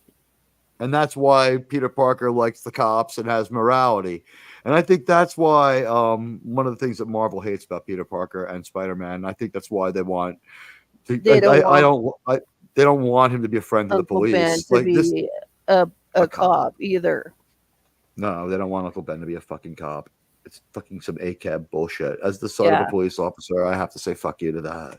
Yep, absolutely. This actor looks familiar. I just would like to. Yep. Hello. You know what? I'm gonna say this. You have to be clean shaven to wear a respirator to work for the fire department. Yes, you do. Yeah. You have to be clean shaven. Scoffing at our intelligence here. He might have to wear a fucking gas mask or a respirator. He can't have a beard or a mustache. You can't have a beard or a mustache. Shaven because it needs to have a seal. World War II. The only mustache you can have is the one World War II European bad guy had. That's why he had that mustache. That's the only mustache the military allowed. He had a military mustache, World War II German bad guy. Mm-hmm. Is that a good way of putting it? Right? I think people probably know what I'm talking about. Yeah. All right. So, hey, nice view of New York. I get this for free. I don't understand what's happening. She's speaking for the audience, Ginger Menace. Oh, she's speaking for me? For real? I believe in this statement.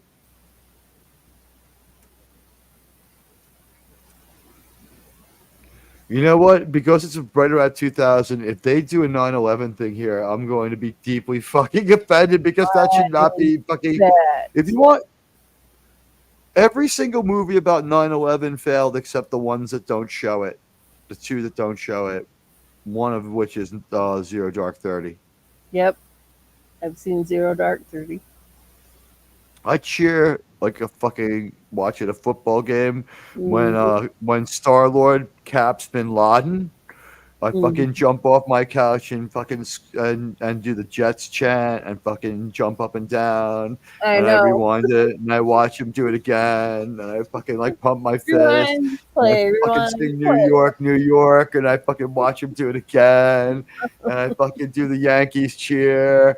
And then I start doing the cheer from Yankee Stadium, which is, if you ever hear people cheering in Yankee Stadium, the actual Bronx cheer, I'm prepared to tell people what it is. We're not supposed to tell people, but do you know what the actual Bronx cheer is? Asshole, asshole, asshole.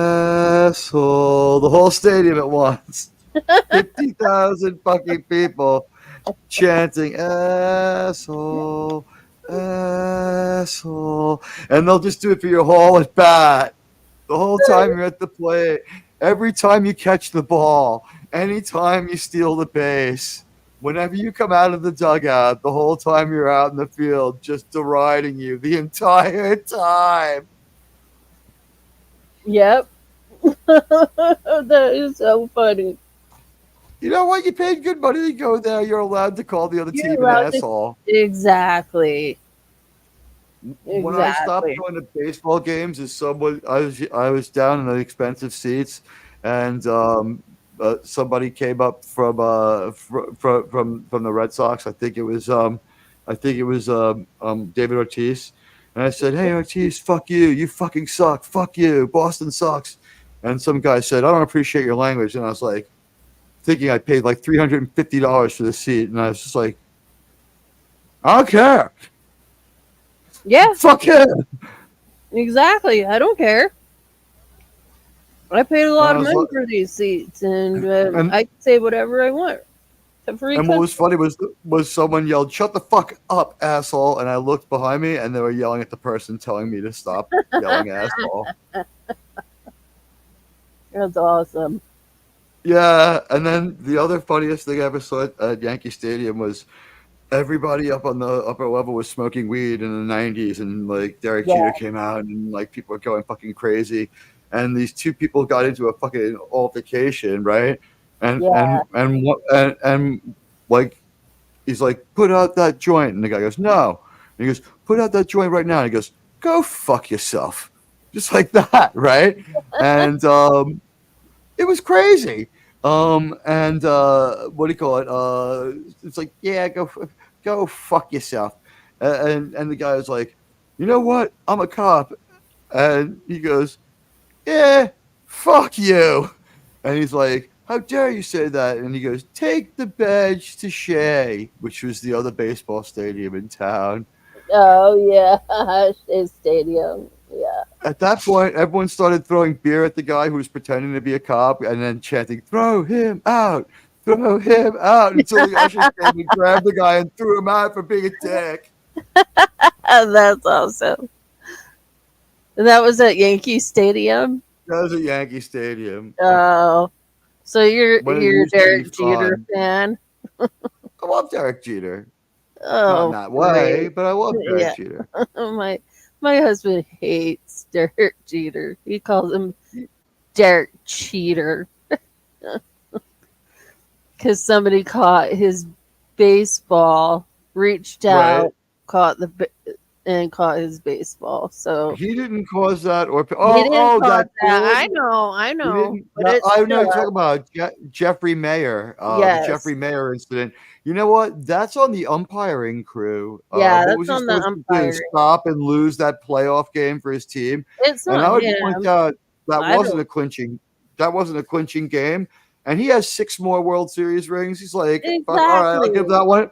I'll give that one back. I got a fucking handful. What I gotta do? Exactly. And it's not All like right. my husband's I don't team care. You have wins. one. It's like you have to give up one of your World Series rings. All right, this one. People gave me shit for it. Fuck it. My husband's baseball team loses every time. So Is it the Arizona Diamondbacks? no, it's the Orioles. They do a good job of seeing if people are ready to be a Yankee. Yeah. Yeah, he likes the It's a Orioles. conveyor belt. And then his football team is the Pittsburgh Steelers, which At least they win. yes, they do win. And they had a lot of injuries this year too. And then somebody goes and some team goes and you know dis what's the word I'm looking for? Respects. Disrespects the terrible towel. And they disrespected the terrible towel, and what happened? They lost. That's true. They did disrespect the terrible talent news. By the way, there's Pat Mahomes' father, Patrick Mahomes' father, Pat Mahomes, 13-3 for the New York Jets. He's taking the train to work. It's not really him, but maybe it's him. Yeah. He's wearing the hat. So this hat from 2000. He look at how he's playing with his phone. I was told this movie is from the 90s. Is it possible to look at this image and say it's from the 90s at all? It's from maybe closer to 2000. No, 2000 and up. Maybe more like 2010 with the way he's holding the phone. 2010, They're not doing a good job It's of nailing it been- at the time. Yeah, He probably shouldn't be doing this if it's 03. It's even later than that. But this, you're definitely this is scoffing at the idea it could be the 90s. that's got to be past at 2010. least 2010. Yes. So we're gonna pretend that's not true, I guess, but because that would make Madam Web 40. All right, she looks great for 40. Whatever. She is probably 40. I think Dakota Johnson is from their second time that they were married and is like 30 or 31. Okay. I'm just old. I'm in my Dakota Johnson is 34 years old. Dakota Johnson is 34 years old. Yeah, there you go. You just asked me. Isn't it cool how the assistant with I mute when I ask because I don't want to set everyone's Yeah. off. I want to say I the know. assistant with the popular name from Amazon. Yeah. Isn't it weird how it sounds exactly like Matthew Barrett? Yeah. Mine's What just speaking- happened here? Mine speaks in a um, English accent. Gotta love that. And thanks for I hanging know. out, everybody. Your chats after we're done with Madam Web's trailer. We haven't seen Sydney Sweeney, this beautiful woman whose rom-com is overperforming because she's so hot. It was released on Valentine's Day, so it She's a guess that hottie. makes Yeah, it she is. 8 or 9 days old, and it's made something like they're like it's made $90 million. I'm thinking like I bet you it cost $12 million, and this thing is like $300 million or $200 million. And what the fuck? New York City is on a whole new level of crazy these days. I fuck yeah. Where in New York City is this?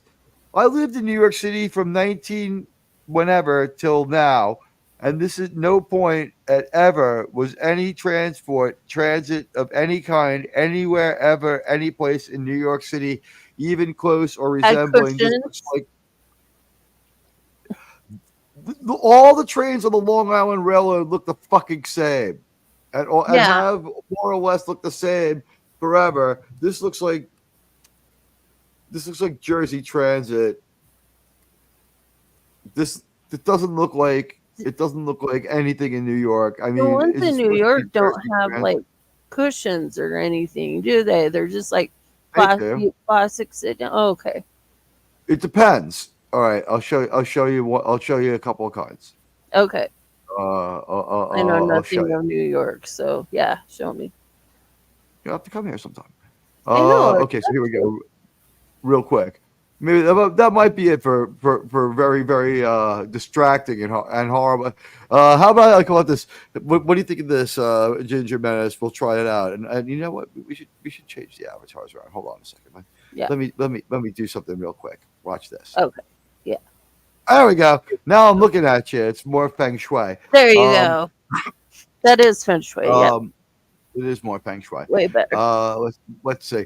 So this is Long Island Railroad. You can see what the inside of the trains look like. Okay. That's the Long Island Railroad. Oh, That's like $5 to $35, depending upon where you're going. oh, wow. Okay. So pretty expensive. Let's do another good one. Yeah, that's pricey. It is, but for $350. Mm-hmm. Exactly. Let's see if we can And I find. spend how much a gallon in gas? I'll show you the one I You know ride. what I mean? Here it is. Did you ever see Highlander? Yes. Here we are, born to be kings. Look at this. Cool. Do you see the sign behind it? Yep. Here we belong, fighting for the future of us all. Oh man, I can hear the music. Like I get to go to work and see that every morning. That is so cool. Wow, I am immortal. I have inside me blood of kings. Ooh, come on. How do you not get inspired? I know. You know the song though. I don't know the song. I've From seen it Highlander? like yeah 3 or 4 times, but I don't know the song. So Everyone who's seen it has to be just so transfixed by that. Imagine getting to see that every morning. It's like that's part of the reason I love the movie so much. It's like you're getting ready. It's another like day. You walk up to the subway platform. It's piss and rain. It's ice. It could be like January. It's piss and rain and really cold. And you look up and you see that and you're like, "There could be only one McCloud." And you're like, "All right, it's gonna be all right. It won't be the worst. yeah, exactly. I'll get through this day." Aw, that's so cool. How do you not get inspired by recently it? was on TV not too long ago, and I watched it, so it was cool. I like that show, Oh, that movie. This looks cool. I'm gonna show this. Ooh, let me just change the way the configuration is. I'm gonna show this. This is kind of cool. Let me see. All right, so that's the good old 7 train. This is like whatever, not too far away from where I live. I see this like pretty much every day. And if you keep looking over, you see downtown, and you look the other way, you see like Midtown. Really Yeah. cool. What can I tell you? There's a reason why all the Rolling Stones moved here. Because it's a kick-ass place to live. I don't know. Not only that, but you get the subway. Yeah. Okay, here we go. Scuba Subway. Here we go. We're gonna share Scuba Subway, ladies and gentlemen. I As I close some tabs here to make sure I don't freeze. Subway. So I've got quite a few open. How sad is? Let's see if I can find the picture first. How sad is this? Watch, look at this. This is the old trains from the 50s became a reef. Uh-huh. Look at there they are tossing them into the ocean. Oh, that is so freaking cool. Hilarious as well. So the fish get to swim inside now, huh? And here's what the inside of a subway car looks like. Oh, yeah, that's what I pictured it. That's exactly That's how how it I looks. pictured it. You So want it to know doesn't why? look like. Because it reminds me of those. They had shuttles from like we went from in March we went to his work sent us to Tennessee to see the what is that place, the country music place in Tennessee. Nashville. Yeah, we were in Nashville to go see them play, which I don't like country music, but we went anyways because cool. Dolly Parton was going to play.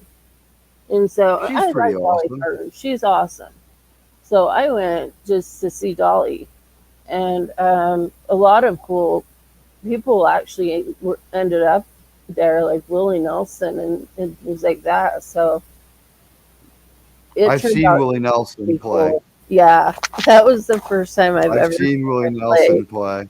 That was pretty badass. That was the first time I've seen Dolly Parton too. So when I saw Willie, he played at the he played at the lawn at Prospect Park in Brooklyn, and yeah, I just sat there and chain smoked weed through his whole show. yeah, it was the And Grand Ole I'm assuming he was pretty hot. When he walked out, well, it was open air. He walked out and played "Roll Me Up and Smoke Me When I Die." I'm like, fuck it, I'll smoke right now. This whole show. I had a cooler full of beer. I remember the show. Right afterwards was Fuzzy. Uh-huh. Oh, that's so cool. I've met bands before they were big, right? So I've met like let's see. This is true, by the way. I can do that radioactive. I've met Tool before they were big. That's cool. I've met a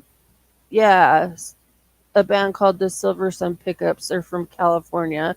I met them before they were big. Yeah. I met them before they were big. The guy kissed me. The lead singer kissed me to make my husband jealous.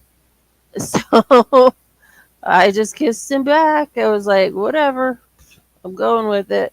If the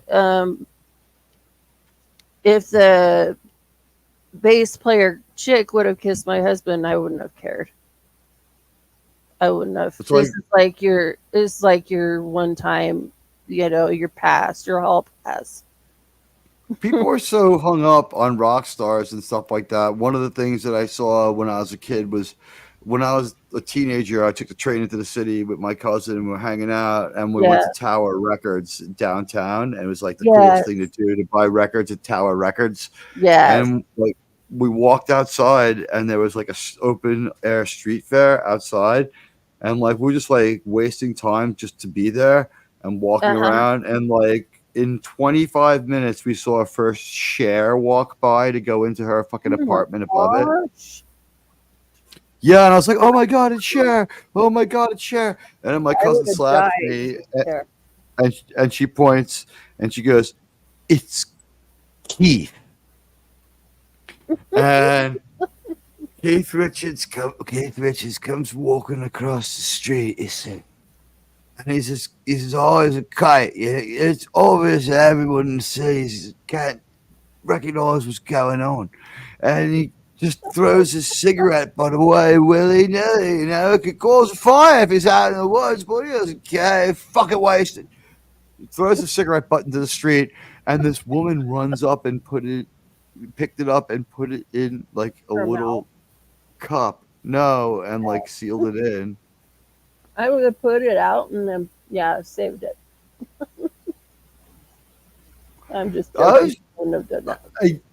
How many times has the Pulp Fiction thing happened to Keith Richards and his friends, where it's Keith goes to a party, leaves his jacket, takes someone else, they get his, and they go to do their cocaine, and it's Keith's heroin, and they're like, There ain't no right. Fucking Keith Richards, like, he's the best, but it's fucking dangerous friends throughout the 70s. Yeah. We cannot look at Keith Richards and say that the man did not pick up the wrong clothes at one party after another for all of his life and just has no idea what he's wearing. Nothing matches. Nothing matches. He's wearing like some, like weird pants and some like mismatched shirt, and they're all in like, I don't know, in like hippie dress. Really quick, Radioactive says he's been to the actual building where Operation Annihilate was filmed. So the exterior is now the cafeteria for the Northrop Grumman South Bay campus in Manhattan Beach, Cali. Wow. It looks like the community college that I went to be honest. I'm like, oh look, they're at my community college, and they come running out. I'm like, please go away.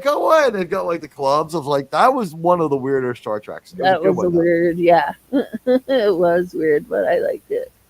It was weird, but it was good. My favorite one is the Doomsday Machine. Oh, yeah. The Doomsday Machine. Hey, Padawan. The Doomsday Machine is fucking awesome. On the next generation. Oh, sorry. Go ahead. You go first. Okay. On the next generation, I liked the one where Data got his fingers caught in the finger trap. And then they sent the rest over to the Ferengis. It's like one of the first ones. It was like episode 3 or something like that. The finger trap, isn't that the one where Deanna has the dream? Yes. Is Kelsey Grammer in it? Or is that another one? Because that's a different one. They cloned that episode 2 or 3 different ways. In Next Generation, we see them like Xerox a couple of ideas off again. And we also see Next Generation ideas trying to be used. Like when they tried to use the Tom Riker idea in Voyager and we got Tuvix. I know. That's so funny. It worked until that. Everyone see that this is wrong.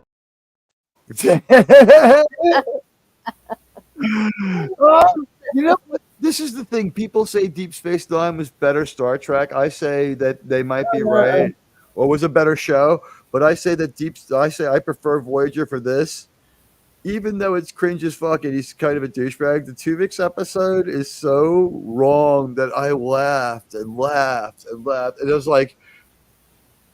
It was the innocence of Star Trek when it used to be good-hearted, that when an episode didn't function completely as it was supposed to, it could still be really, really, really funny and amuse you in a different way. And you're like you could still enjoy it. You know what I mean? Like there were some of the first ironic things that we liked were probably Star Trek episodes that like they missed the mark, but they're still good. But they're still good, yeah. Exactly. Cloudminders doesn't seem to achieve every single thing it wants to do, but it's really, really fun. Right. Do you think they stole the movie Elysium from that? Elysium. I'm trying to remember which one that is. I think it's Matt Damon and Jodie Foster, and the rich people Yes. live in a city in the clouds, and the poor people live on the ground. Yes, I remember that. Yep. It's I think they did. people think my obsession with Star Trek is worse than it is because like someone will bring up something and they'll mention like And a you movie related or Star Trek you know somehow. they'll be like, oh yeah, that's a Star Trek episode, and they'll be like, of course, and I'm like, what? They did it first. It's in Star Trek first. That's funny. You always related Lady to V loves spiders. Banana spiders are your favorite? The banana spider Aw. scared the actual living fuck out of me. They It's the scare size of a me. very Oh, large crab. Ladies yes, and they gentlemen, are. if you haven't seen a banana spider, they can get to be like 20 inches across from the tip of They one leg to can. the other leg, and the body is the size of an apple. I don't know if they're venomous to humans. I don't know if they can hurt us, but they're spiders, so they're venomous. But I don't know if they've ever been known to hurt humans. Now I have to find that one out. Oh, she thought I. Okay, Carla Burton says, "Oh, I thought you meant left-handed." I have 8 Oh, kids and none are left-handed. that's because it's the devil's work to do with your left hand. That's why I That, only. that's Well, why my dad probably made me write with my right hand because he was afraid. it's a right-handed world. I've saved thousands on guitars. So Yeah, check this out. I kind of showed this a little bit before, but let's show this real quick. I was kindergarten scissors, so there you go. This is the last stop for the 7 train. Here we go. Those are the original trains. They got rid of them like 10 years ago. I'm like totally like zone. Look at that. Isn't that cool? Yes, Get on the train. It's got the Yankee fucking logo on it. 6 inches away from the. Here we go. This breaks my heart to see these old redbirds going. Oh man. Like, you know what's messed up about that? What are they doing? It's going to become an artificial reef that's going to be very good for the marine habitat. Okay, They've been good. stripped And of what? anything dangerous. All like grease Okay, and that's crap what I is was gone. gonna say. That Oh, was the under like, parts of the train is gone. It's just the Okay. cars. They're going to form a barrier reef, and it's very good for the environment as well as the humans. is. But I'm a scuba diver. I know. I have been down the West Palm down West Palm Beach. They have a drift dive, right? So you start from at the top and then you work your way down, drifting in the current, and your dive master has the buoy, and you look at just that. follow your dive master everywhere because he's the guy that it's got, you know, pick me up, here I am, you know. So This you part's go, on. oh, go ahead. So I was just, this part's totally unchanged. It looks exactly the same. It's like 10 seconds after they dropped it in. This is it's a subway car just underwater with no ads. Barely dropped it down there. This is For divers You know what? down there too. every member of my extended family going back to like probably my great grandfather rode this same fucking car Oh, at some my different God. point. You know what I mean? It runs through all of Queens. Yeah. At one point or another, all these people who didn't know each other, who came together to form me, rode in this subway car. It's Oh, that is crazy. so cool. Well, you feel a sense of history here because the town's 500 Yeah, years old. absolutely. So here it is right away. I wonder if they're going to show it to us after a few months. Let's fast forward a little. Like even I feel like our country is so young, you know, but you guys are older than us, even. We were a So colony of the Dutch. you were a colony, yep, of the Dutch. And we fought the Brits and won. Yes, you did. They also say that the East Coast New York accent is actually the East Coast accent of New York and New England is actually the accents of Northern and Southern England at the time, and Hmm. that the people in New England sound more like British people than the British people now would have sounded like the British Would have people of sounded the time. right. I don't know. I've only I don't heard that recently. So this is the car 10 months later. Look at it now. Wow. It's great for marine life.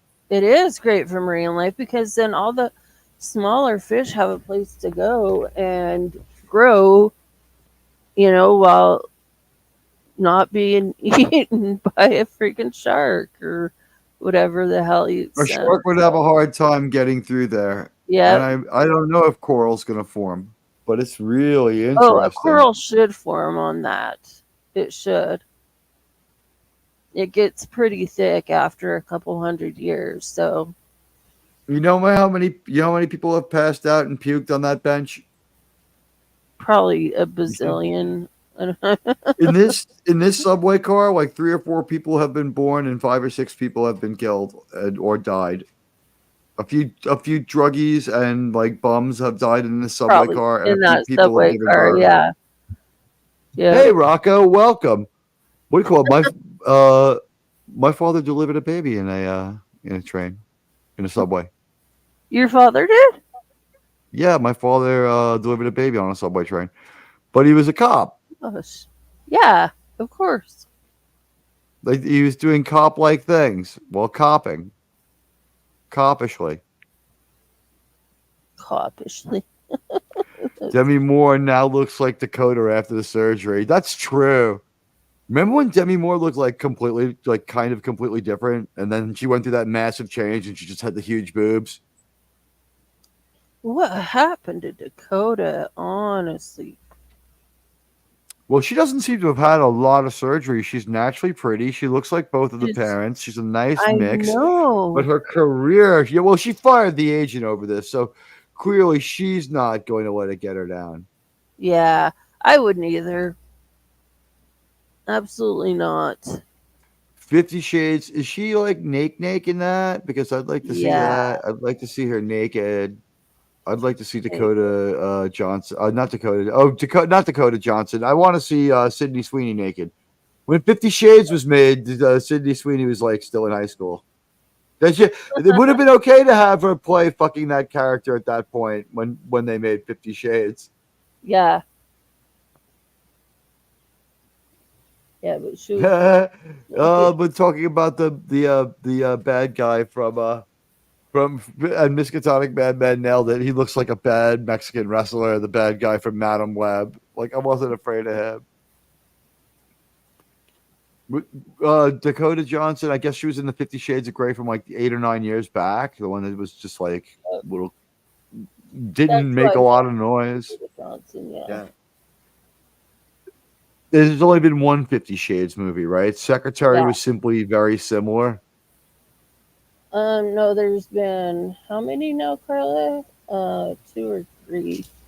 I can't recall, but they did like a I don't know, trilogy or something like that. So or 2. Oh wow, this is a YouTuber. Their name is Lenswork. I want to give them credit. Let me put their link into the chat. Lenswork did a great job. I guess they might be a professional news person. But here's Lenswork on YouTube in the chat. I'll try to remember to put it in the description. But their links in the chat. If they have stuff like this, maybe they have other stuff. At least check them out. If you don't like them, you can just like unsub them. But I think they're probably okay. Like that was cool. It was not high intensity or high impact. It was cool though. Why get a fish tank when I have a TV? Yeah, exactly. Black and gold high school colors, says Mark Harkness. It's my high school football team after getting beat by the state champion Somerville Green Wave. Somerville had the world record winningest coach in history. John McKissick. Ooh, okay. Black and gold is also the Army football team colors. The Army Black Knights wear black and white. And that's the only football game of any New York team you can afford to go to that isn't crazy expensive. The Jets are like horrible, and it's $170 for the worst seats in the stadium. Oh my gosh. Admiral, That's horrible. what was I doing that, buddy? I'm a little behind. What are we now? I'm not. Oh, I am. I'm crazy behind. You're Sorry, way guys. behind, yeah. Oh, I have let everyone down. But hey, we did see some interesting stuff. No, you haven't let everyone down. Come on. Oh, I get a lot of shit for falling behind in the chat, but I like to talk to the people, and what I do is like if someone has something good, like I will like expand on it for as like Yeah, for sure. if I do theories, like Like super Madam chat. Webb came off a comment. I had to justify what happened the other night because getting beat up in front of your own chat, you have to respond to it. I'm not knocking anybody. That was not a good fit for the channel. That's pretty fair, right? Well, let the chat have their say. And I had to make my case. Yes, the thumbnail is his co-host. Yeah. Wait, who? What? Oh, Me. huh? Hello. Hey.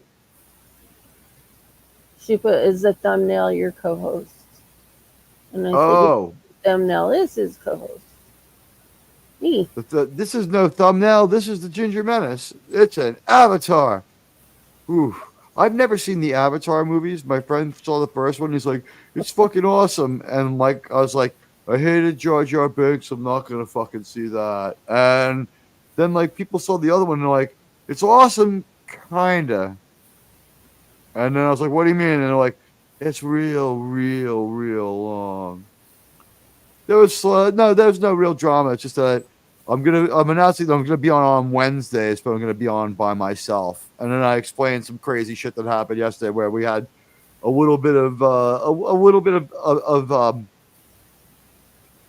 I guess it was a little bit of drama. Whatever, we'll call it that. But I'm not trashing anybody. It's just like that show cannot be on my channel when we have a chat that's engaged as mine is. We can't have a show that. Like I like answering every single question. I get that one, but like when the whole chat's kind of rallying things and asking things, and if I'm right about what happened in the movie, or if it's out there, like let's say that Indiana Jones and the Dial of Destiny just came out, right? And I haven't seen it, and I say, is it true that it makes no sense that Antonio Banderas is in the movie at all? And the person is like, he's great in the movie. You don't understand. The movie was made. He makes the movie. And I'm like, a lot of people say that isn't true. Is it true that he's only in 6 minutes of the movie and it doesn't make sense? And they're like, you haven't seen it. You have no right to comment on it. It's like, I didn't comment about it. I asked it, right? It's out there. Everyone was saying it. Like, why is Antonio Banderas in that movie? And did you see it? Like the only thought provoking. Did you see? No, I haven't seen it at all. Nope.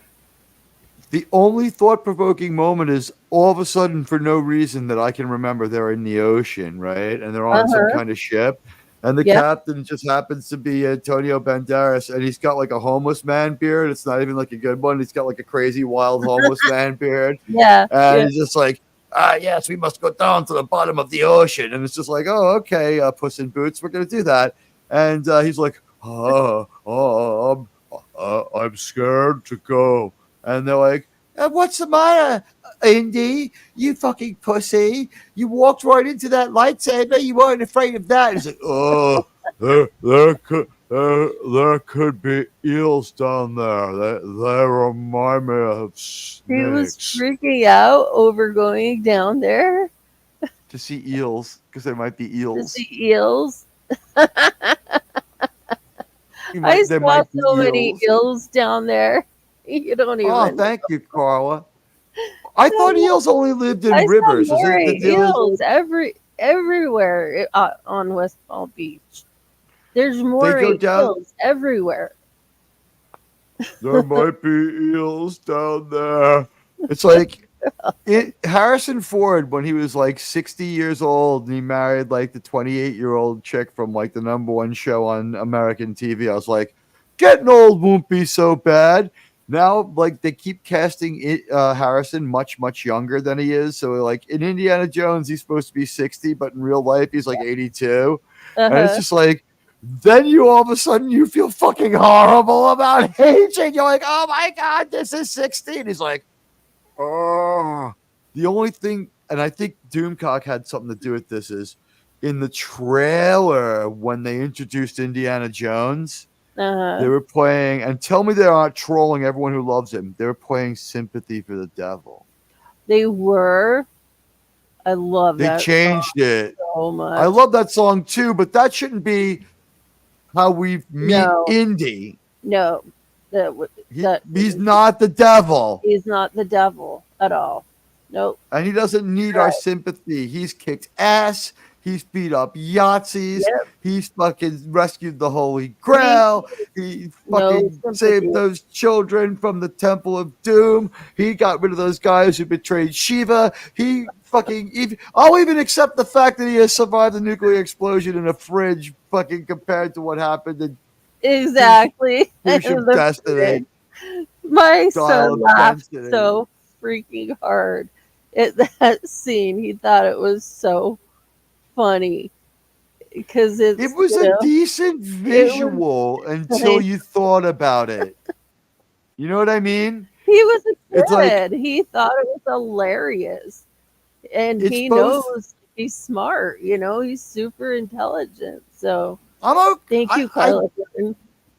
I don't think it's the greatest idea, but it does look great. Steven Spielberg knows how to make movies look good. He does. Yeah, so the refrigerator just comes like this never would happen. Never happen in a million years. The refrigerator at ground zero gets propelled, and like the Russians are driving away as fast as they can, and they're like trying to keep ahead of this atomic explosion. It's not nuclear, it's atomic, right? It's like 19 So they've got a shot, but this refrigerator comes out of like it's just a tiny dot. It's one of those old refrigerators that are made out of like just pure lead. You know, and it's one of those ones from the 1950s because they had this whole town set up that was like, you know, like what are those towns called where they like blow shit? Oh yeah, they made it. They simulated it. Whatever. Yeah, it was a mock-up. It was a knockoff town.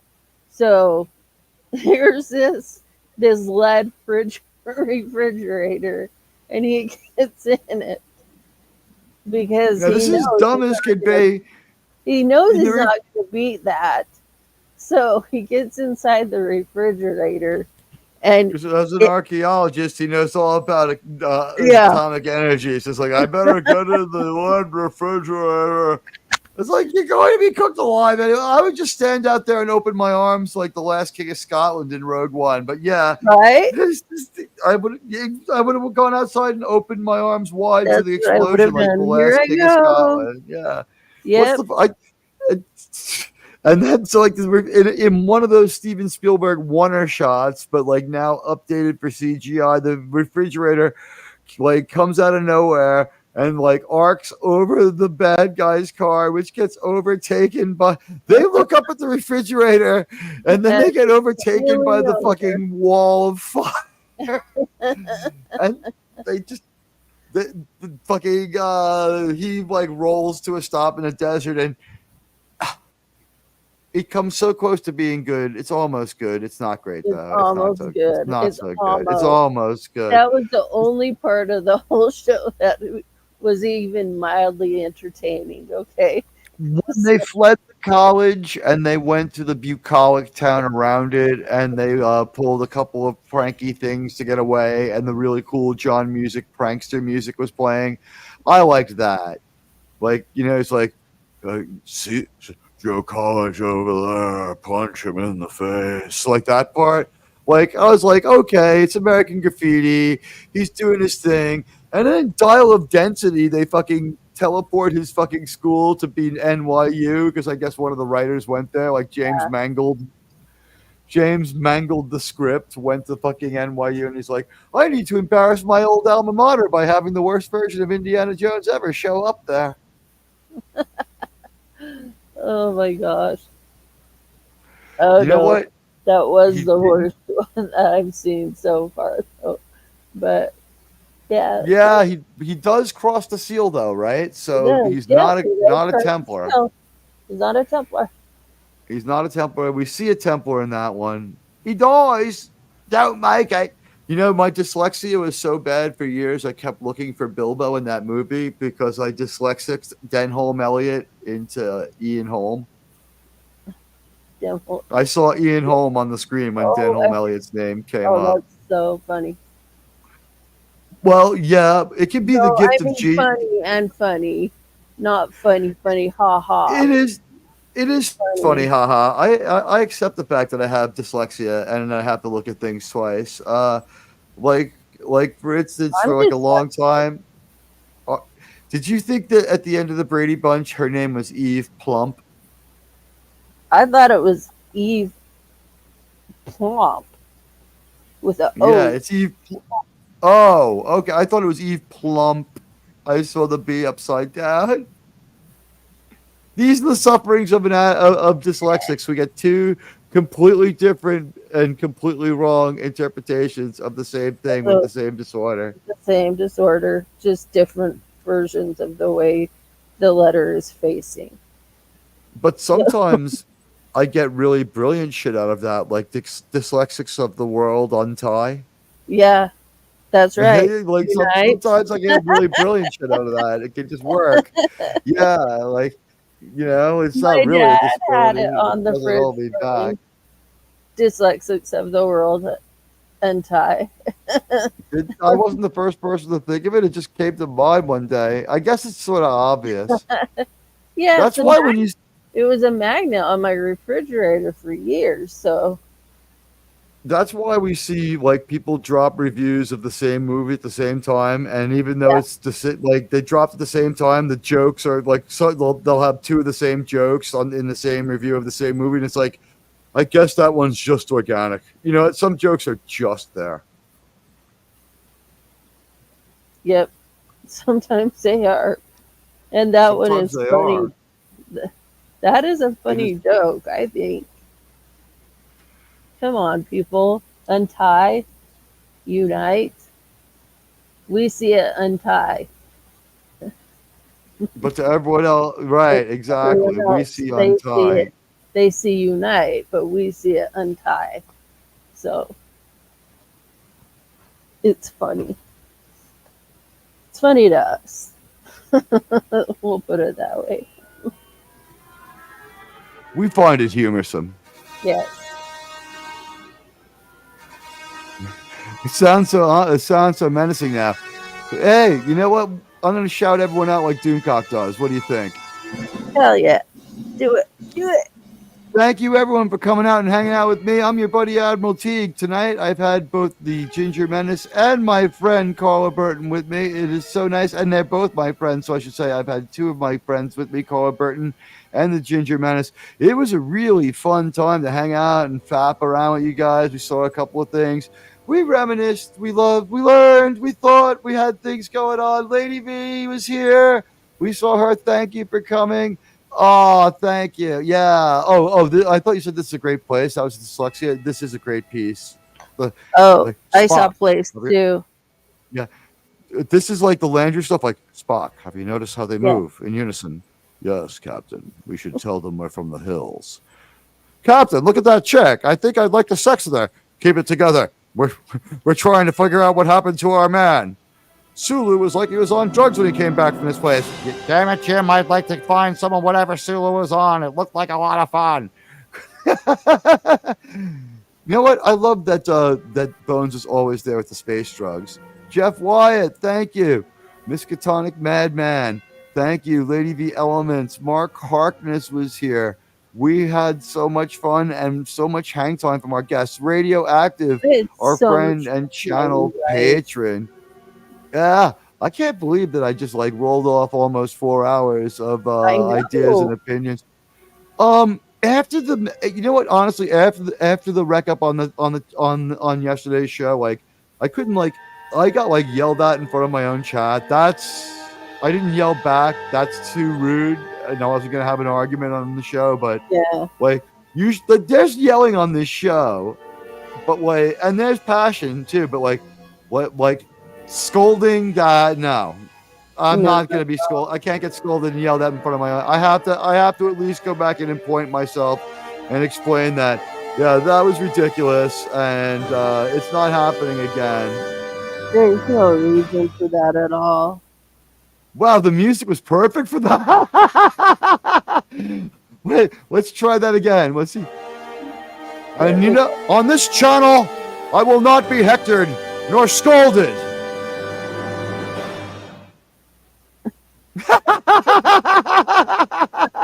You know what? There's one thing I learned from New Trek, Ginger Menace. You know what that is? They What? never have fucking fun. On my show, I try to at least have I fun know. and have some laughs, and like that's what's most important. And if anyone has been working through this and you were distracted for even 5 minutes, especially if you don't particularly like your job, then I really do hope that that I've done that for you, because that is my goal. I want to make you think a little. I want to make you laugh, but I don't want. I'm never ever going to tell you what to think. I'll get passionate about movies and Star Trek. I might drift over the line there, but I'm not going to tell you who to vote for. It's not my place. Yeah, it's not my place either to tell you. So I won't say anything. I mean, maybe sometimes I'll say something about the way I feel, but that's not necessarily my, like I'm not going to push it on you or anything like that. Yeah. And we also live in the real world. If someone wants to make a joke that Biden's old, I'll laugh at it. If someone wants to make a joke that a certain politician tends to be narcissistic, I'll just say that no one from Queens is narcissistic, and no one from Queens could love themselves too much, because we are in fact from Queens, and That's sometimes. And if people want to make jokes that a certain candidate tweets too much, I would say that a lot of people from Queens have a lot of stuff to say. And I am from Twitter. I mean Twitter. I am from Queens. I am from Twitter. I am from Queens, and my Twitter game is strong. You know what? I had a friend help me out. You know why I'm so good at Twitter and I can tweet so many insane things in one day, Ginger Menace? Why is that? He had a mechanical arm. You're mechanical. Well, I didn't get that right. Yeah, I fucked up the volume. It was all perfect. Yeah, so this is, you know what? Don't accept New Trek. It's not really Star Trek. It's like, you come home and it's like this. When I came home, there was a man in my house. Yeah, and it wasn't Star Trek. It's not Star Trek. It never was, and I don't accept it. I don't. I know what I like. I know that I like, the original Star Trek, and I know I like The Next Generation. But beyond that, I'm not sure that I actually really like, Voyager or what is it, Deep Space Nine. I'm not really sure I could even say that I like those. In fact, I tried to watch 4 for Clobby and Raquel this last week, and on the fourth one, by the fourth one, I was like, I'm gonna fucking shoot myself in the head. I'm not kidding. Are they on Voyager? Yeah. Yes. I marathoned Voyager. And so I was watching like 8 and 9 episodes, like in 2 and 3 days. Joking me. Oh, the one where they find the people in space, the 1933 people in space. I was like, I fucking hate this. when they finally get to Captain Proton, those episodes are always good, and Yeah. that stuff is always fun. But it's like, like as George Lucas says, it's like at one point it's Star Wars, and then like you fuck around with it, May and have gone then too far in a few places. Yep, pretty not much. Star Wars anymore. And then it's not like, Star Wars no more. yeah, and like maybe you think you can fix it, but you can't, because the best you could do is maybe if Stylistically you fuck it designed up. to be that way, and you can't undo that, but we can diminish the effects of it. Yep, for Yeah. sure. And that's can. George himself realizing he made a mistake. He's like, Yeah. you can't fix it. It's Listen, stylistically designed to be that way, and you can't undo that. Oh, I but can. we Yeah, I diminish can hear the his effects voice. of it. he Yep. was talking about the end of Phantom Menace there. Oh, okay. Yeah, Yeah. because that's what my name is named after, is the Phantom Menace, is because I really didn't like the prequels and sequels, and that was just my. Well, I like the my- prequels. I came to like the prequels. I came to like the prequels as well, but I do not like the sequels. None of them. What's your favorite prequel? My favorite prequel is the very first one. Maybe the second one. I'm not sure. I have a My hard time favorite deciding. prequel is absolutely Revenge of the Sith, and it's my Oh, third you favorite know what? It is. Is that's where I love Darth that Vader's fucking born, movie. correct? Oh, Yes. I love. That's got to be my favorite. That has to be, because I love when he's got his legs like cutting off or burning off, and his arms. are burning off. Yeah. He's like, You. fucking did this to me. You're fucking Yeah. to me. Yeah, it was you. It was all you the whole time. I loved you, Anakin. You were my brother. Yeah, you. That my was so brother. great. Yes. Oh my god. I like that one. But I hate Hayden Christensen so bad. I think he's the worst actor, except for that one part You where know, I Mike- just sat there and laughed because I was like, "Fuck you, Darth Vader. Go to hell. You Go to motherfucker, you! Go to hell. Yeah. Fuck you." And so I Um, just sat there and laughed. So Well, in Revenge of the Sith. yeah. You know what? That was a fine reaction. I felt like he had it coming. Like they set it up well. They made him mean enough. And when he threw beloved Natalie Portman, it's so weird. It's so weird that she's from Long Island, and that Carrie Fisher is from like say 12 miles away from where Carrie Fisher. When Carrie Fisher was born, lived 17 miles away from where like Natalie Portman was from. No. Well, a lot of people And go Rosario there because Dawson. they get a start. Yeah, it's like modeling and things like that before they start acting, or there's all kinds of acting schools. Hello, Courtney's Fellowship of Oddballs. Welcome to the show. Yeah. Sorry, I'm a little behind. I'm going to catch up, I promise. So I'm a bad promiser, but I will try. I feel like Anakin. I will catch up with the chats. You will try. you will try. This is Um, great. So I I, saw place. Go ahead. I saw place. You saw place. Great place too. Yeah, She's it's a cute. great place too. We could double And verify we it. both were like place. So And think we're about like, this. Our dyslexia, we saw place yeah, we when we both saw said place. east. Yeah. I think it's because we're used to reading. Hi, Sci-Fi Mombi. We're used to reading things and looking at the context before we judge what word it is, because we don't trust our eyes. Yeah. Yeah. I look for contextual clues in the sentence before I conclude what word it is. So I read Exactly. fast, but then like I Very read fast. Yeah.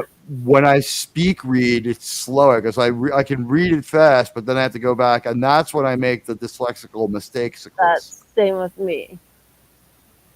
And isn't it weird, like in both A New Hope and in A Phantom Menace, like Natalie Portman and Princess Leia, respectively, have both New York and then fake British accents on and off throughout the movies. Like what? Like what the She's fuck? like, especially like right up front in A New Hope, it's like a transmission was sent to the ship. No, a transmission was sent to the ship. Yeah. It's like, I don't know what you're talking about. And like kind of like like a little bit like in the middle, and then it's like the Imperial Senate has been dissolved. It's like the more you tighten your grip, the more star systems will slip through your fingers, and it's all British. Yeah. And then he's like, "Take her away," and she's like, "What?" She's back into New York again. It's just like, Yeah. and she's like, even though it's like. Talking, I thought I detected your foul stench when I was brought aboard. God, I'm surprised. Charming to the last. I found it quite difficult signing the order of your execution. And then she's like, "I'm surprised you had the nerve to sign it yourself." It's like, well, what's going on? I'm like, what's going on with her accent? And nobody freaking noticed. So, did you notice that? Nobody noticed. No one really noticed. And it was like some of it was like, I It was guess the editing. It's the best shit ever we had ever seen in our lives. I think they kind of tried to explain it in Phantom Menace and Attack of the Clones. Natalie Portman had a New York accent when she did normal things, right? Right. But when she was queening, she did stage English. Yes, she did. So maybe that's their tradition. That was their nod to And that. it's just Yeah. right. And they're like, George is like, I have to pay off a few of my promises here to my fans with the prequel trilogy. So what I thought I would do is I would just leave in this explanation for the reason why sometimes sounds like she's not from New York, because she is.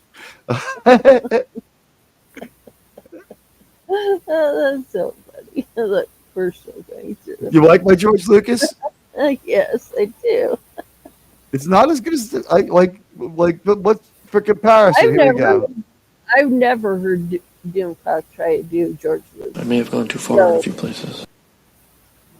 Well, I try to stay away from any voices Doomcock does too. Like I could probably do President Clinton if I wanted, Ginger Menace, because I'll tell you right now, when he became famous, I just retasked my Foghorn Leghorn. Son, I'll say son. Bill Clinton, when he was young, sounded like Foghorn Leghorn. But yeah, no, I won't do President Clinton. But sometimes I will imitate President Kennedy because it's funny how he talks. I like how it is. It was funny how he talks. It is. I never really wanted to do Doom's characters. You know what I mean? I wanted to stay away from him. But like, I fell into something similar that like. He doesn't do Picard, so for the Picard show when we'd acted out, I was Picard. It's like, beta. I listened to this whole thing that JFK says at the beginning of one of these songs that I have on my I love the band Muse. So on one of their albums, there's like I think I have all my music open, but so I have on my like where I downloaded all my music on YouTube. There's like I can put them in like a certain order, all the albums, and so I just do all that. But there's one called JFK. And at the beginning, it's like, I can hear him talking, and I just know that voice that it's like, ugh, just, I don't know. He had a weird voice, didn't he? He had like a really thick New England accent. Yeah. So wait, what band uses a sample of his speech? Muse, Muse, and it's called JFK. And Defector. Let's see. It samples a JFK speech mixed with music. Yes. So fucking psycho. Is this for we are opposed around the world by Yep. a monolithic and ruthless conspiracy that Yep. relies primarily on covert means for expanding its sphere of influence, on infiltration instead of invasion, on subversion instead of elections, on intimidation instead of free choice, on guerrillas by night instead of an army by day. It is a system which has conscripted vast human and material resources into the building of a tightly knit, highly efficient machine that combines military, diplomatic, intelligence, economic, scientific, and political operations. Its preparations are concealed, not published. Its mistakes are buried, not headlined. Its dissenters are silenced, not praised. Ask not what you could do for your country. He was really good with the rhetoric. Not praised. I know that part. I that was fun. How'd I do? You did really good. And you did good for that part of that song that I really like. So that was pretty cool. Thank you. I Googled it just for you. Thank you. You need to listen to my music now.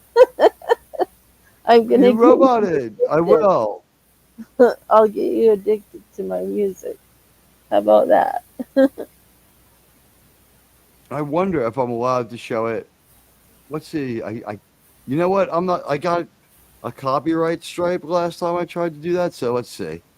If I can find I'll find just the really good part. I love the end of his speech about the moon. It's pretty long, but let's see if I can find the cool part. It's like I don't see it, but it's like let me go it's so cool. It must have inspired Gene Roddenberry, but like remember in that one speech he's like talking about going to the moon. It's like and as we set sail on this greatest, most remarkable, most incredible, most dangerous voyage of mankind. Yeah, God's blessing. I love that speech. I've heard it before, but I just can't. Yeah, I can't place it. I don't know. To be sure, this all costs a great deal of money. This year's space budget is 3 times what it was in January 1961, and it was greater than the space budget of the previous 8 years combined. That budget now stands at $5,400 million a year. Whoa. Staggering sum, though somewhat less than what we pay for cigarettes and cigars every year. Wow. Space expenditures will soon rise some more, from 40 cents per person per week to 50 cents per person per week for every man, woman, and child in the United States. We have given this program a high national priority. Though I realize that in this some measure an act of faith and vision for what we do and the benefits that await us is necessary. Wow, I mean, come on. He was talking right down to earth. Like, of course he won his fucking election, right? Of course. There's no way he was going to lose. It's I Courtney's Fellowship of Oddballs says, I can't stay, but I finally saw you were live, so I came to say thank you. You're welcome. What? For what? What did I do? I'm very appreciative. And hi. I don't like the one prequel that I saw in the theater. I haven't seen any of the other sequels. Okay, the prequels that are the sequels that are prequels are okay sequels. The sequels that are sequels are bad sequels. So if you see the sequel to the sequel, that's the prequel to the prequel, that is the better Star Trek. But if you see the sequel to the sequel, that's the sequel to the sequel, that is the bad Star Wars. There you go. Right. Only the OG3. I'm going to say, honestly, Revenge of the Sith is as good as Return of the Jedi because it's just so fucking good. Return of the Jedi is your favorite? I love it. I saw it in the theater. I saw Um, it too. I can't separate out of the OT, which is my favorite. It's one long movie that I love every minute of. I Okay. know. What am I?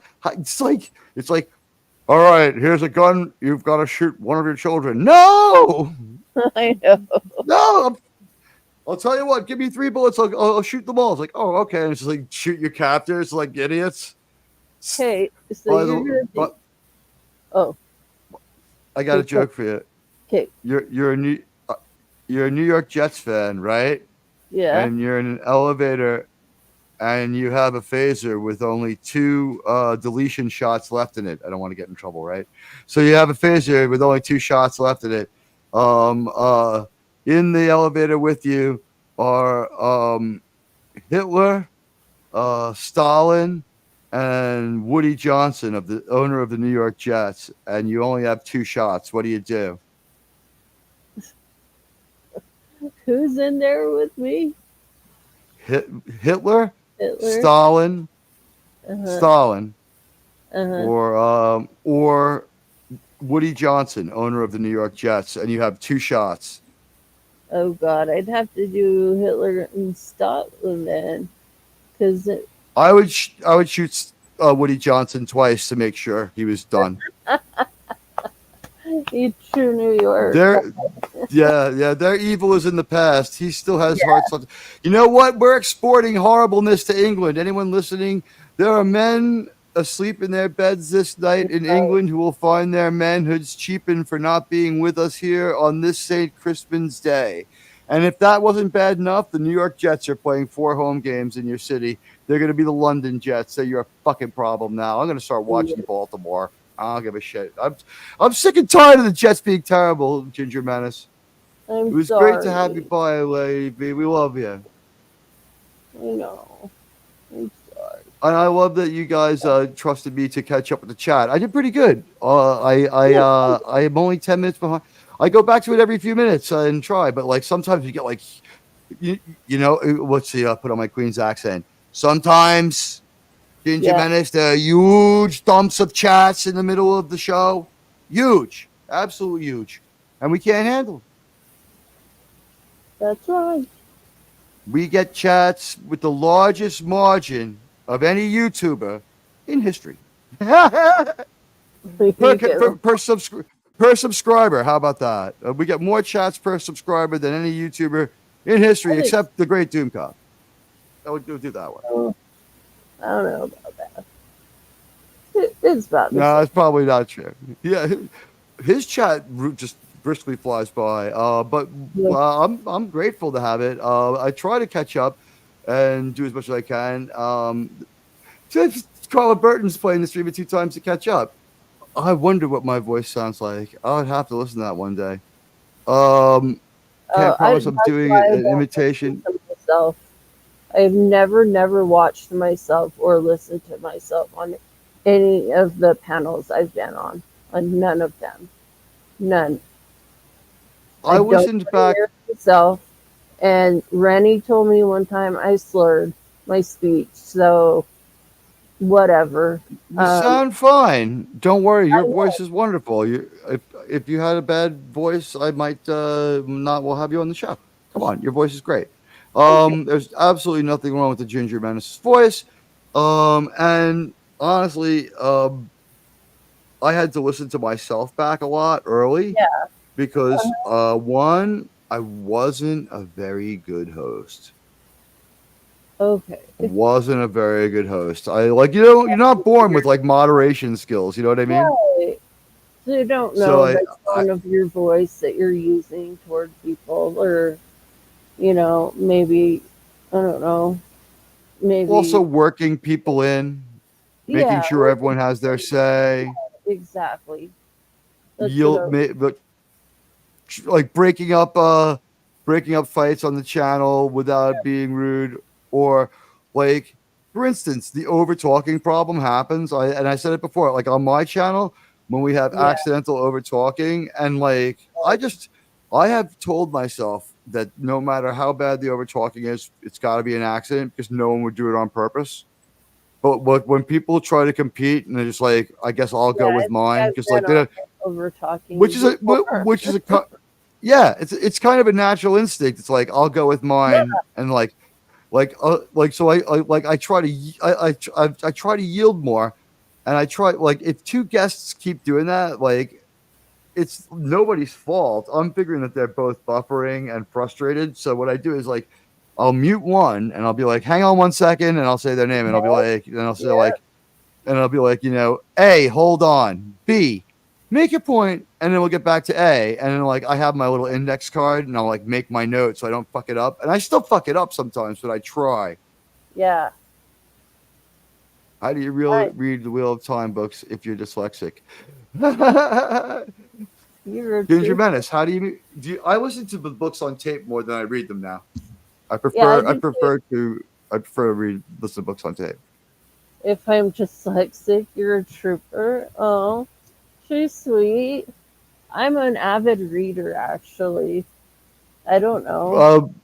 The dyslexia, for whatever reason, you can still slip into reading really well. For my, I don't know. There's probably different kinds of dyslexia. For me, reading out loud, it kicks it in more. Yeah, I think that's early in the morning. In my it's worse in the morning. Yeah, it's worse in the morning for me too. And in my mind, I can read better than I can when I'm trying to read to people. So I don't know. All right, we tried this before. Yeah, I can skim a lot better. Yeah. So I don't know. Skimming is easier, I think, to learn. Thank you, by the way, Carla. But that's very kind. My host skills are, always on the improve. I'm trying my best to do my best. And hey, everybody, if you're here for the first time, I hope you like it. Anybody wants to join us, go on and hit those like and follow buttons if you haven't. If you're lurking, special shout out to you, since you want to have the cloaks up. It's cool. There are cloaked ships allowed in the fleet. So before I try to shout everyone out, I guess what I'll do is I'll ask you the questions that I ask Star Trek friends about Star Trek. I have a couple of them, so you're allowed to give nuanced answers. All right. Favorite Star Trek show?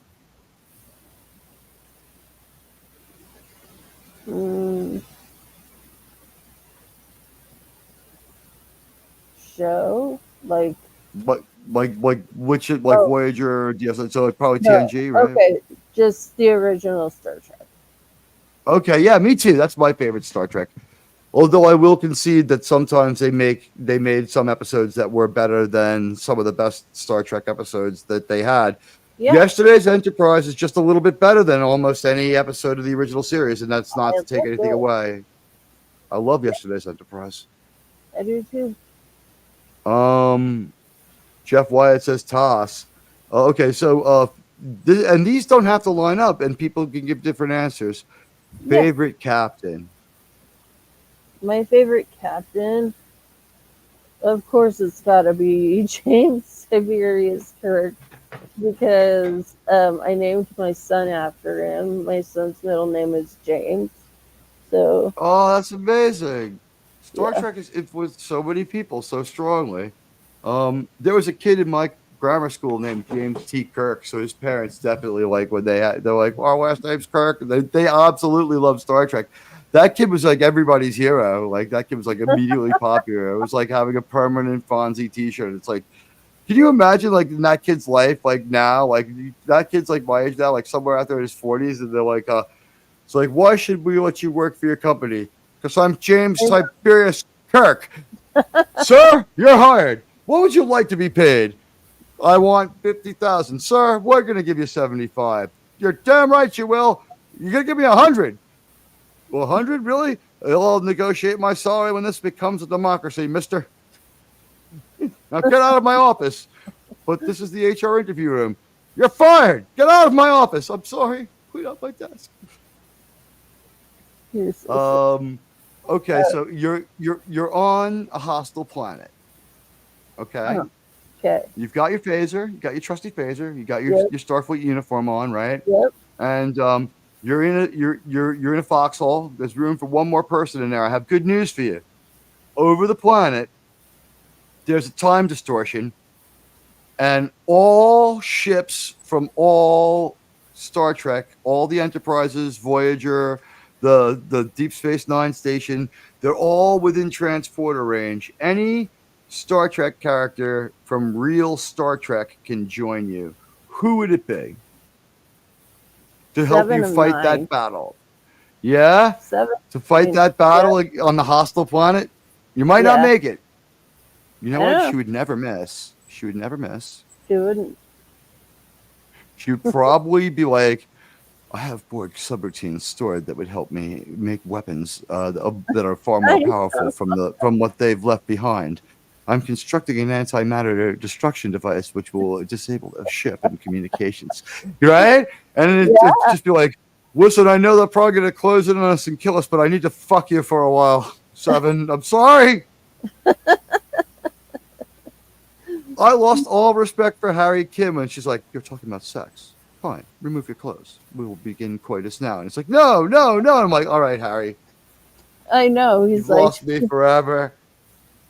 You fucked this character up. you screwed him up. Of course, you're supposed to be like, yes.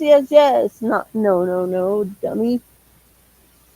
That kid Your could have guy. grown up to be Captain James Kirk of the USS Zumwalt, which is hilarious, right? There was a real Captain Kirk a real Captain Jim Kirk in the U.S. Navy for a while. He ended up commanding an aircraft carrier too. Oh, I did not know that. Yeah, there was a real Captain Kirk, and they're like, you know, your name is James Kirk, and you're a Navy captain. He's like, honestly, I didn't plan it that way. It worked out. And he's like, they're like, what do you think of Star Trek? He's like, oh, I love Star Trek. And they're like, really? He's like, yeah. And that way, the narrator comes back. He's like, that might explain why his call sign is Tiberius. So yes, we have a James Kirk in our Navy. Oh, that's so funny. My favorite captain is also Kirk. He's also my favorite admiral. Yeah. Second favorite captain is definitely the Doomsday Machine captain, though. They say there's no devil, Jim, but there is. I've seen it. Yeah. Exactly. The more that can swallow 1,000 starships. Pure anti-proton. Absolutely pure. Yep. Yeah, I mention this all the time, but when I play that 4-second little piece of Star Trek, when he says pure anti-proton, Kirk is looking at him, and then like it registers it, like that it's so fucked up when he goes absolutely pure. He kind of glances away. He's assessing whether he's insane. Watch it again. That's my take. You know it. Pure anti-proton. Absolutely pure. Right? He's like, absolutely. Like, what? Right? Yes. Great acting. Great acting. Pure anti-proton. Absolutely pure.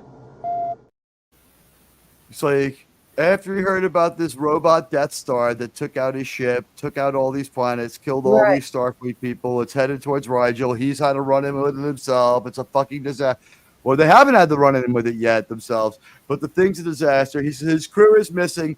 He's trying to figure out if he's like maybe underhanded. He doesn't know what to make of it. He likes and respects him, but this is really suspect. They've destroyed a Constitution class ship.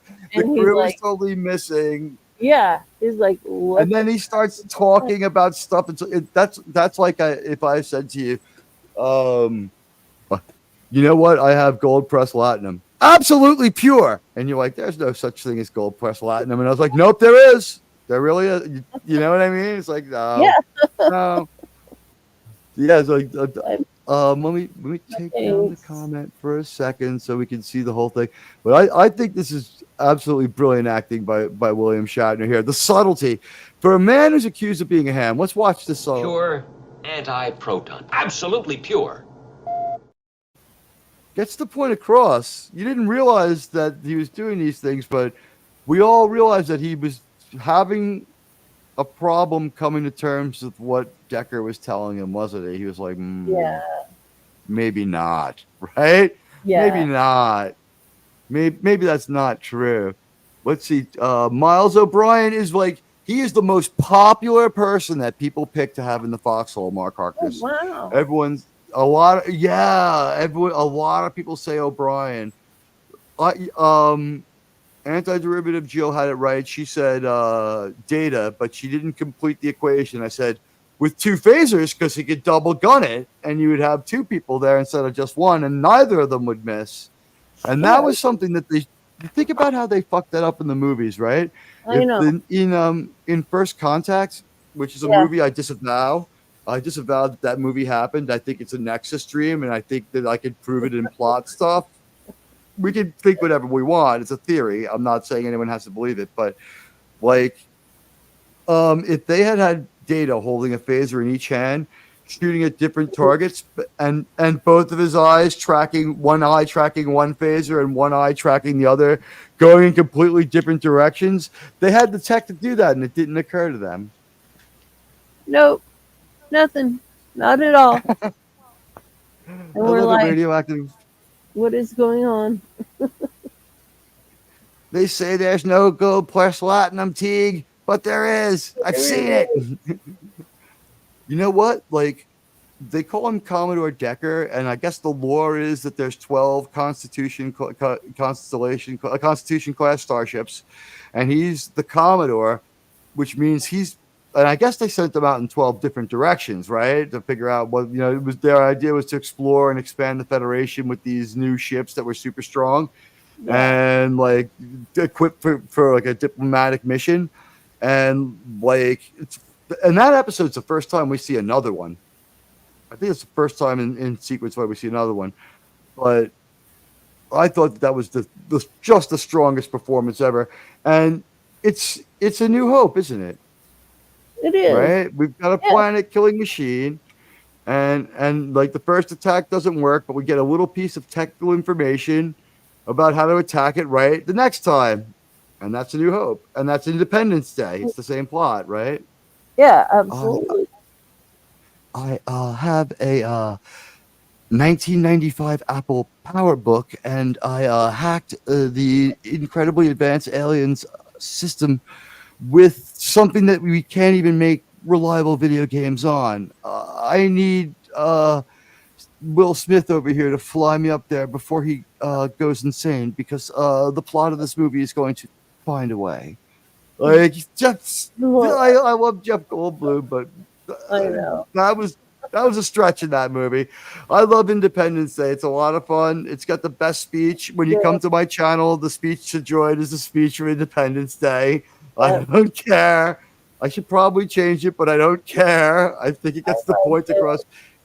If you listen to that speech and you still join my channel, you're going to stay with me. So I'm going to leave it up there. Fuck it. Leave it up there. It's just fine. My God, we got too many people here. But I'm shouting. I'm going to do the shout outs I promised to do before now. So let's see. Radioactive, Mark Harkness, Jeff Wyatt. Goodbye. Thank you so much, Carl Burton. It's so good to see you. Thank you for stopping by. Courtney's Fellowship of Oddballs. Thank you so much. And you're a member of our channel. There'll be a member stream soon. That's going to be a lot of fun. We're a lot of fun at the membership streams. Lady V Elements was here. Thank you so much. I'm glad that you all stopped by. Jeff Wyatt was here. Sci-Fi Mombi stopped by. This turned out to be like a bit of a mega stream. Brief for me, I guess, but mega. Rocco the Brave was here. If I miss anybody, I greatly apologize. My contact lenses are slightly misaligned. Padawannabe came by. Mark Harkness. Miskatonic Madman was here. Thank you so much for being here. Let's see. Lemon Pie, our good friend Lemon Pie was here. Tim, FKHC 2005 was here. Carla Burton was here. And we had amazing hang time. Andy Morrow was here. One of the things I love the most about this channel is that people will hang with me for like a half hour, 45 minutes average on a stream. So it means a lot. it's really flattering. You know, everyone's got things to do. There's other places to go get entertainment, and people have been so kind as to choose me. I'll never let you down, but in the world, but you're here with me. You know, that is such an honor. What an honor. It's an honor for me. And it's an honor that Lee Hendrickson live at the Love Shack was here. Really was. And that we had the Ginger Menace both in the chat and here on our panel. It's so wonderful to have you. As we could continue the shout outs, let's see. I know Stark of Iron was here a while back, but I'll say that now as I look through other names. And I love that you guys are such a great community. Andy Morrow, Canadian Spider-Man, or as Carlos says, Canadian Spider-Man. Jonathan Hancock was with us for a while here. It was great to see Jonathan. It was, and all of the rest of you. As I scan back, and let's see, 8:46. Oh, I was only on the air for like 2 hours at that point. Buddy Hepburn was here, championing red hair, and I champion red hair as well. We have a red-haired co-host here. We have the smallest minority in the world represented on this show. People can see themselves in this show. They've got a Latino and a redhead. It's, oh my God, you know what? I just realized something. What? Ginger, where I Love Lucy. We are. You're red. You have red hair. Oh, and I'm a crazy Cuban. Let me tell you something, Lucy. You got some splaining to do. Ever since you got the job at the candy factory, your ass is real fat. I like it. You're not allowed to quit working at the candy factory, Lucy. There's more portion.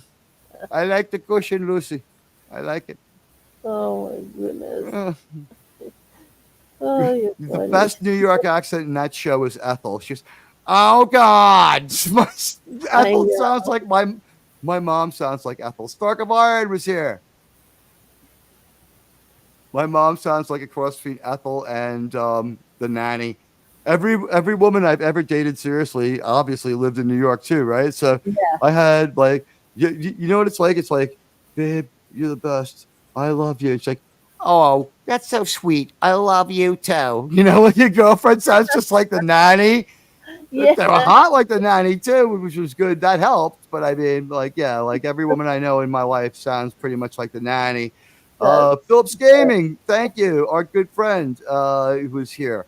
Appreciate it. And I'm seeing other Radioactive was here first for this impromptu stream. Still 9 people. Wow. Any final thoughts now that we've shouted out the chat? Will you be watching Star Trek Discovery? Not me. I would have served Ryan happily. I think that now that I look back on it, I wish that Ronnie Cox had been the captain and it had been Starfleet, the Star Trek Jellicoe, and he's just like a dick to everybody. Because when we'll finish up with this thought, there are 2 characters on Star Trek: The Next Generation who are kind of dicks. One is Riker. I'm sorry. One is Jellicoe, and the other is Pulaski. Right, the kind of antisocial. But the other characters super benefit from the fact that Pulaski and Jellicoe are there. Like, it brings out stuff in Riker we didn't see, even though he shouldn't have had a problem with them because they were so alike. Like, all of a sudden we find out, like, Riker's lazy, capable of being a little bit disobedient, slightly insubordinate, and fucking cocky. If he doesn't like his captain, he's, like, ungovernable. And it's that, like, then, like, in part 2 of that, he kind of came to terms with that. And he's like, you know what? I like the fact that I'm the first officer and I sometimes command the flagship. Fuck people that think I should have another job. Someone else can be the captain of the Potemkin. And I love that he got challenged on that by Jellicoe. It's like, I don't like you, Riker. I don't like the arrogance. I don't like the underachieving. You know, it's like, you're a fucking loser. That was great. He was great. And I thought he helped, and Deanna, he helped Deanna so much, right? I prefer a certain formality on the bridge. From now on, you will wear standard uniform when on duty. He didn't ask her anything. He's like, I've been meaning to talk to you. Just didn't even ask. Like, Picard would be like, Diana, perhaps have you thought that that purple dress sometimes makes you look absolutely eggplantish? You know, remember that fucking some of the weird outfits. Remember the purple dress where she looked like an eggplant? It's like, Oh my gosh, that was the weirdest one. I don't mind the teal dress, Diana, but have you considered that that purple catsuit makes you look positively eggplantish? Why couldn't they put the fucking catsuit on the doctor? She was so much hotter. So yeah, I mean, we would have been better off if Jack Crusher had survived, right? Hit Yeah. the like and follow buttons. We here at Saving Star Trek love you all. True or not, my allies? True, true. To bed. Voyager. All right, everybody. Carlo will be very mad at me if I don't beam us off, so I will use the and hey, you know what? It was great talking to everybody. Incoming transmission.